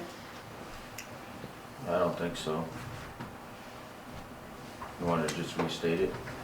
It was to direct the engineer and the attorney to proceed with creating this plan to be reviewed by the board, to see if we want to move forward amending the TIF, and that they could present that information on our behalf to the county, the school board, the fire district, and explain pretty much what you did to us. That we want, there are no hard feelings. We want to work with every entity, and we want to do what's best for our citizen. And this project falls in that area and saves some money for our citizen. That's my motion. Okay, motion's been made. Do I have a second? Second. Motion's been made and seconded. Any other discussion? At 7 minutes to 10. All those in favor? Aye. Aye. Nay. Aye. Nay. Motion has carried. And I am sad that we don't all agree on And it. I am sad that we don't all agree either. However, I will tell you. It's a tough thing to tough. understand, And and a tough call to make. It I is. don't think they'd be happy with the second TIF either, so. Neil, are you still there? Well, if we all agreed on everything all the time, it wouldn't really be effective, would we? That's true. It's true, but It's just the top's blown out, it's You a got 5 minutes to finish this meeting. Oh, boy.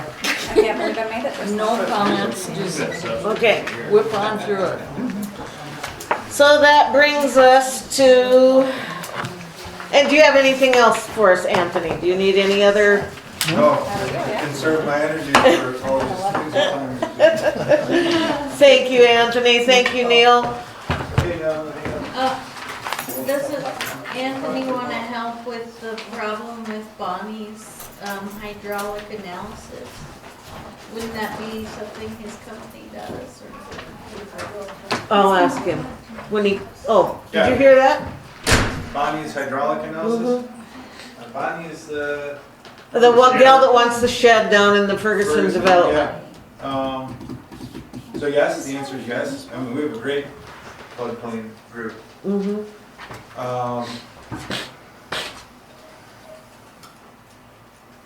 It's a combination though. It's a combination of Neil and the planner, right? Because there's ordinances where you can put the shed.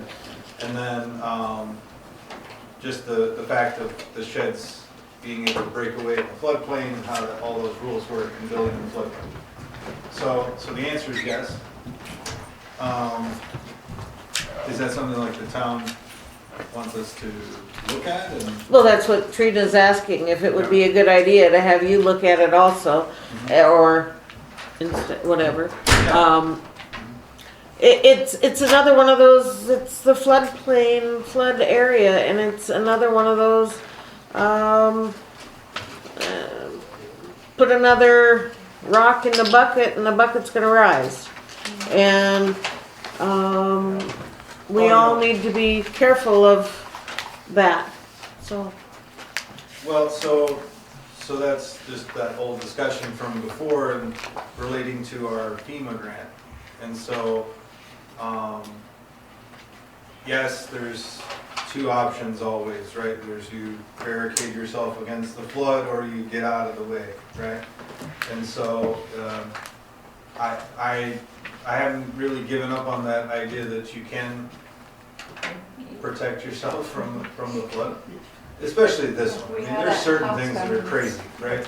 But I mean, if you go to Key West, they're building their houses and they're 15 feet in the air on stilts, right? So it can get pretty crazy in the floodplain, right? So yeah, that situation with a shed is a pretty minor one. And so it should be something that we should give her a decent recommendation on, and that will resolve the situation. Jerry, you had your hand up. Yeah, one of the things that the gentleman gave was a piece of paper, and one of the things they're saying is that they're gonna put, the shed is gonna be on stilts, it's gonna be above the floodplain, so there ain't gonna be no water that hits it. Well, it's not on stilts, it's on 3 concrete blocks, and I mean, it's gonna just tumble down. It's gonna move no matter what, if the flood comes through. Yeah. It's gonna go. Yeah. Okay, Dan? Into their houses. Thank you on that situation down there, and I was gonna bring it up when the gentleman was here, but we moved on, but it was a situation where any of the propane tanks down there were cabled and staked by Bob King.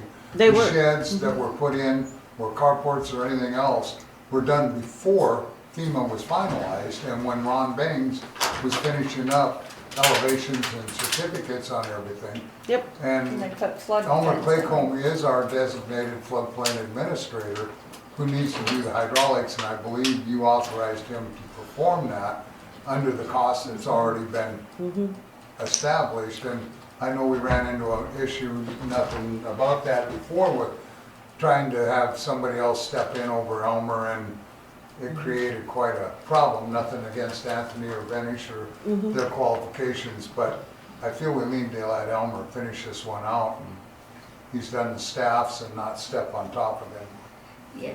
You've drawn the line, so. Yeah, I just didn't realize that Elmer was gonna be the one, because the paperwork, he just said, oh, this needs to be done.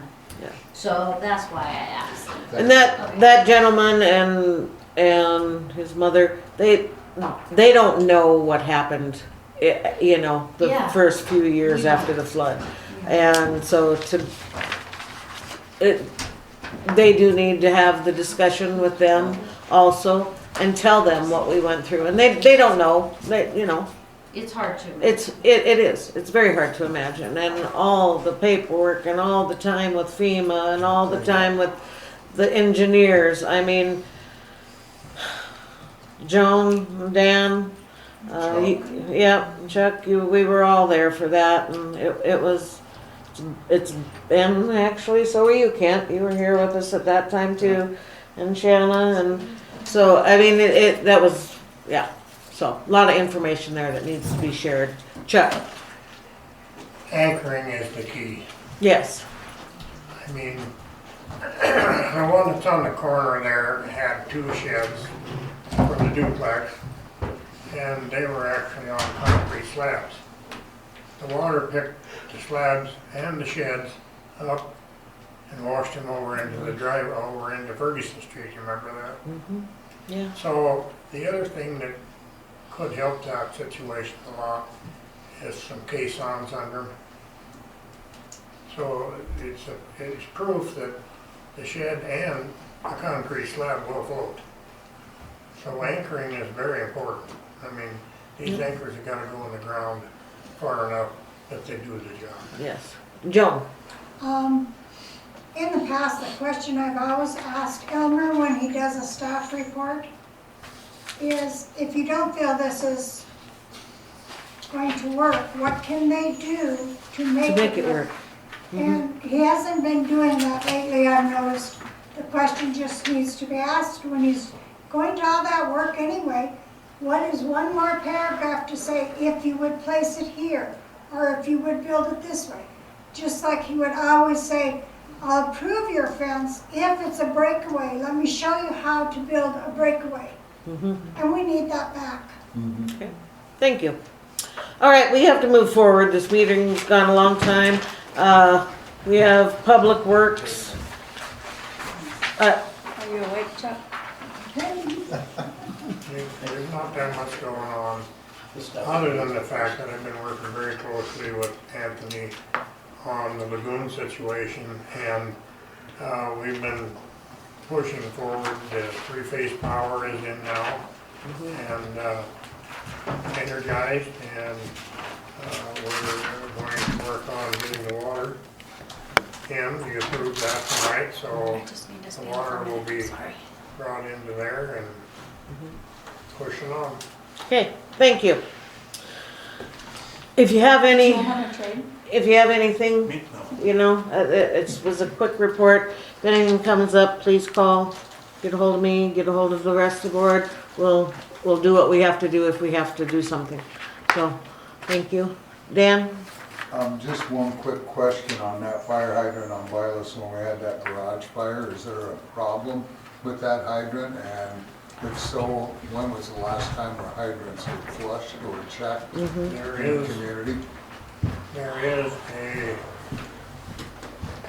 plan with rural water to come in and do the flushing. And yes, there is a problem with that one over there. It was not shutting down. But I don't know, most people don't understand how fire hydrants work. But anyway, the situation with that one, tightened it down some more, and it quit dripping. So I'm guessing there was something caught in the seat. Caught in the what? In the seat that did not Oh, back yeah. out. We opened it, flushed it again, and it did close. But we do have a couple of them that we got problems with. Well, there was such a hesitation that night because they couldn't get it to first operate, and then the pumper truck came, and then they started working on it, going from there. So it was just a concern that it could have spread to one of the neighboring homes or their home or before it was done. But thanks for the fire department, their response, and Yep. Okay, that brings us to Finance Officer. So you have the bank Monthlies. reconciliation for Pioneer Bank good to see you. for Nice to meet you. August. That's in there. That's about all I had for reports. Okay. Any questions on the financials there? None? Okay. And then the next item is the South Dakota Municipal League their convention is actually next week. It's in Sioux Falls. I have the agenda in there and also lists the prices if you don't want to go all 4 days, or I think it's 3 or 4 days. And just so you know, I'll be Because- there, Oh, so if you want to join. okay, cool. And what will you be handing I out? have a booth with I'll take all the kinds of keychain merch. now. Flash frisbees that nobody took. T-shirts, caps. Good job for May as well people do for a free t-shirt. Do any of the board members have a desire to go?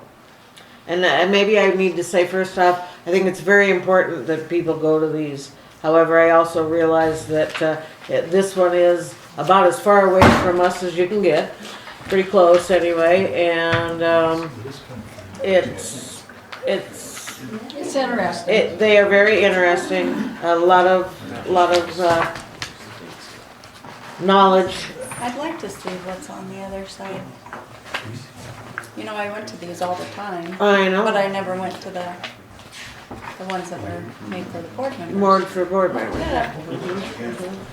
I'm going to the Thursday and Friday one. You're going to Thursday and Friday? Do you have a Terry sent me room? the sign up. Do you have a room? I don't think so. I think the rooms are, you'll have to, I don't know, I'll have to find one, because they had a book of rooms, but I know they're. Well, I registered, you know. Did you register? I registered for the event, but Okay. So they don't get you a room? No, that has to be added. Well, if I don't have a room now, I just won't go. Well, I'll sleep in the car. no. I mean, there's Use the bathroom Would in you the please hotel. find him a room? They got a YMCA. Terry will find you a room. And what day are you going? Thursday, Friday. So would you need a room Wednesday and Yeah, Wednesday and Thursday night? Are you gonna Yeah. come back Friday then? 'Cause Yeah, I think suppose. I think it Ends ends at early noon. on Friday. So you Usually could on drive back. Friday. Okay, Come so back Friday. Okay. We set up at noon on Tuesday. Tuesday? We set up our booth and then, yeah, basically by noon Friday, it's done. Yeah. Okay. So you can get home. I'll check on your registration because I'll probably have to send that fee in. Yeah. Aaron? Yeah, do you put any thought into going? You cannot go? Can't, Okay, no, too thank many you. projects. Donna? No, I'm passing this time. Thank you. I'll let Shannon? you know tomorrow. Okay, tomorrow you can let me know. And mine will have to be very spur of the moment if I can go, so I can't say anything just yet. Like I said before, it's very good, and I believe anybody should be able to go if they can go. And which brings me to Terry, are you planning on going for a day or two? No. You really? I'm not, no, that's just too far to go for. And I looked at the agenda and there's like a thing for this day and then maybe this day, but there's really not. It doesn't align on one day for you? So, Okay, all right. I've been to enough of those. So. Okay, thank you. So then we're on to, I can't even, I think we have the the volunteers added to the work comp policy. Okay, Take so one and pass them along. Jill did come up with a volunteer form and I believe she had Trina sign one, right? And we'll have Dan sign one. The biggest thing with the volunteers is that we need to list it in our minutes that we're covering them with our work comp insurance. That's the biggest thing. If you're not gonna cover them with the work comp, then you really don't have to do anything. And it's my understanding we wanna cover these two volunteers. I did check with Brad Wilson, who's with our safety benefits, and it's $10 annually to cover each one of them, so it'd be $20. Who's the two we're covering? Dan and Trina. I make a motion to approve that. Okay, motion, Little motion. Yes. Money, do we need a motion? motion Yeah. has been made. I mean, I have an example of a motion I can put in there that just Oh, basically sure. says, the finance officer presented the list of volunteers for the town of Hermosa, which included Trina Masney for town website design and Dan Holsworth for town street maintenance. Volunteers for the town of Hermosa for 2024 were recognized, and it is the intent of the Hermosa Town Board of Trustees to cover these volunteers for work comp purposes. I'd like my mother added to that list if I can. Is she gonna, okay. She does quite a bit with planning and zoning and helps keep us notified on a lot of Okay, things. we can add her. I don't And then think out we getting have copies and, If no? we come up with specific project, Okay, that would be. Oh, yeah. okay, Right now, it's You just. do too much though. okay, It's so, getting very so full. Shannon made the motion and then we just need, somebody second it? Second. Second? Oh, okay. All those in favor? I was for. Aye. Aye. Donna? Go up to bid for the treatment. Shanna? Okay. Aye. Aye. So 1 nay. Motion carried. All right, that brings us to old business. What was the name? Were you the name? Yes. They're like him. The update on the gravel on Tower Road, we're still waiting to find out for sure exactly what the project is going to entail for the well and all. Yes. I talked to Wade the other day, he called me and asked what was going on, what the status was, and that we would be working on the road that Anthony was gonna be working on. We didn't know for sure if there was gonna be construction in there or not, and then develop it from there, and that you would be in touch. Thank you. Okay. That brings us to Hermosa Connects, the request for funding for Fuel the Growth 2024. I have a few questions. I presume that's what you're here for, Valina? Yeah. Thank you. Let's make some questions. So, you went last year? I didn't get to go last year. You didn't go. Who went last year? I think it was town board members and then Jerry and one. her Got it right both here. That was, I went as a board member, not as Yeah, almost same connect. thing. I mean, we were both there. And then Ally and from Hermosa Connect, Ally and, That was it. okay. Just one? Just one came? Okay. All right.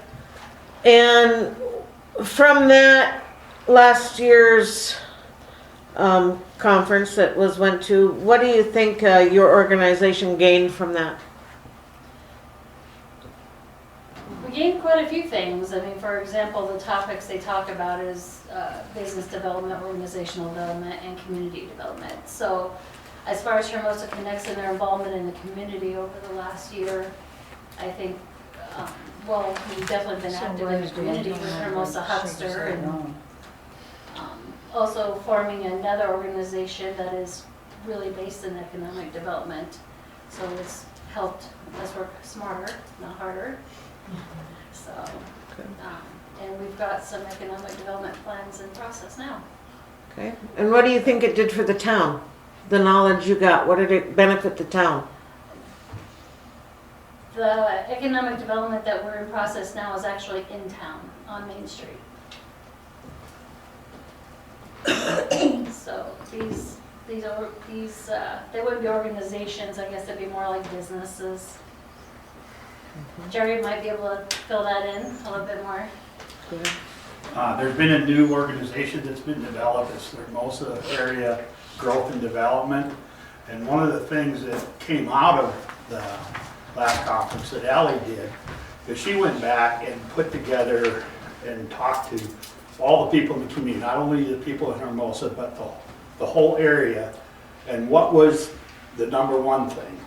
What was the number two thing that they had concerns about? The number one thing was daycare. They need daycare facilities. And when they did the study, 75% of the ladies or home, whoever stayed at home, it's not always the lady, but whoever stayed at home, 75% of them said, if we had valid daycare in the area, that they would be able to work in the area if new development comes. So they find that out. The second thing important was health, safety, and law enforcement. So this new organization, Hermosa Area Growth and Development, they're looking at putting together and having a daycare built on a piece of property that's been donated to that organization. And the other half of that piece of property is going to be used to bring in other items, other facilities that may not be nonprofit, but they would be paying to the nonprofit. We're in discussion with an organization, and I don't want to go too much detail in it, out of Custer, who wants to have a presence on this side of Custer, and it definitely would improve health and safety. So from that, we're trying to build things. And if you go back and you really want to see a town grow, sure, you can make money off of property tax, but the big thing is sales tax. In order to, the piece of property up here, I planned on, before I decided to donate it, I was going to put in 8 storefronts. I had people for 4 of them. And the thing is, they kept on coming back. Where are they going to get the people to work there?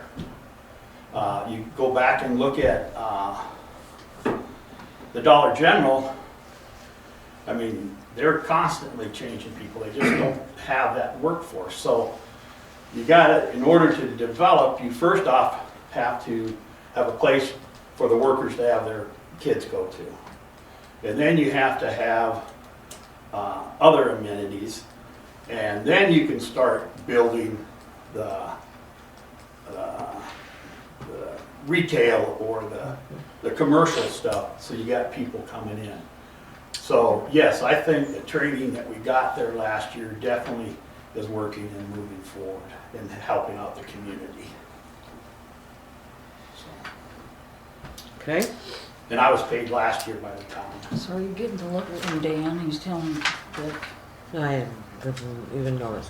What I would like to say to that is, or to you, or to other things that was said earlier in the meeting that kind of ties right into this, is that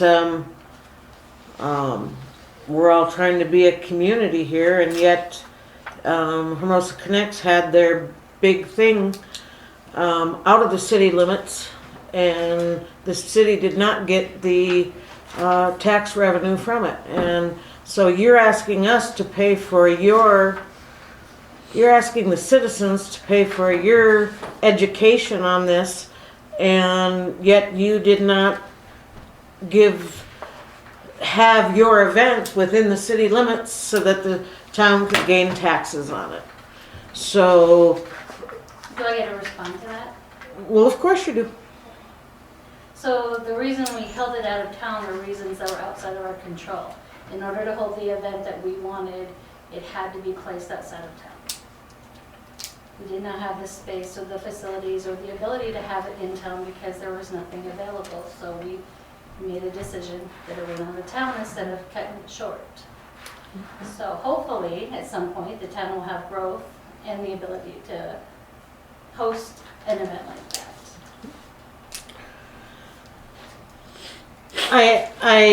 I don't know, I was not on your board, I was not doing the research, but there's, I mean, the Custer County Fairgrounds is within the city limits. The community center is within the city limits, and however, I know you can't give me the details, and I don't know the details, but that's how I will go to that. Jerry? Yes, you mentioned that it was spending the taxpayers' money. That BB&B money, last year, I actually signed the budget last year. One of the things that was on the budget was to provide funding for education for them. That B&B money comes from businesses. Oh, absolutely. I was here when it started, and I paid it until I was done. It was my business. It was Valina's business. It's Pop's business. It's the business that paid into that. And that's what we're... It's bed, board, and booze. That's right. So selling booze, selling rooms, and I don't believe it has anything to do with Pops. Well, they do sell liquor, excuse me, they do. They do. We don't have a motel in the area.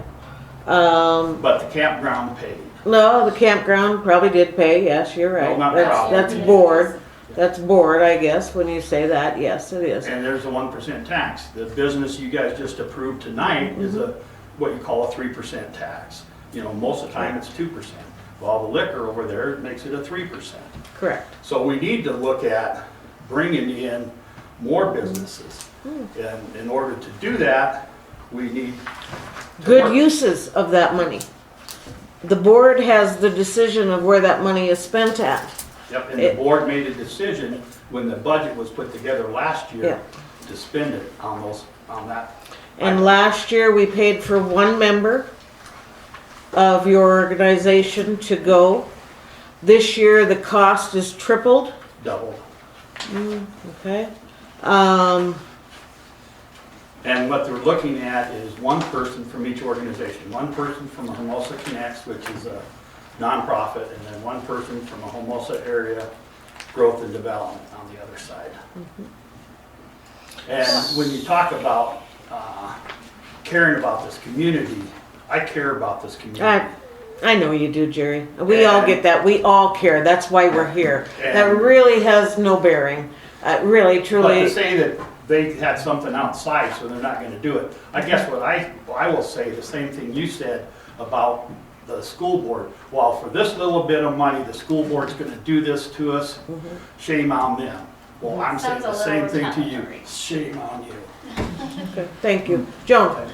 I don't think anybody has made a decision saying yes or no, we will or will not send someone. I think the board in particular, since they make this decision, probably is just interested in what you learned and what you're doing, because granted, Hermosa Connects does not share their information with the town. I mean, I guess they're a little bit in the dark about it is all I'm saying, and I don't think it's wrong that they ask questions before they make a decision, but I don't think that means they've made a decision. I'm just thinking who was on the board last year, who was familiar with having approved it last year. Jerry and Dan. Yeah. But And it these was people approved. don't know what Hermosa Connects is all about, probably. So I think they're valid questions. I don't think And what they're doing and what they're learning is what I tried to explain to you. They learned the process to go out and look into the community, figure out what the community needs in order for growth. Well, I think my thing was I wanted, put in 8 buildings there, 8 deals there, and then 24 over on my other lot. And did going to that conference teach you that? What's that? No, what came out of that is that you can't do that. You can't put all those retail stuff in until you have the daycare for the workers. And That's what we wanted to hear. And that's what I explained earlier, is that's what they did. They went out and looked. Okay, And they looked at the health safety issue. There's an issue there where we're working, so. Thank you. Cal? Can I make a motion? You most certainly may. I'd like to move that we offer to pay for 2 things, because he mentioned 2 people. And then also the offer is contingent upon them coming back and reporting after conference to the board of what they learned there. That's my motion. I second that. Okay. Any further discussion? And not because you have to, it's because we're interested and we want to know Well, what you learned yeah, I and, mean, we and can- networking and learning. We won't have this kind of Well, I interview. challenge one of you guys to go.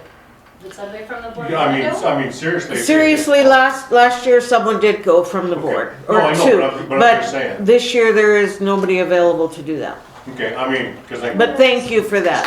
Okay.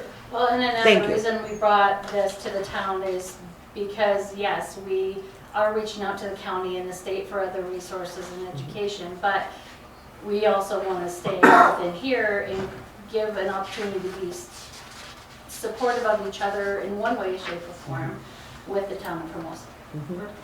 So we brought this to you. Okay, motion's been made and seconded. All those in favor? Aye. Aye. Motion carried. 2 people. All right, that brings us to...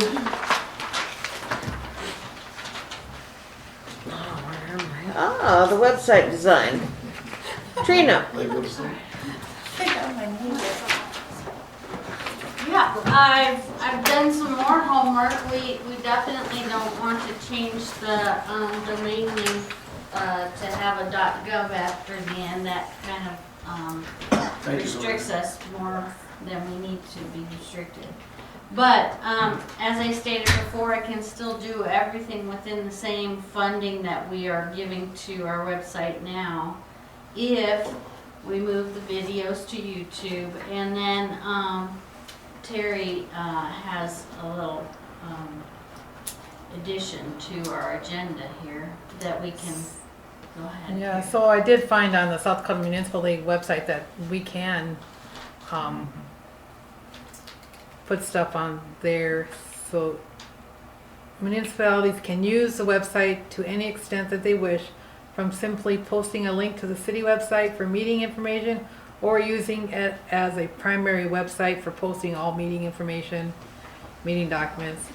And in order to do that, I just need to contact Sarah Rankin, who's director there. So we're already members of that, so sounds like that's one of the benefits for being a member of the Central Public Municipal League. So. Yeah. Can I ask them then? Can you also ask them if we can move all of our audio data Yeah. as a sole source to be stored elsewhere? Or only as a backup, on someone else's server? Sure. So I know that was kind of an issue way back when. Yeah, I think Maybe not anymore. having it on there and then to YouTube to whatever extent we can, and have, at least two copies of Two things. areas? Okay, I so know I maybe do a lot it's- of stuff on YouTube, so. That would be good. So it's still on the website and on YouTube? Oh, but we didn't want it on the website because that was going to cost more. Yeah, we can't, if we redesign the website, we don't have the same space that we have now. Or a link to YouTube. We can leave the website the way it is. Yeah. I just want to make Um, sure it's legal to have it all on YouTube. You said other towns were doing it, someone. Yeah, Yeah, you lots can of dump whatever other you want. towns do it. But is that their only place they have the data? Like they don't have it in-house? I wouldn't think so, but I can ask. Would you? If Might you're worried be about surprised. backing up, YouTube is, it's super redundant. YouTube's backed up. They've gave I totally believe that. I just don't know if the law allows that, I guess. And he's too expensive to ask. Don't ask him. I think his time's about up tonight. We're getting money out of him tonight. That particular site, they could house everything for us, is what they're saying. But I don't have, access to talk to them about it, Right. right? You guys have to give So I'd have me to, permission, or, Terry. which I would be can. the We go-to. have a number of users and we're not using a Right. ton of them, so. So if you would give me permission, if that's acceptable Yeah. to them, then I, as a volunteer, could discuss directly with them Sure. what all we could put out there, how it looks. Again, the main thing is that Jill wants to update the website, and it needs to be easy for her to update. So if they have something that's easy to update, I would be fine with building the new website on their servers. Otherwise, my option costs about the same. The other thing is this affects our email, right?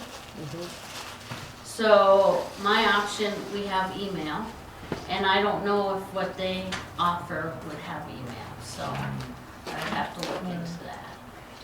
Anyway, okay, so if you would approve all of that, that would be great. And then I have one more question after you approve that. After. Okay. So, motion to approve? Yeah, what are we approving?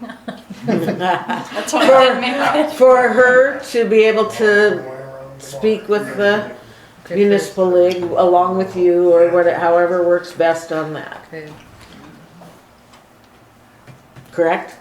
I'll More? second. Yeah, and to keep developing the website. Yes. Okay. Okay. Motion's made, I said I'll second. and you'll second. I'll second. Okay. Who made the motion? I can make the motion, that's fine. I thought you did. That's what it sounded like to me. Yeah. Okay. All those in favor? Aye. Motion carried. Okay. Skipping the step, making it faster. So in 2 weeks, when we meet again, would you guys want it to be a community effort to come up with the artwork for the background of the website. And I asked because I want to get it in the November newsletter. I would just present what the minimum requirements are for the artwork. And then,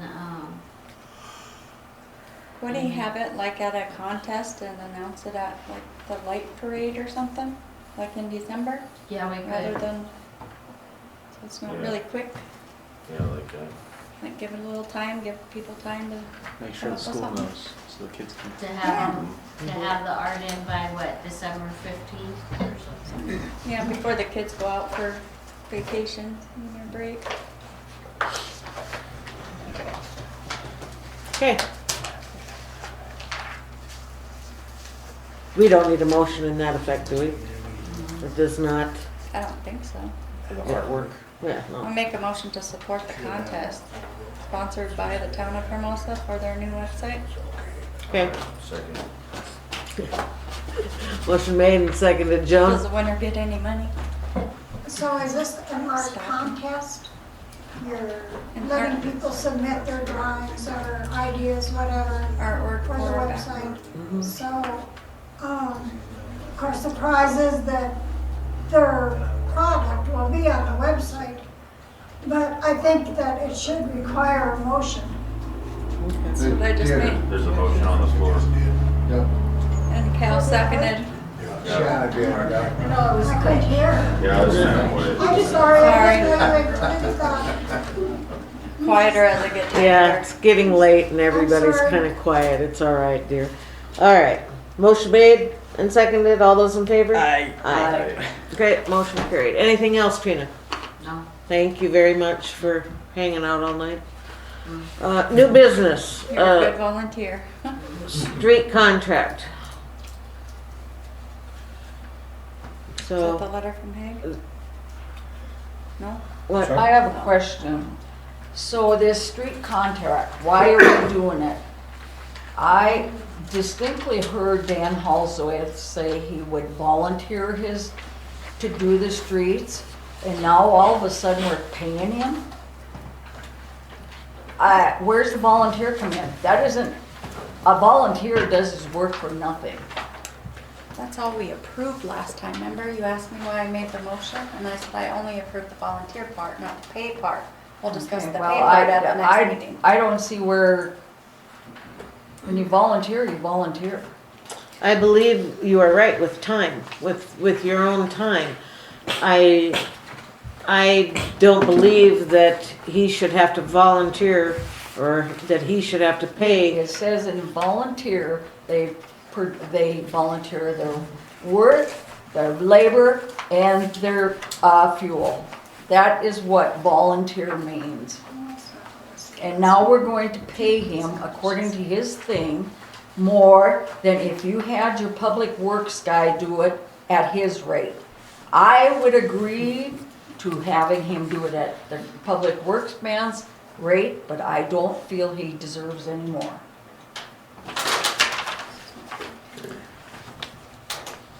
Cal, I support paying Dan the $2,200 to fix all the streets in town, because it is a little bit higher rate, but we need it expedited, because the streets have gotten pretty bad, and we need to get it done quick, so that's why I support it. There was no time frame on it before, though. Now, all of a sudden, as push comes to shove, it needs to be done now. Well, I mean, you before can't winter. just do it over the course of a year or something, you know? We didn't put no time limit. We didn't have a time limit on, so why are we hiring somebody to pay them more money because we don't have money, and we're gonna pay him more to do it now? Why can't he do it at the rate that the public works man does it? Well, I just gave my opinion on why I thought we should do that, so. in your motion. Yeah, I can make a motion that we, we pay Dan the $2,200 to fix the streets in town that $27.50. What was it? $27.50, wasn't it? Oh, 2750. And that's all the streets in So town. it's 22 hours of labor for $27.50.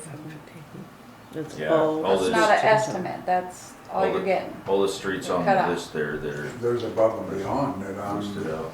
gonna be fixing too. Yeah. There's a labor estimate, but anyway, the motion is that, we pay Dan the 2750 for machine time and fuel for him to fix the streets, Okay, as listed in his, contract. the contract there. So, motion's made, do I have a second? Ray has a comment. I know, You yeah. have to second it. Okay, For discussion. Ben seconded it. Thank you, Jerry. Yes, in the past, as I've said, Dan has done an excellent job on the streets. He does things, the only thing I have is that he says it's gonna cost $125 an hour for those number of hours, it comes to the $2,700. Well, that's a good estimate, and even a high estimate, if you included the labor itself. The only issue I have is you can't charge that number there and say you're still donating your time. And I have experience at this. I've rented a loader, a big loader, about 40,000 pounds, 6 cubic yard bucket. I pay for their own fuel. It costs me about, between renting the thing, putting my insurance on it, and the fuel comes about $75 an hour. The guy that I use, I pay $50 an hour. And so that is, So and the he's probably guy- one of the best workers in the state, and it's some of the best equipment. So, is his number a little high? Yeah, maybe a little high, but it definitely can't say I'm gonna charge $125 an hour and I'm donating my time, because that's not it. Yeah, If it's you go out- worded wrong. Yes. Yes. But he The does guy an that excellent you're job, using and I to think donate. we should utilize him to do that. Mm-hmm. But you just can't say, well, I donated my time and charged the city $125. That don't make it, because if you go back and look at what it actually costs to do that, that includes the manpower too. Okay. Trina? I remember the conversation, was that he was gonna donate his time. And he didn't want you guys to really pay him, but you guys kind of insisted, and it makes sense. That's the way I remember it anyway. So that's why the wording, I think, is kind of wrong. But, that said, I have to say, as a citizen, I have felt a lot more pride just driving up to the post office, because I'm driving on nicer streets.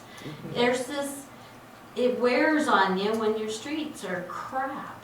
And so the fact that it's getting done, and it's getting done quickly, and it's nothing against Chuck at all, because Chuck, we decided to do this anyway, but it's because Chuck is so busy. And that's okay. He's busy with very important work to do. So that's fine. And getting busier with the smoke testing and the, Yeah, there's yes. nothing against Public Works at all. And so I mean, as a citizen, I just want to say that it's really increases my pride to live here when the streets are nice, and I'm glad that he's doing the work, and I hope you approve his contract. Thank you. So, go ahead, Dan. Thank you. I'm just, to say that, if my hours do not match up to, we asked for a proposal forever on the streets and what it was gonna take and what we were gonna do. I wrote up a proposal as what a contractor would do.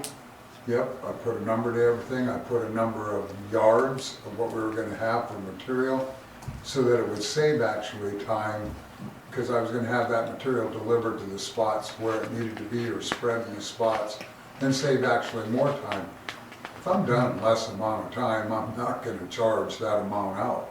And I'm gonna keep track of everything I do on every street as I have. But for the last 20 years that I've donated for free, I don't ask for a pat on the back or anything back over on that whole situation. But if we get the wrong person coming in here with too big equipment working on this stuff, they'll do more damage than they will good, and they won't use the right application in the right spot. And that's the occurrence where this stuff, a lot of it should have been done all summer long. That's created in a bad way, in a bad situation.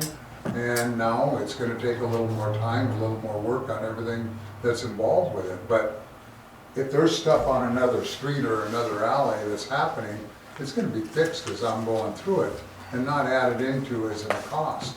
Recommendations that I put on the bottom of that aren't included in this cost. And if they're able to where I can work into them too with the permission of the board, I put them on there to get permission from the board to be able to attach them also. So it's above and beyond, and I guarantee you, you get another contractor in here to price and do what we're doing, it isn't gonna be that number. Yes. I just pride myself in the community and always have. I'm trying to keep the dumpsters pushed down, which is all part of my donation that I'll always do. Clean up around them, pull the garbage out of them is what I've been doing with bags and everything else that are thrown in there. So I thank you. Okay, thank you. Jerry? Yes, I definitely echo what Dan was saying. Dan knows what needs to be done. He's done a good job in the past. The only thing I have issue with it is how you word it. It's not that he's donated his time, because that cost there, and I know he has donated his time. But on the cost that you guys are talking about in the contract, when you do a contract, it needs to be the contract for everything. And that 125 is reasonable. I mean, it might be a little high, but you go back and look at his expertise and knowing it, yeah, maybe not. But it's not part of a donation. Okay, thank you. Shannon? Would you like me to rescind my motion from last week? For the wording of volunteer, just rescind the motion, please. Can I make You a need a motion new to rescind the motion. motion? We need a new motion, yes.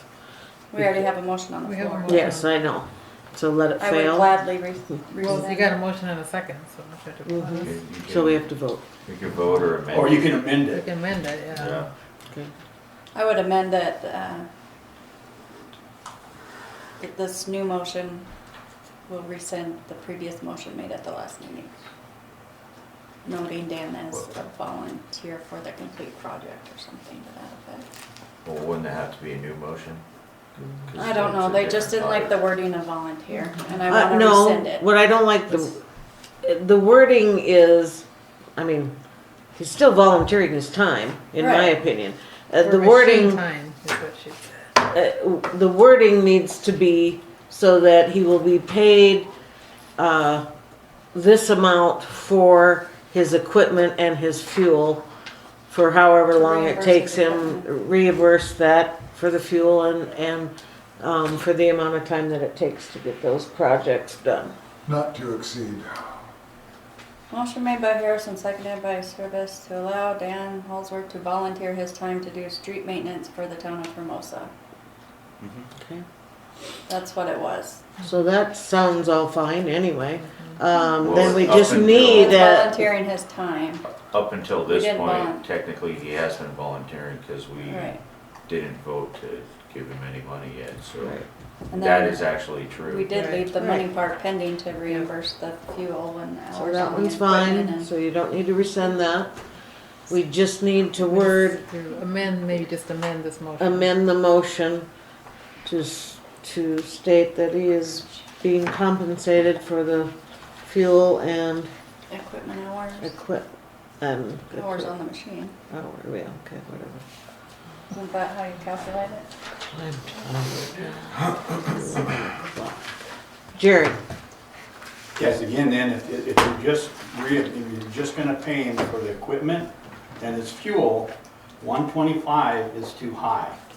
Now, 125 isn't too high for his time and the fuel.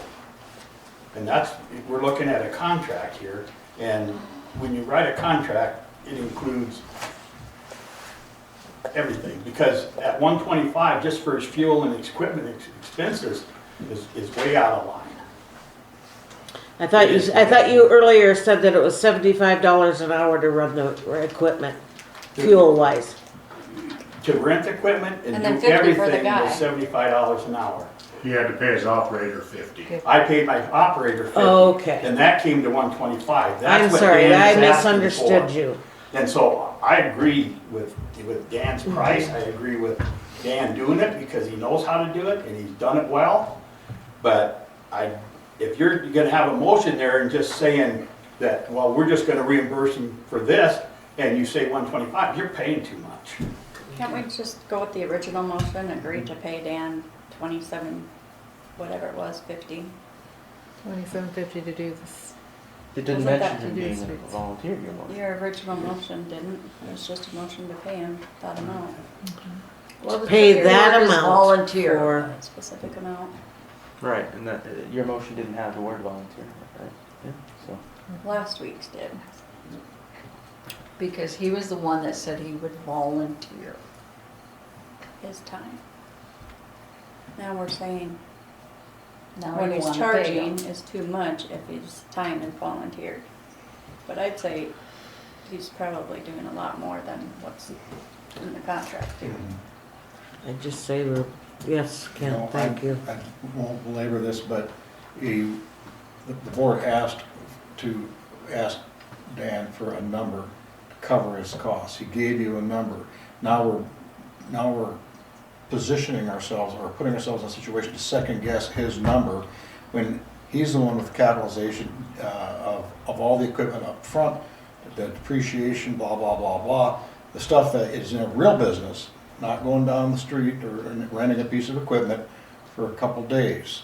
I mean, it really is ludicrous that we would ask him to do something, and now we're second guessing whether the hell it's $50 too much an hour. Seriously. Because he did So- offer to do it for free and we're the ones that said we have to give you something for it. Right, Give us a number and that's the number. and that's the number. So. So read it back? You don't know? Are we amending it to what Cal originally said? What did Cal Cal originally said say? he supports paying Dan the $27.50 to do the streets. That is so simple. So amend the motion to be that? Yeah, so we don't need to amend So it then- then. Well, no, you had just you just said you supported that, Yeah. but we can amend the motion to say that. I think you Okay. said I'll make the motion right after that. for that. I'll make it a motion. Yeah, sounds good to me. All right. I'll second it. Sorry, no, I'm getting silly. It's almost It's that 11 time. o'clock. Oh my gosh. Okay. Okay, all those in favor? Aye. Aye. Thank you. Aye. 1 nay, motion carried, thank you. Thank you, Dan. So B, in new business, plug in the town Christmas tree to the town office. You are asking permission to do that so that it's the town's electricity to pay for our own, for the Christmas tree to be our own. I would For make, your tree and your lights to be our tree, our town tree. We'll pay the electricity to call it ours.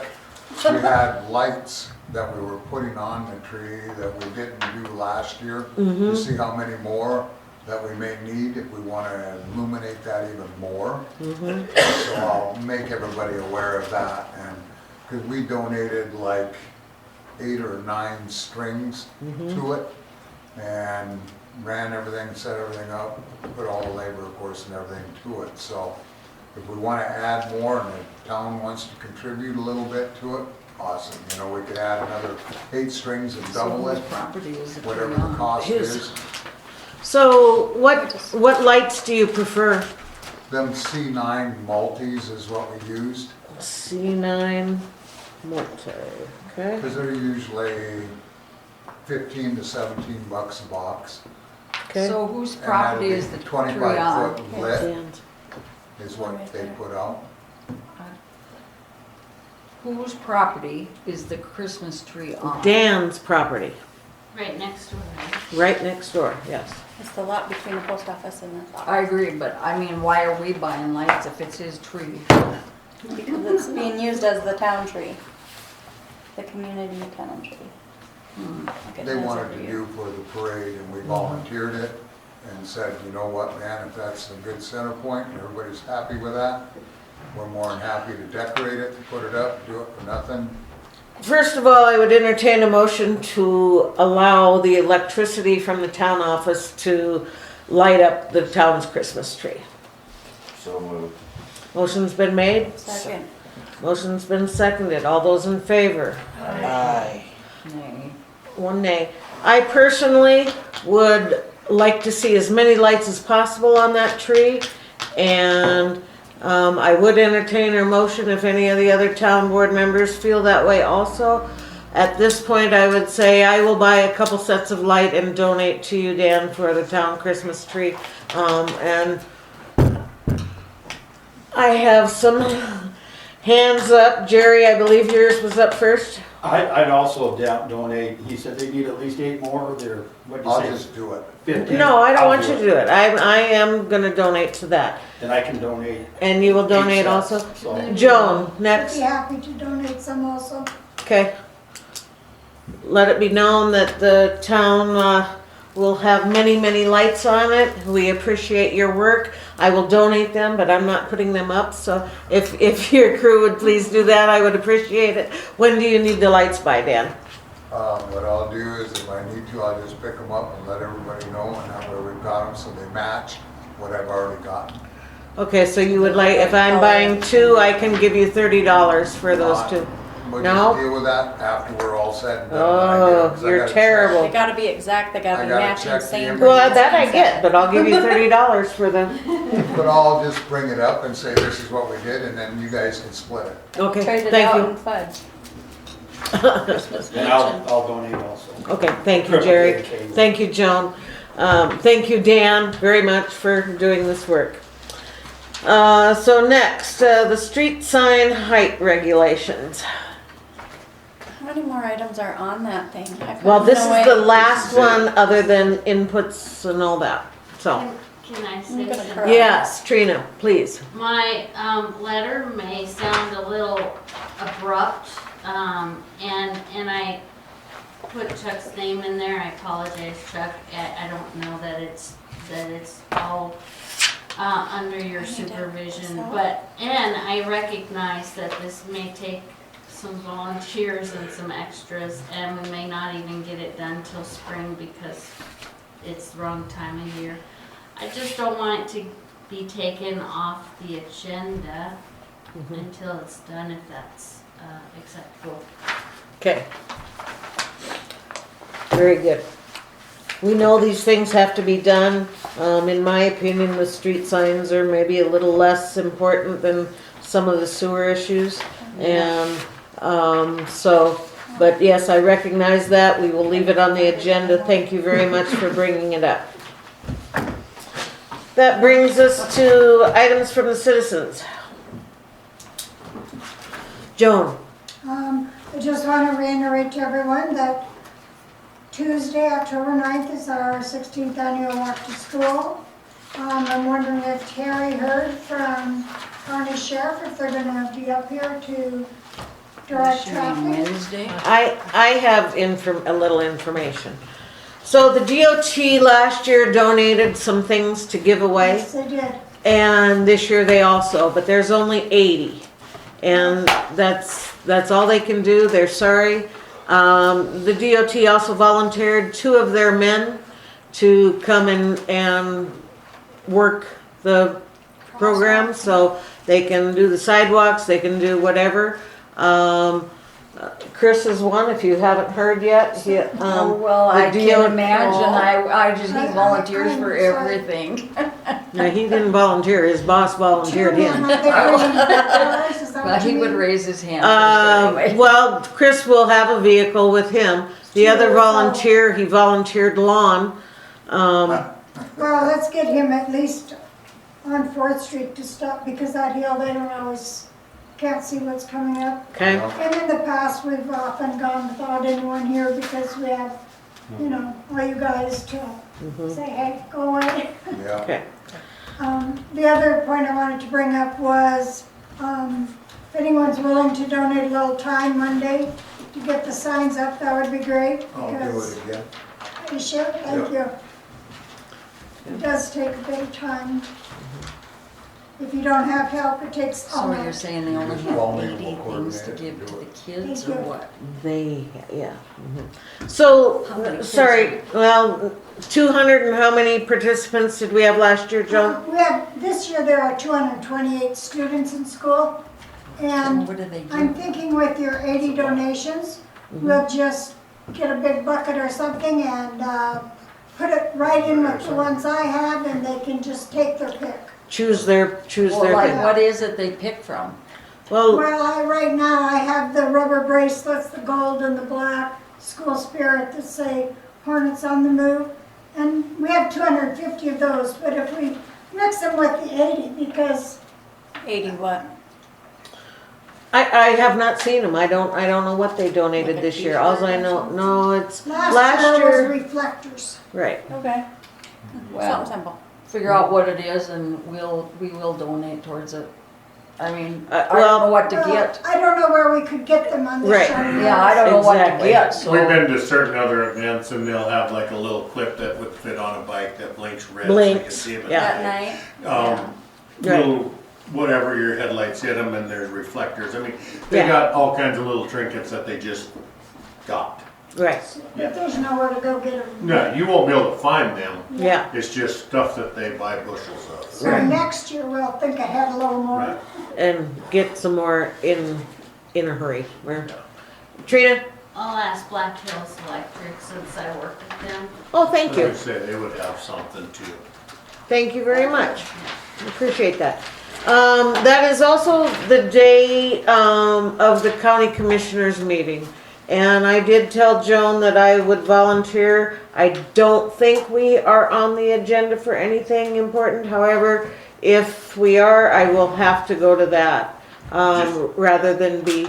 Think you're wrong when I say this, because I think the meeting got moved to the 8th, Monday. Really? Tuesday. I think I Yeah, seen something on that. Wednesdays. I was just there today, and for some reason, I think I read that they got moved to the 8th, and I think it's in the old courthouse. Yes, Oh, it again. is. I read that Okay. someplace. And then after something, then they were gonna move back over to the commission room. Was it in the Executive county, session. was it in the Custer Chronicle this week?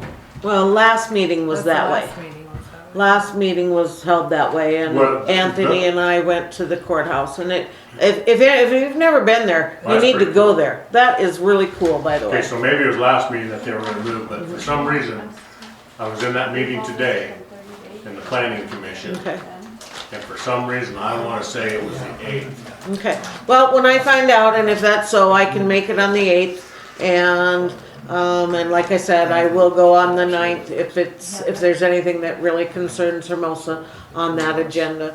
Otherwise, I will be helping Joan to pass out treats or whatever she needs there. And we would appreciate and be very thankful for any volunteers that would like to come. I would like to highly recommend that any board member that is not working and has the time, please be there to walk with the children and to help keep the kids off the street. Dan? Go ahead, Dan. I want to thank the board tonight for all your hard decisions. It was a very difficult night and a long night for all of you. I appreciate all your commitments. The attorney for all the hard work that he did tonight, the audience for what they did. And then at the walk to school, if you're there, Linda, it's always great if you can be the one or one of us to explain why the program has done what it's done, how many years it's done, I'm and not too good at that part. the purpose of Just why do have water. we have it. You know, we usually bring the bullhorn every year, and then when they're all gathered with all the kids in all of their different classrooms and lined up, then that's when we'll have everything with Frosty and set it all up. Okay. Go from there on it, so. Very good. Thank you, Dan. Travis, you had your hand up? I did. One, I wanted to touch on Shanna's comment about earlier, about working together and whatnot. And I'm not gonna disagree with you, we really do need to work as a group and a community.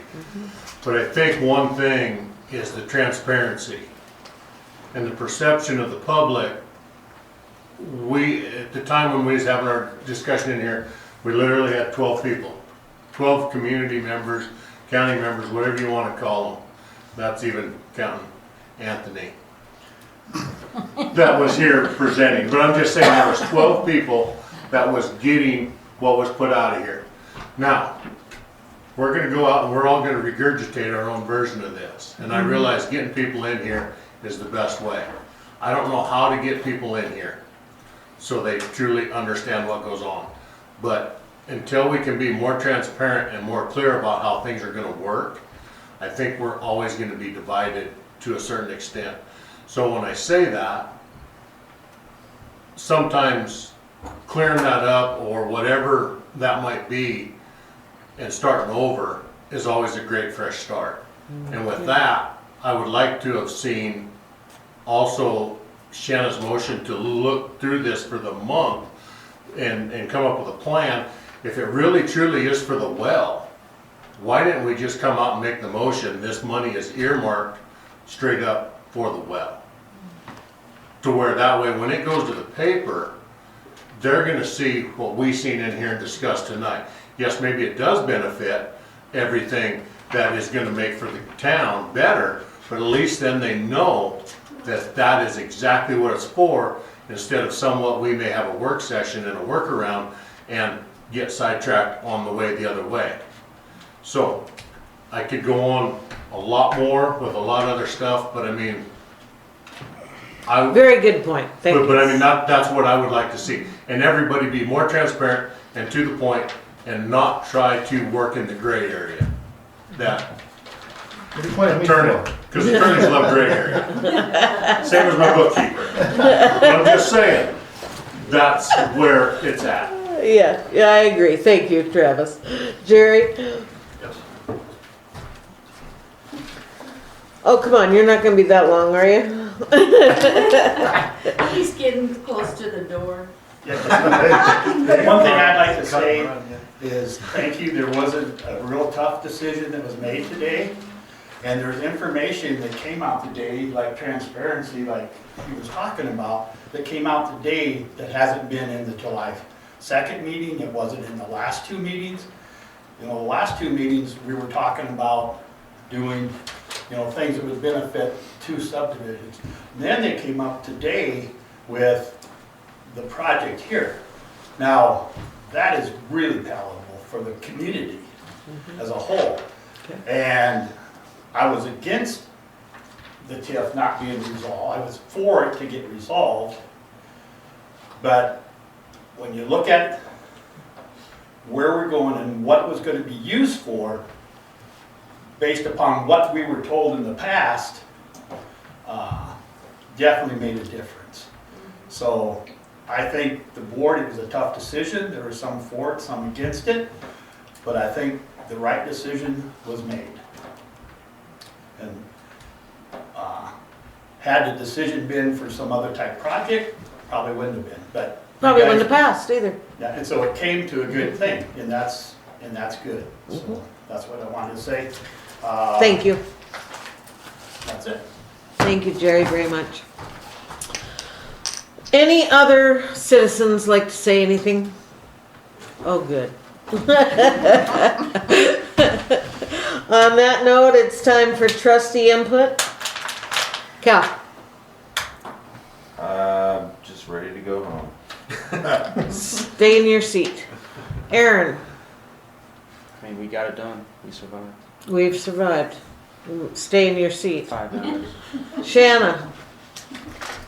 I really do love playing nice in the sandbox with everyone, so I hope I didn't upset anyone with my explanations of things, but one of the reasons I wasn't too transparent was because I was fighting for the public park that was in the original TIF, and that included the infrastructure and all of that good stuff, but then you decided to put the new well in the public park, so I mean, it'll still be a public park, so I had to go with the water project. That was just my personal feeling.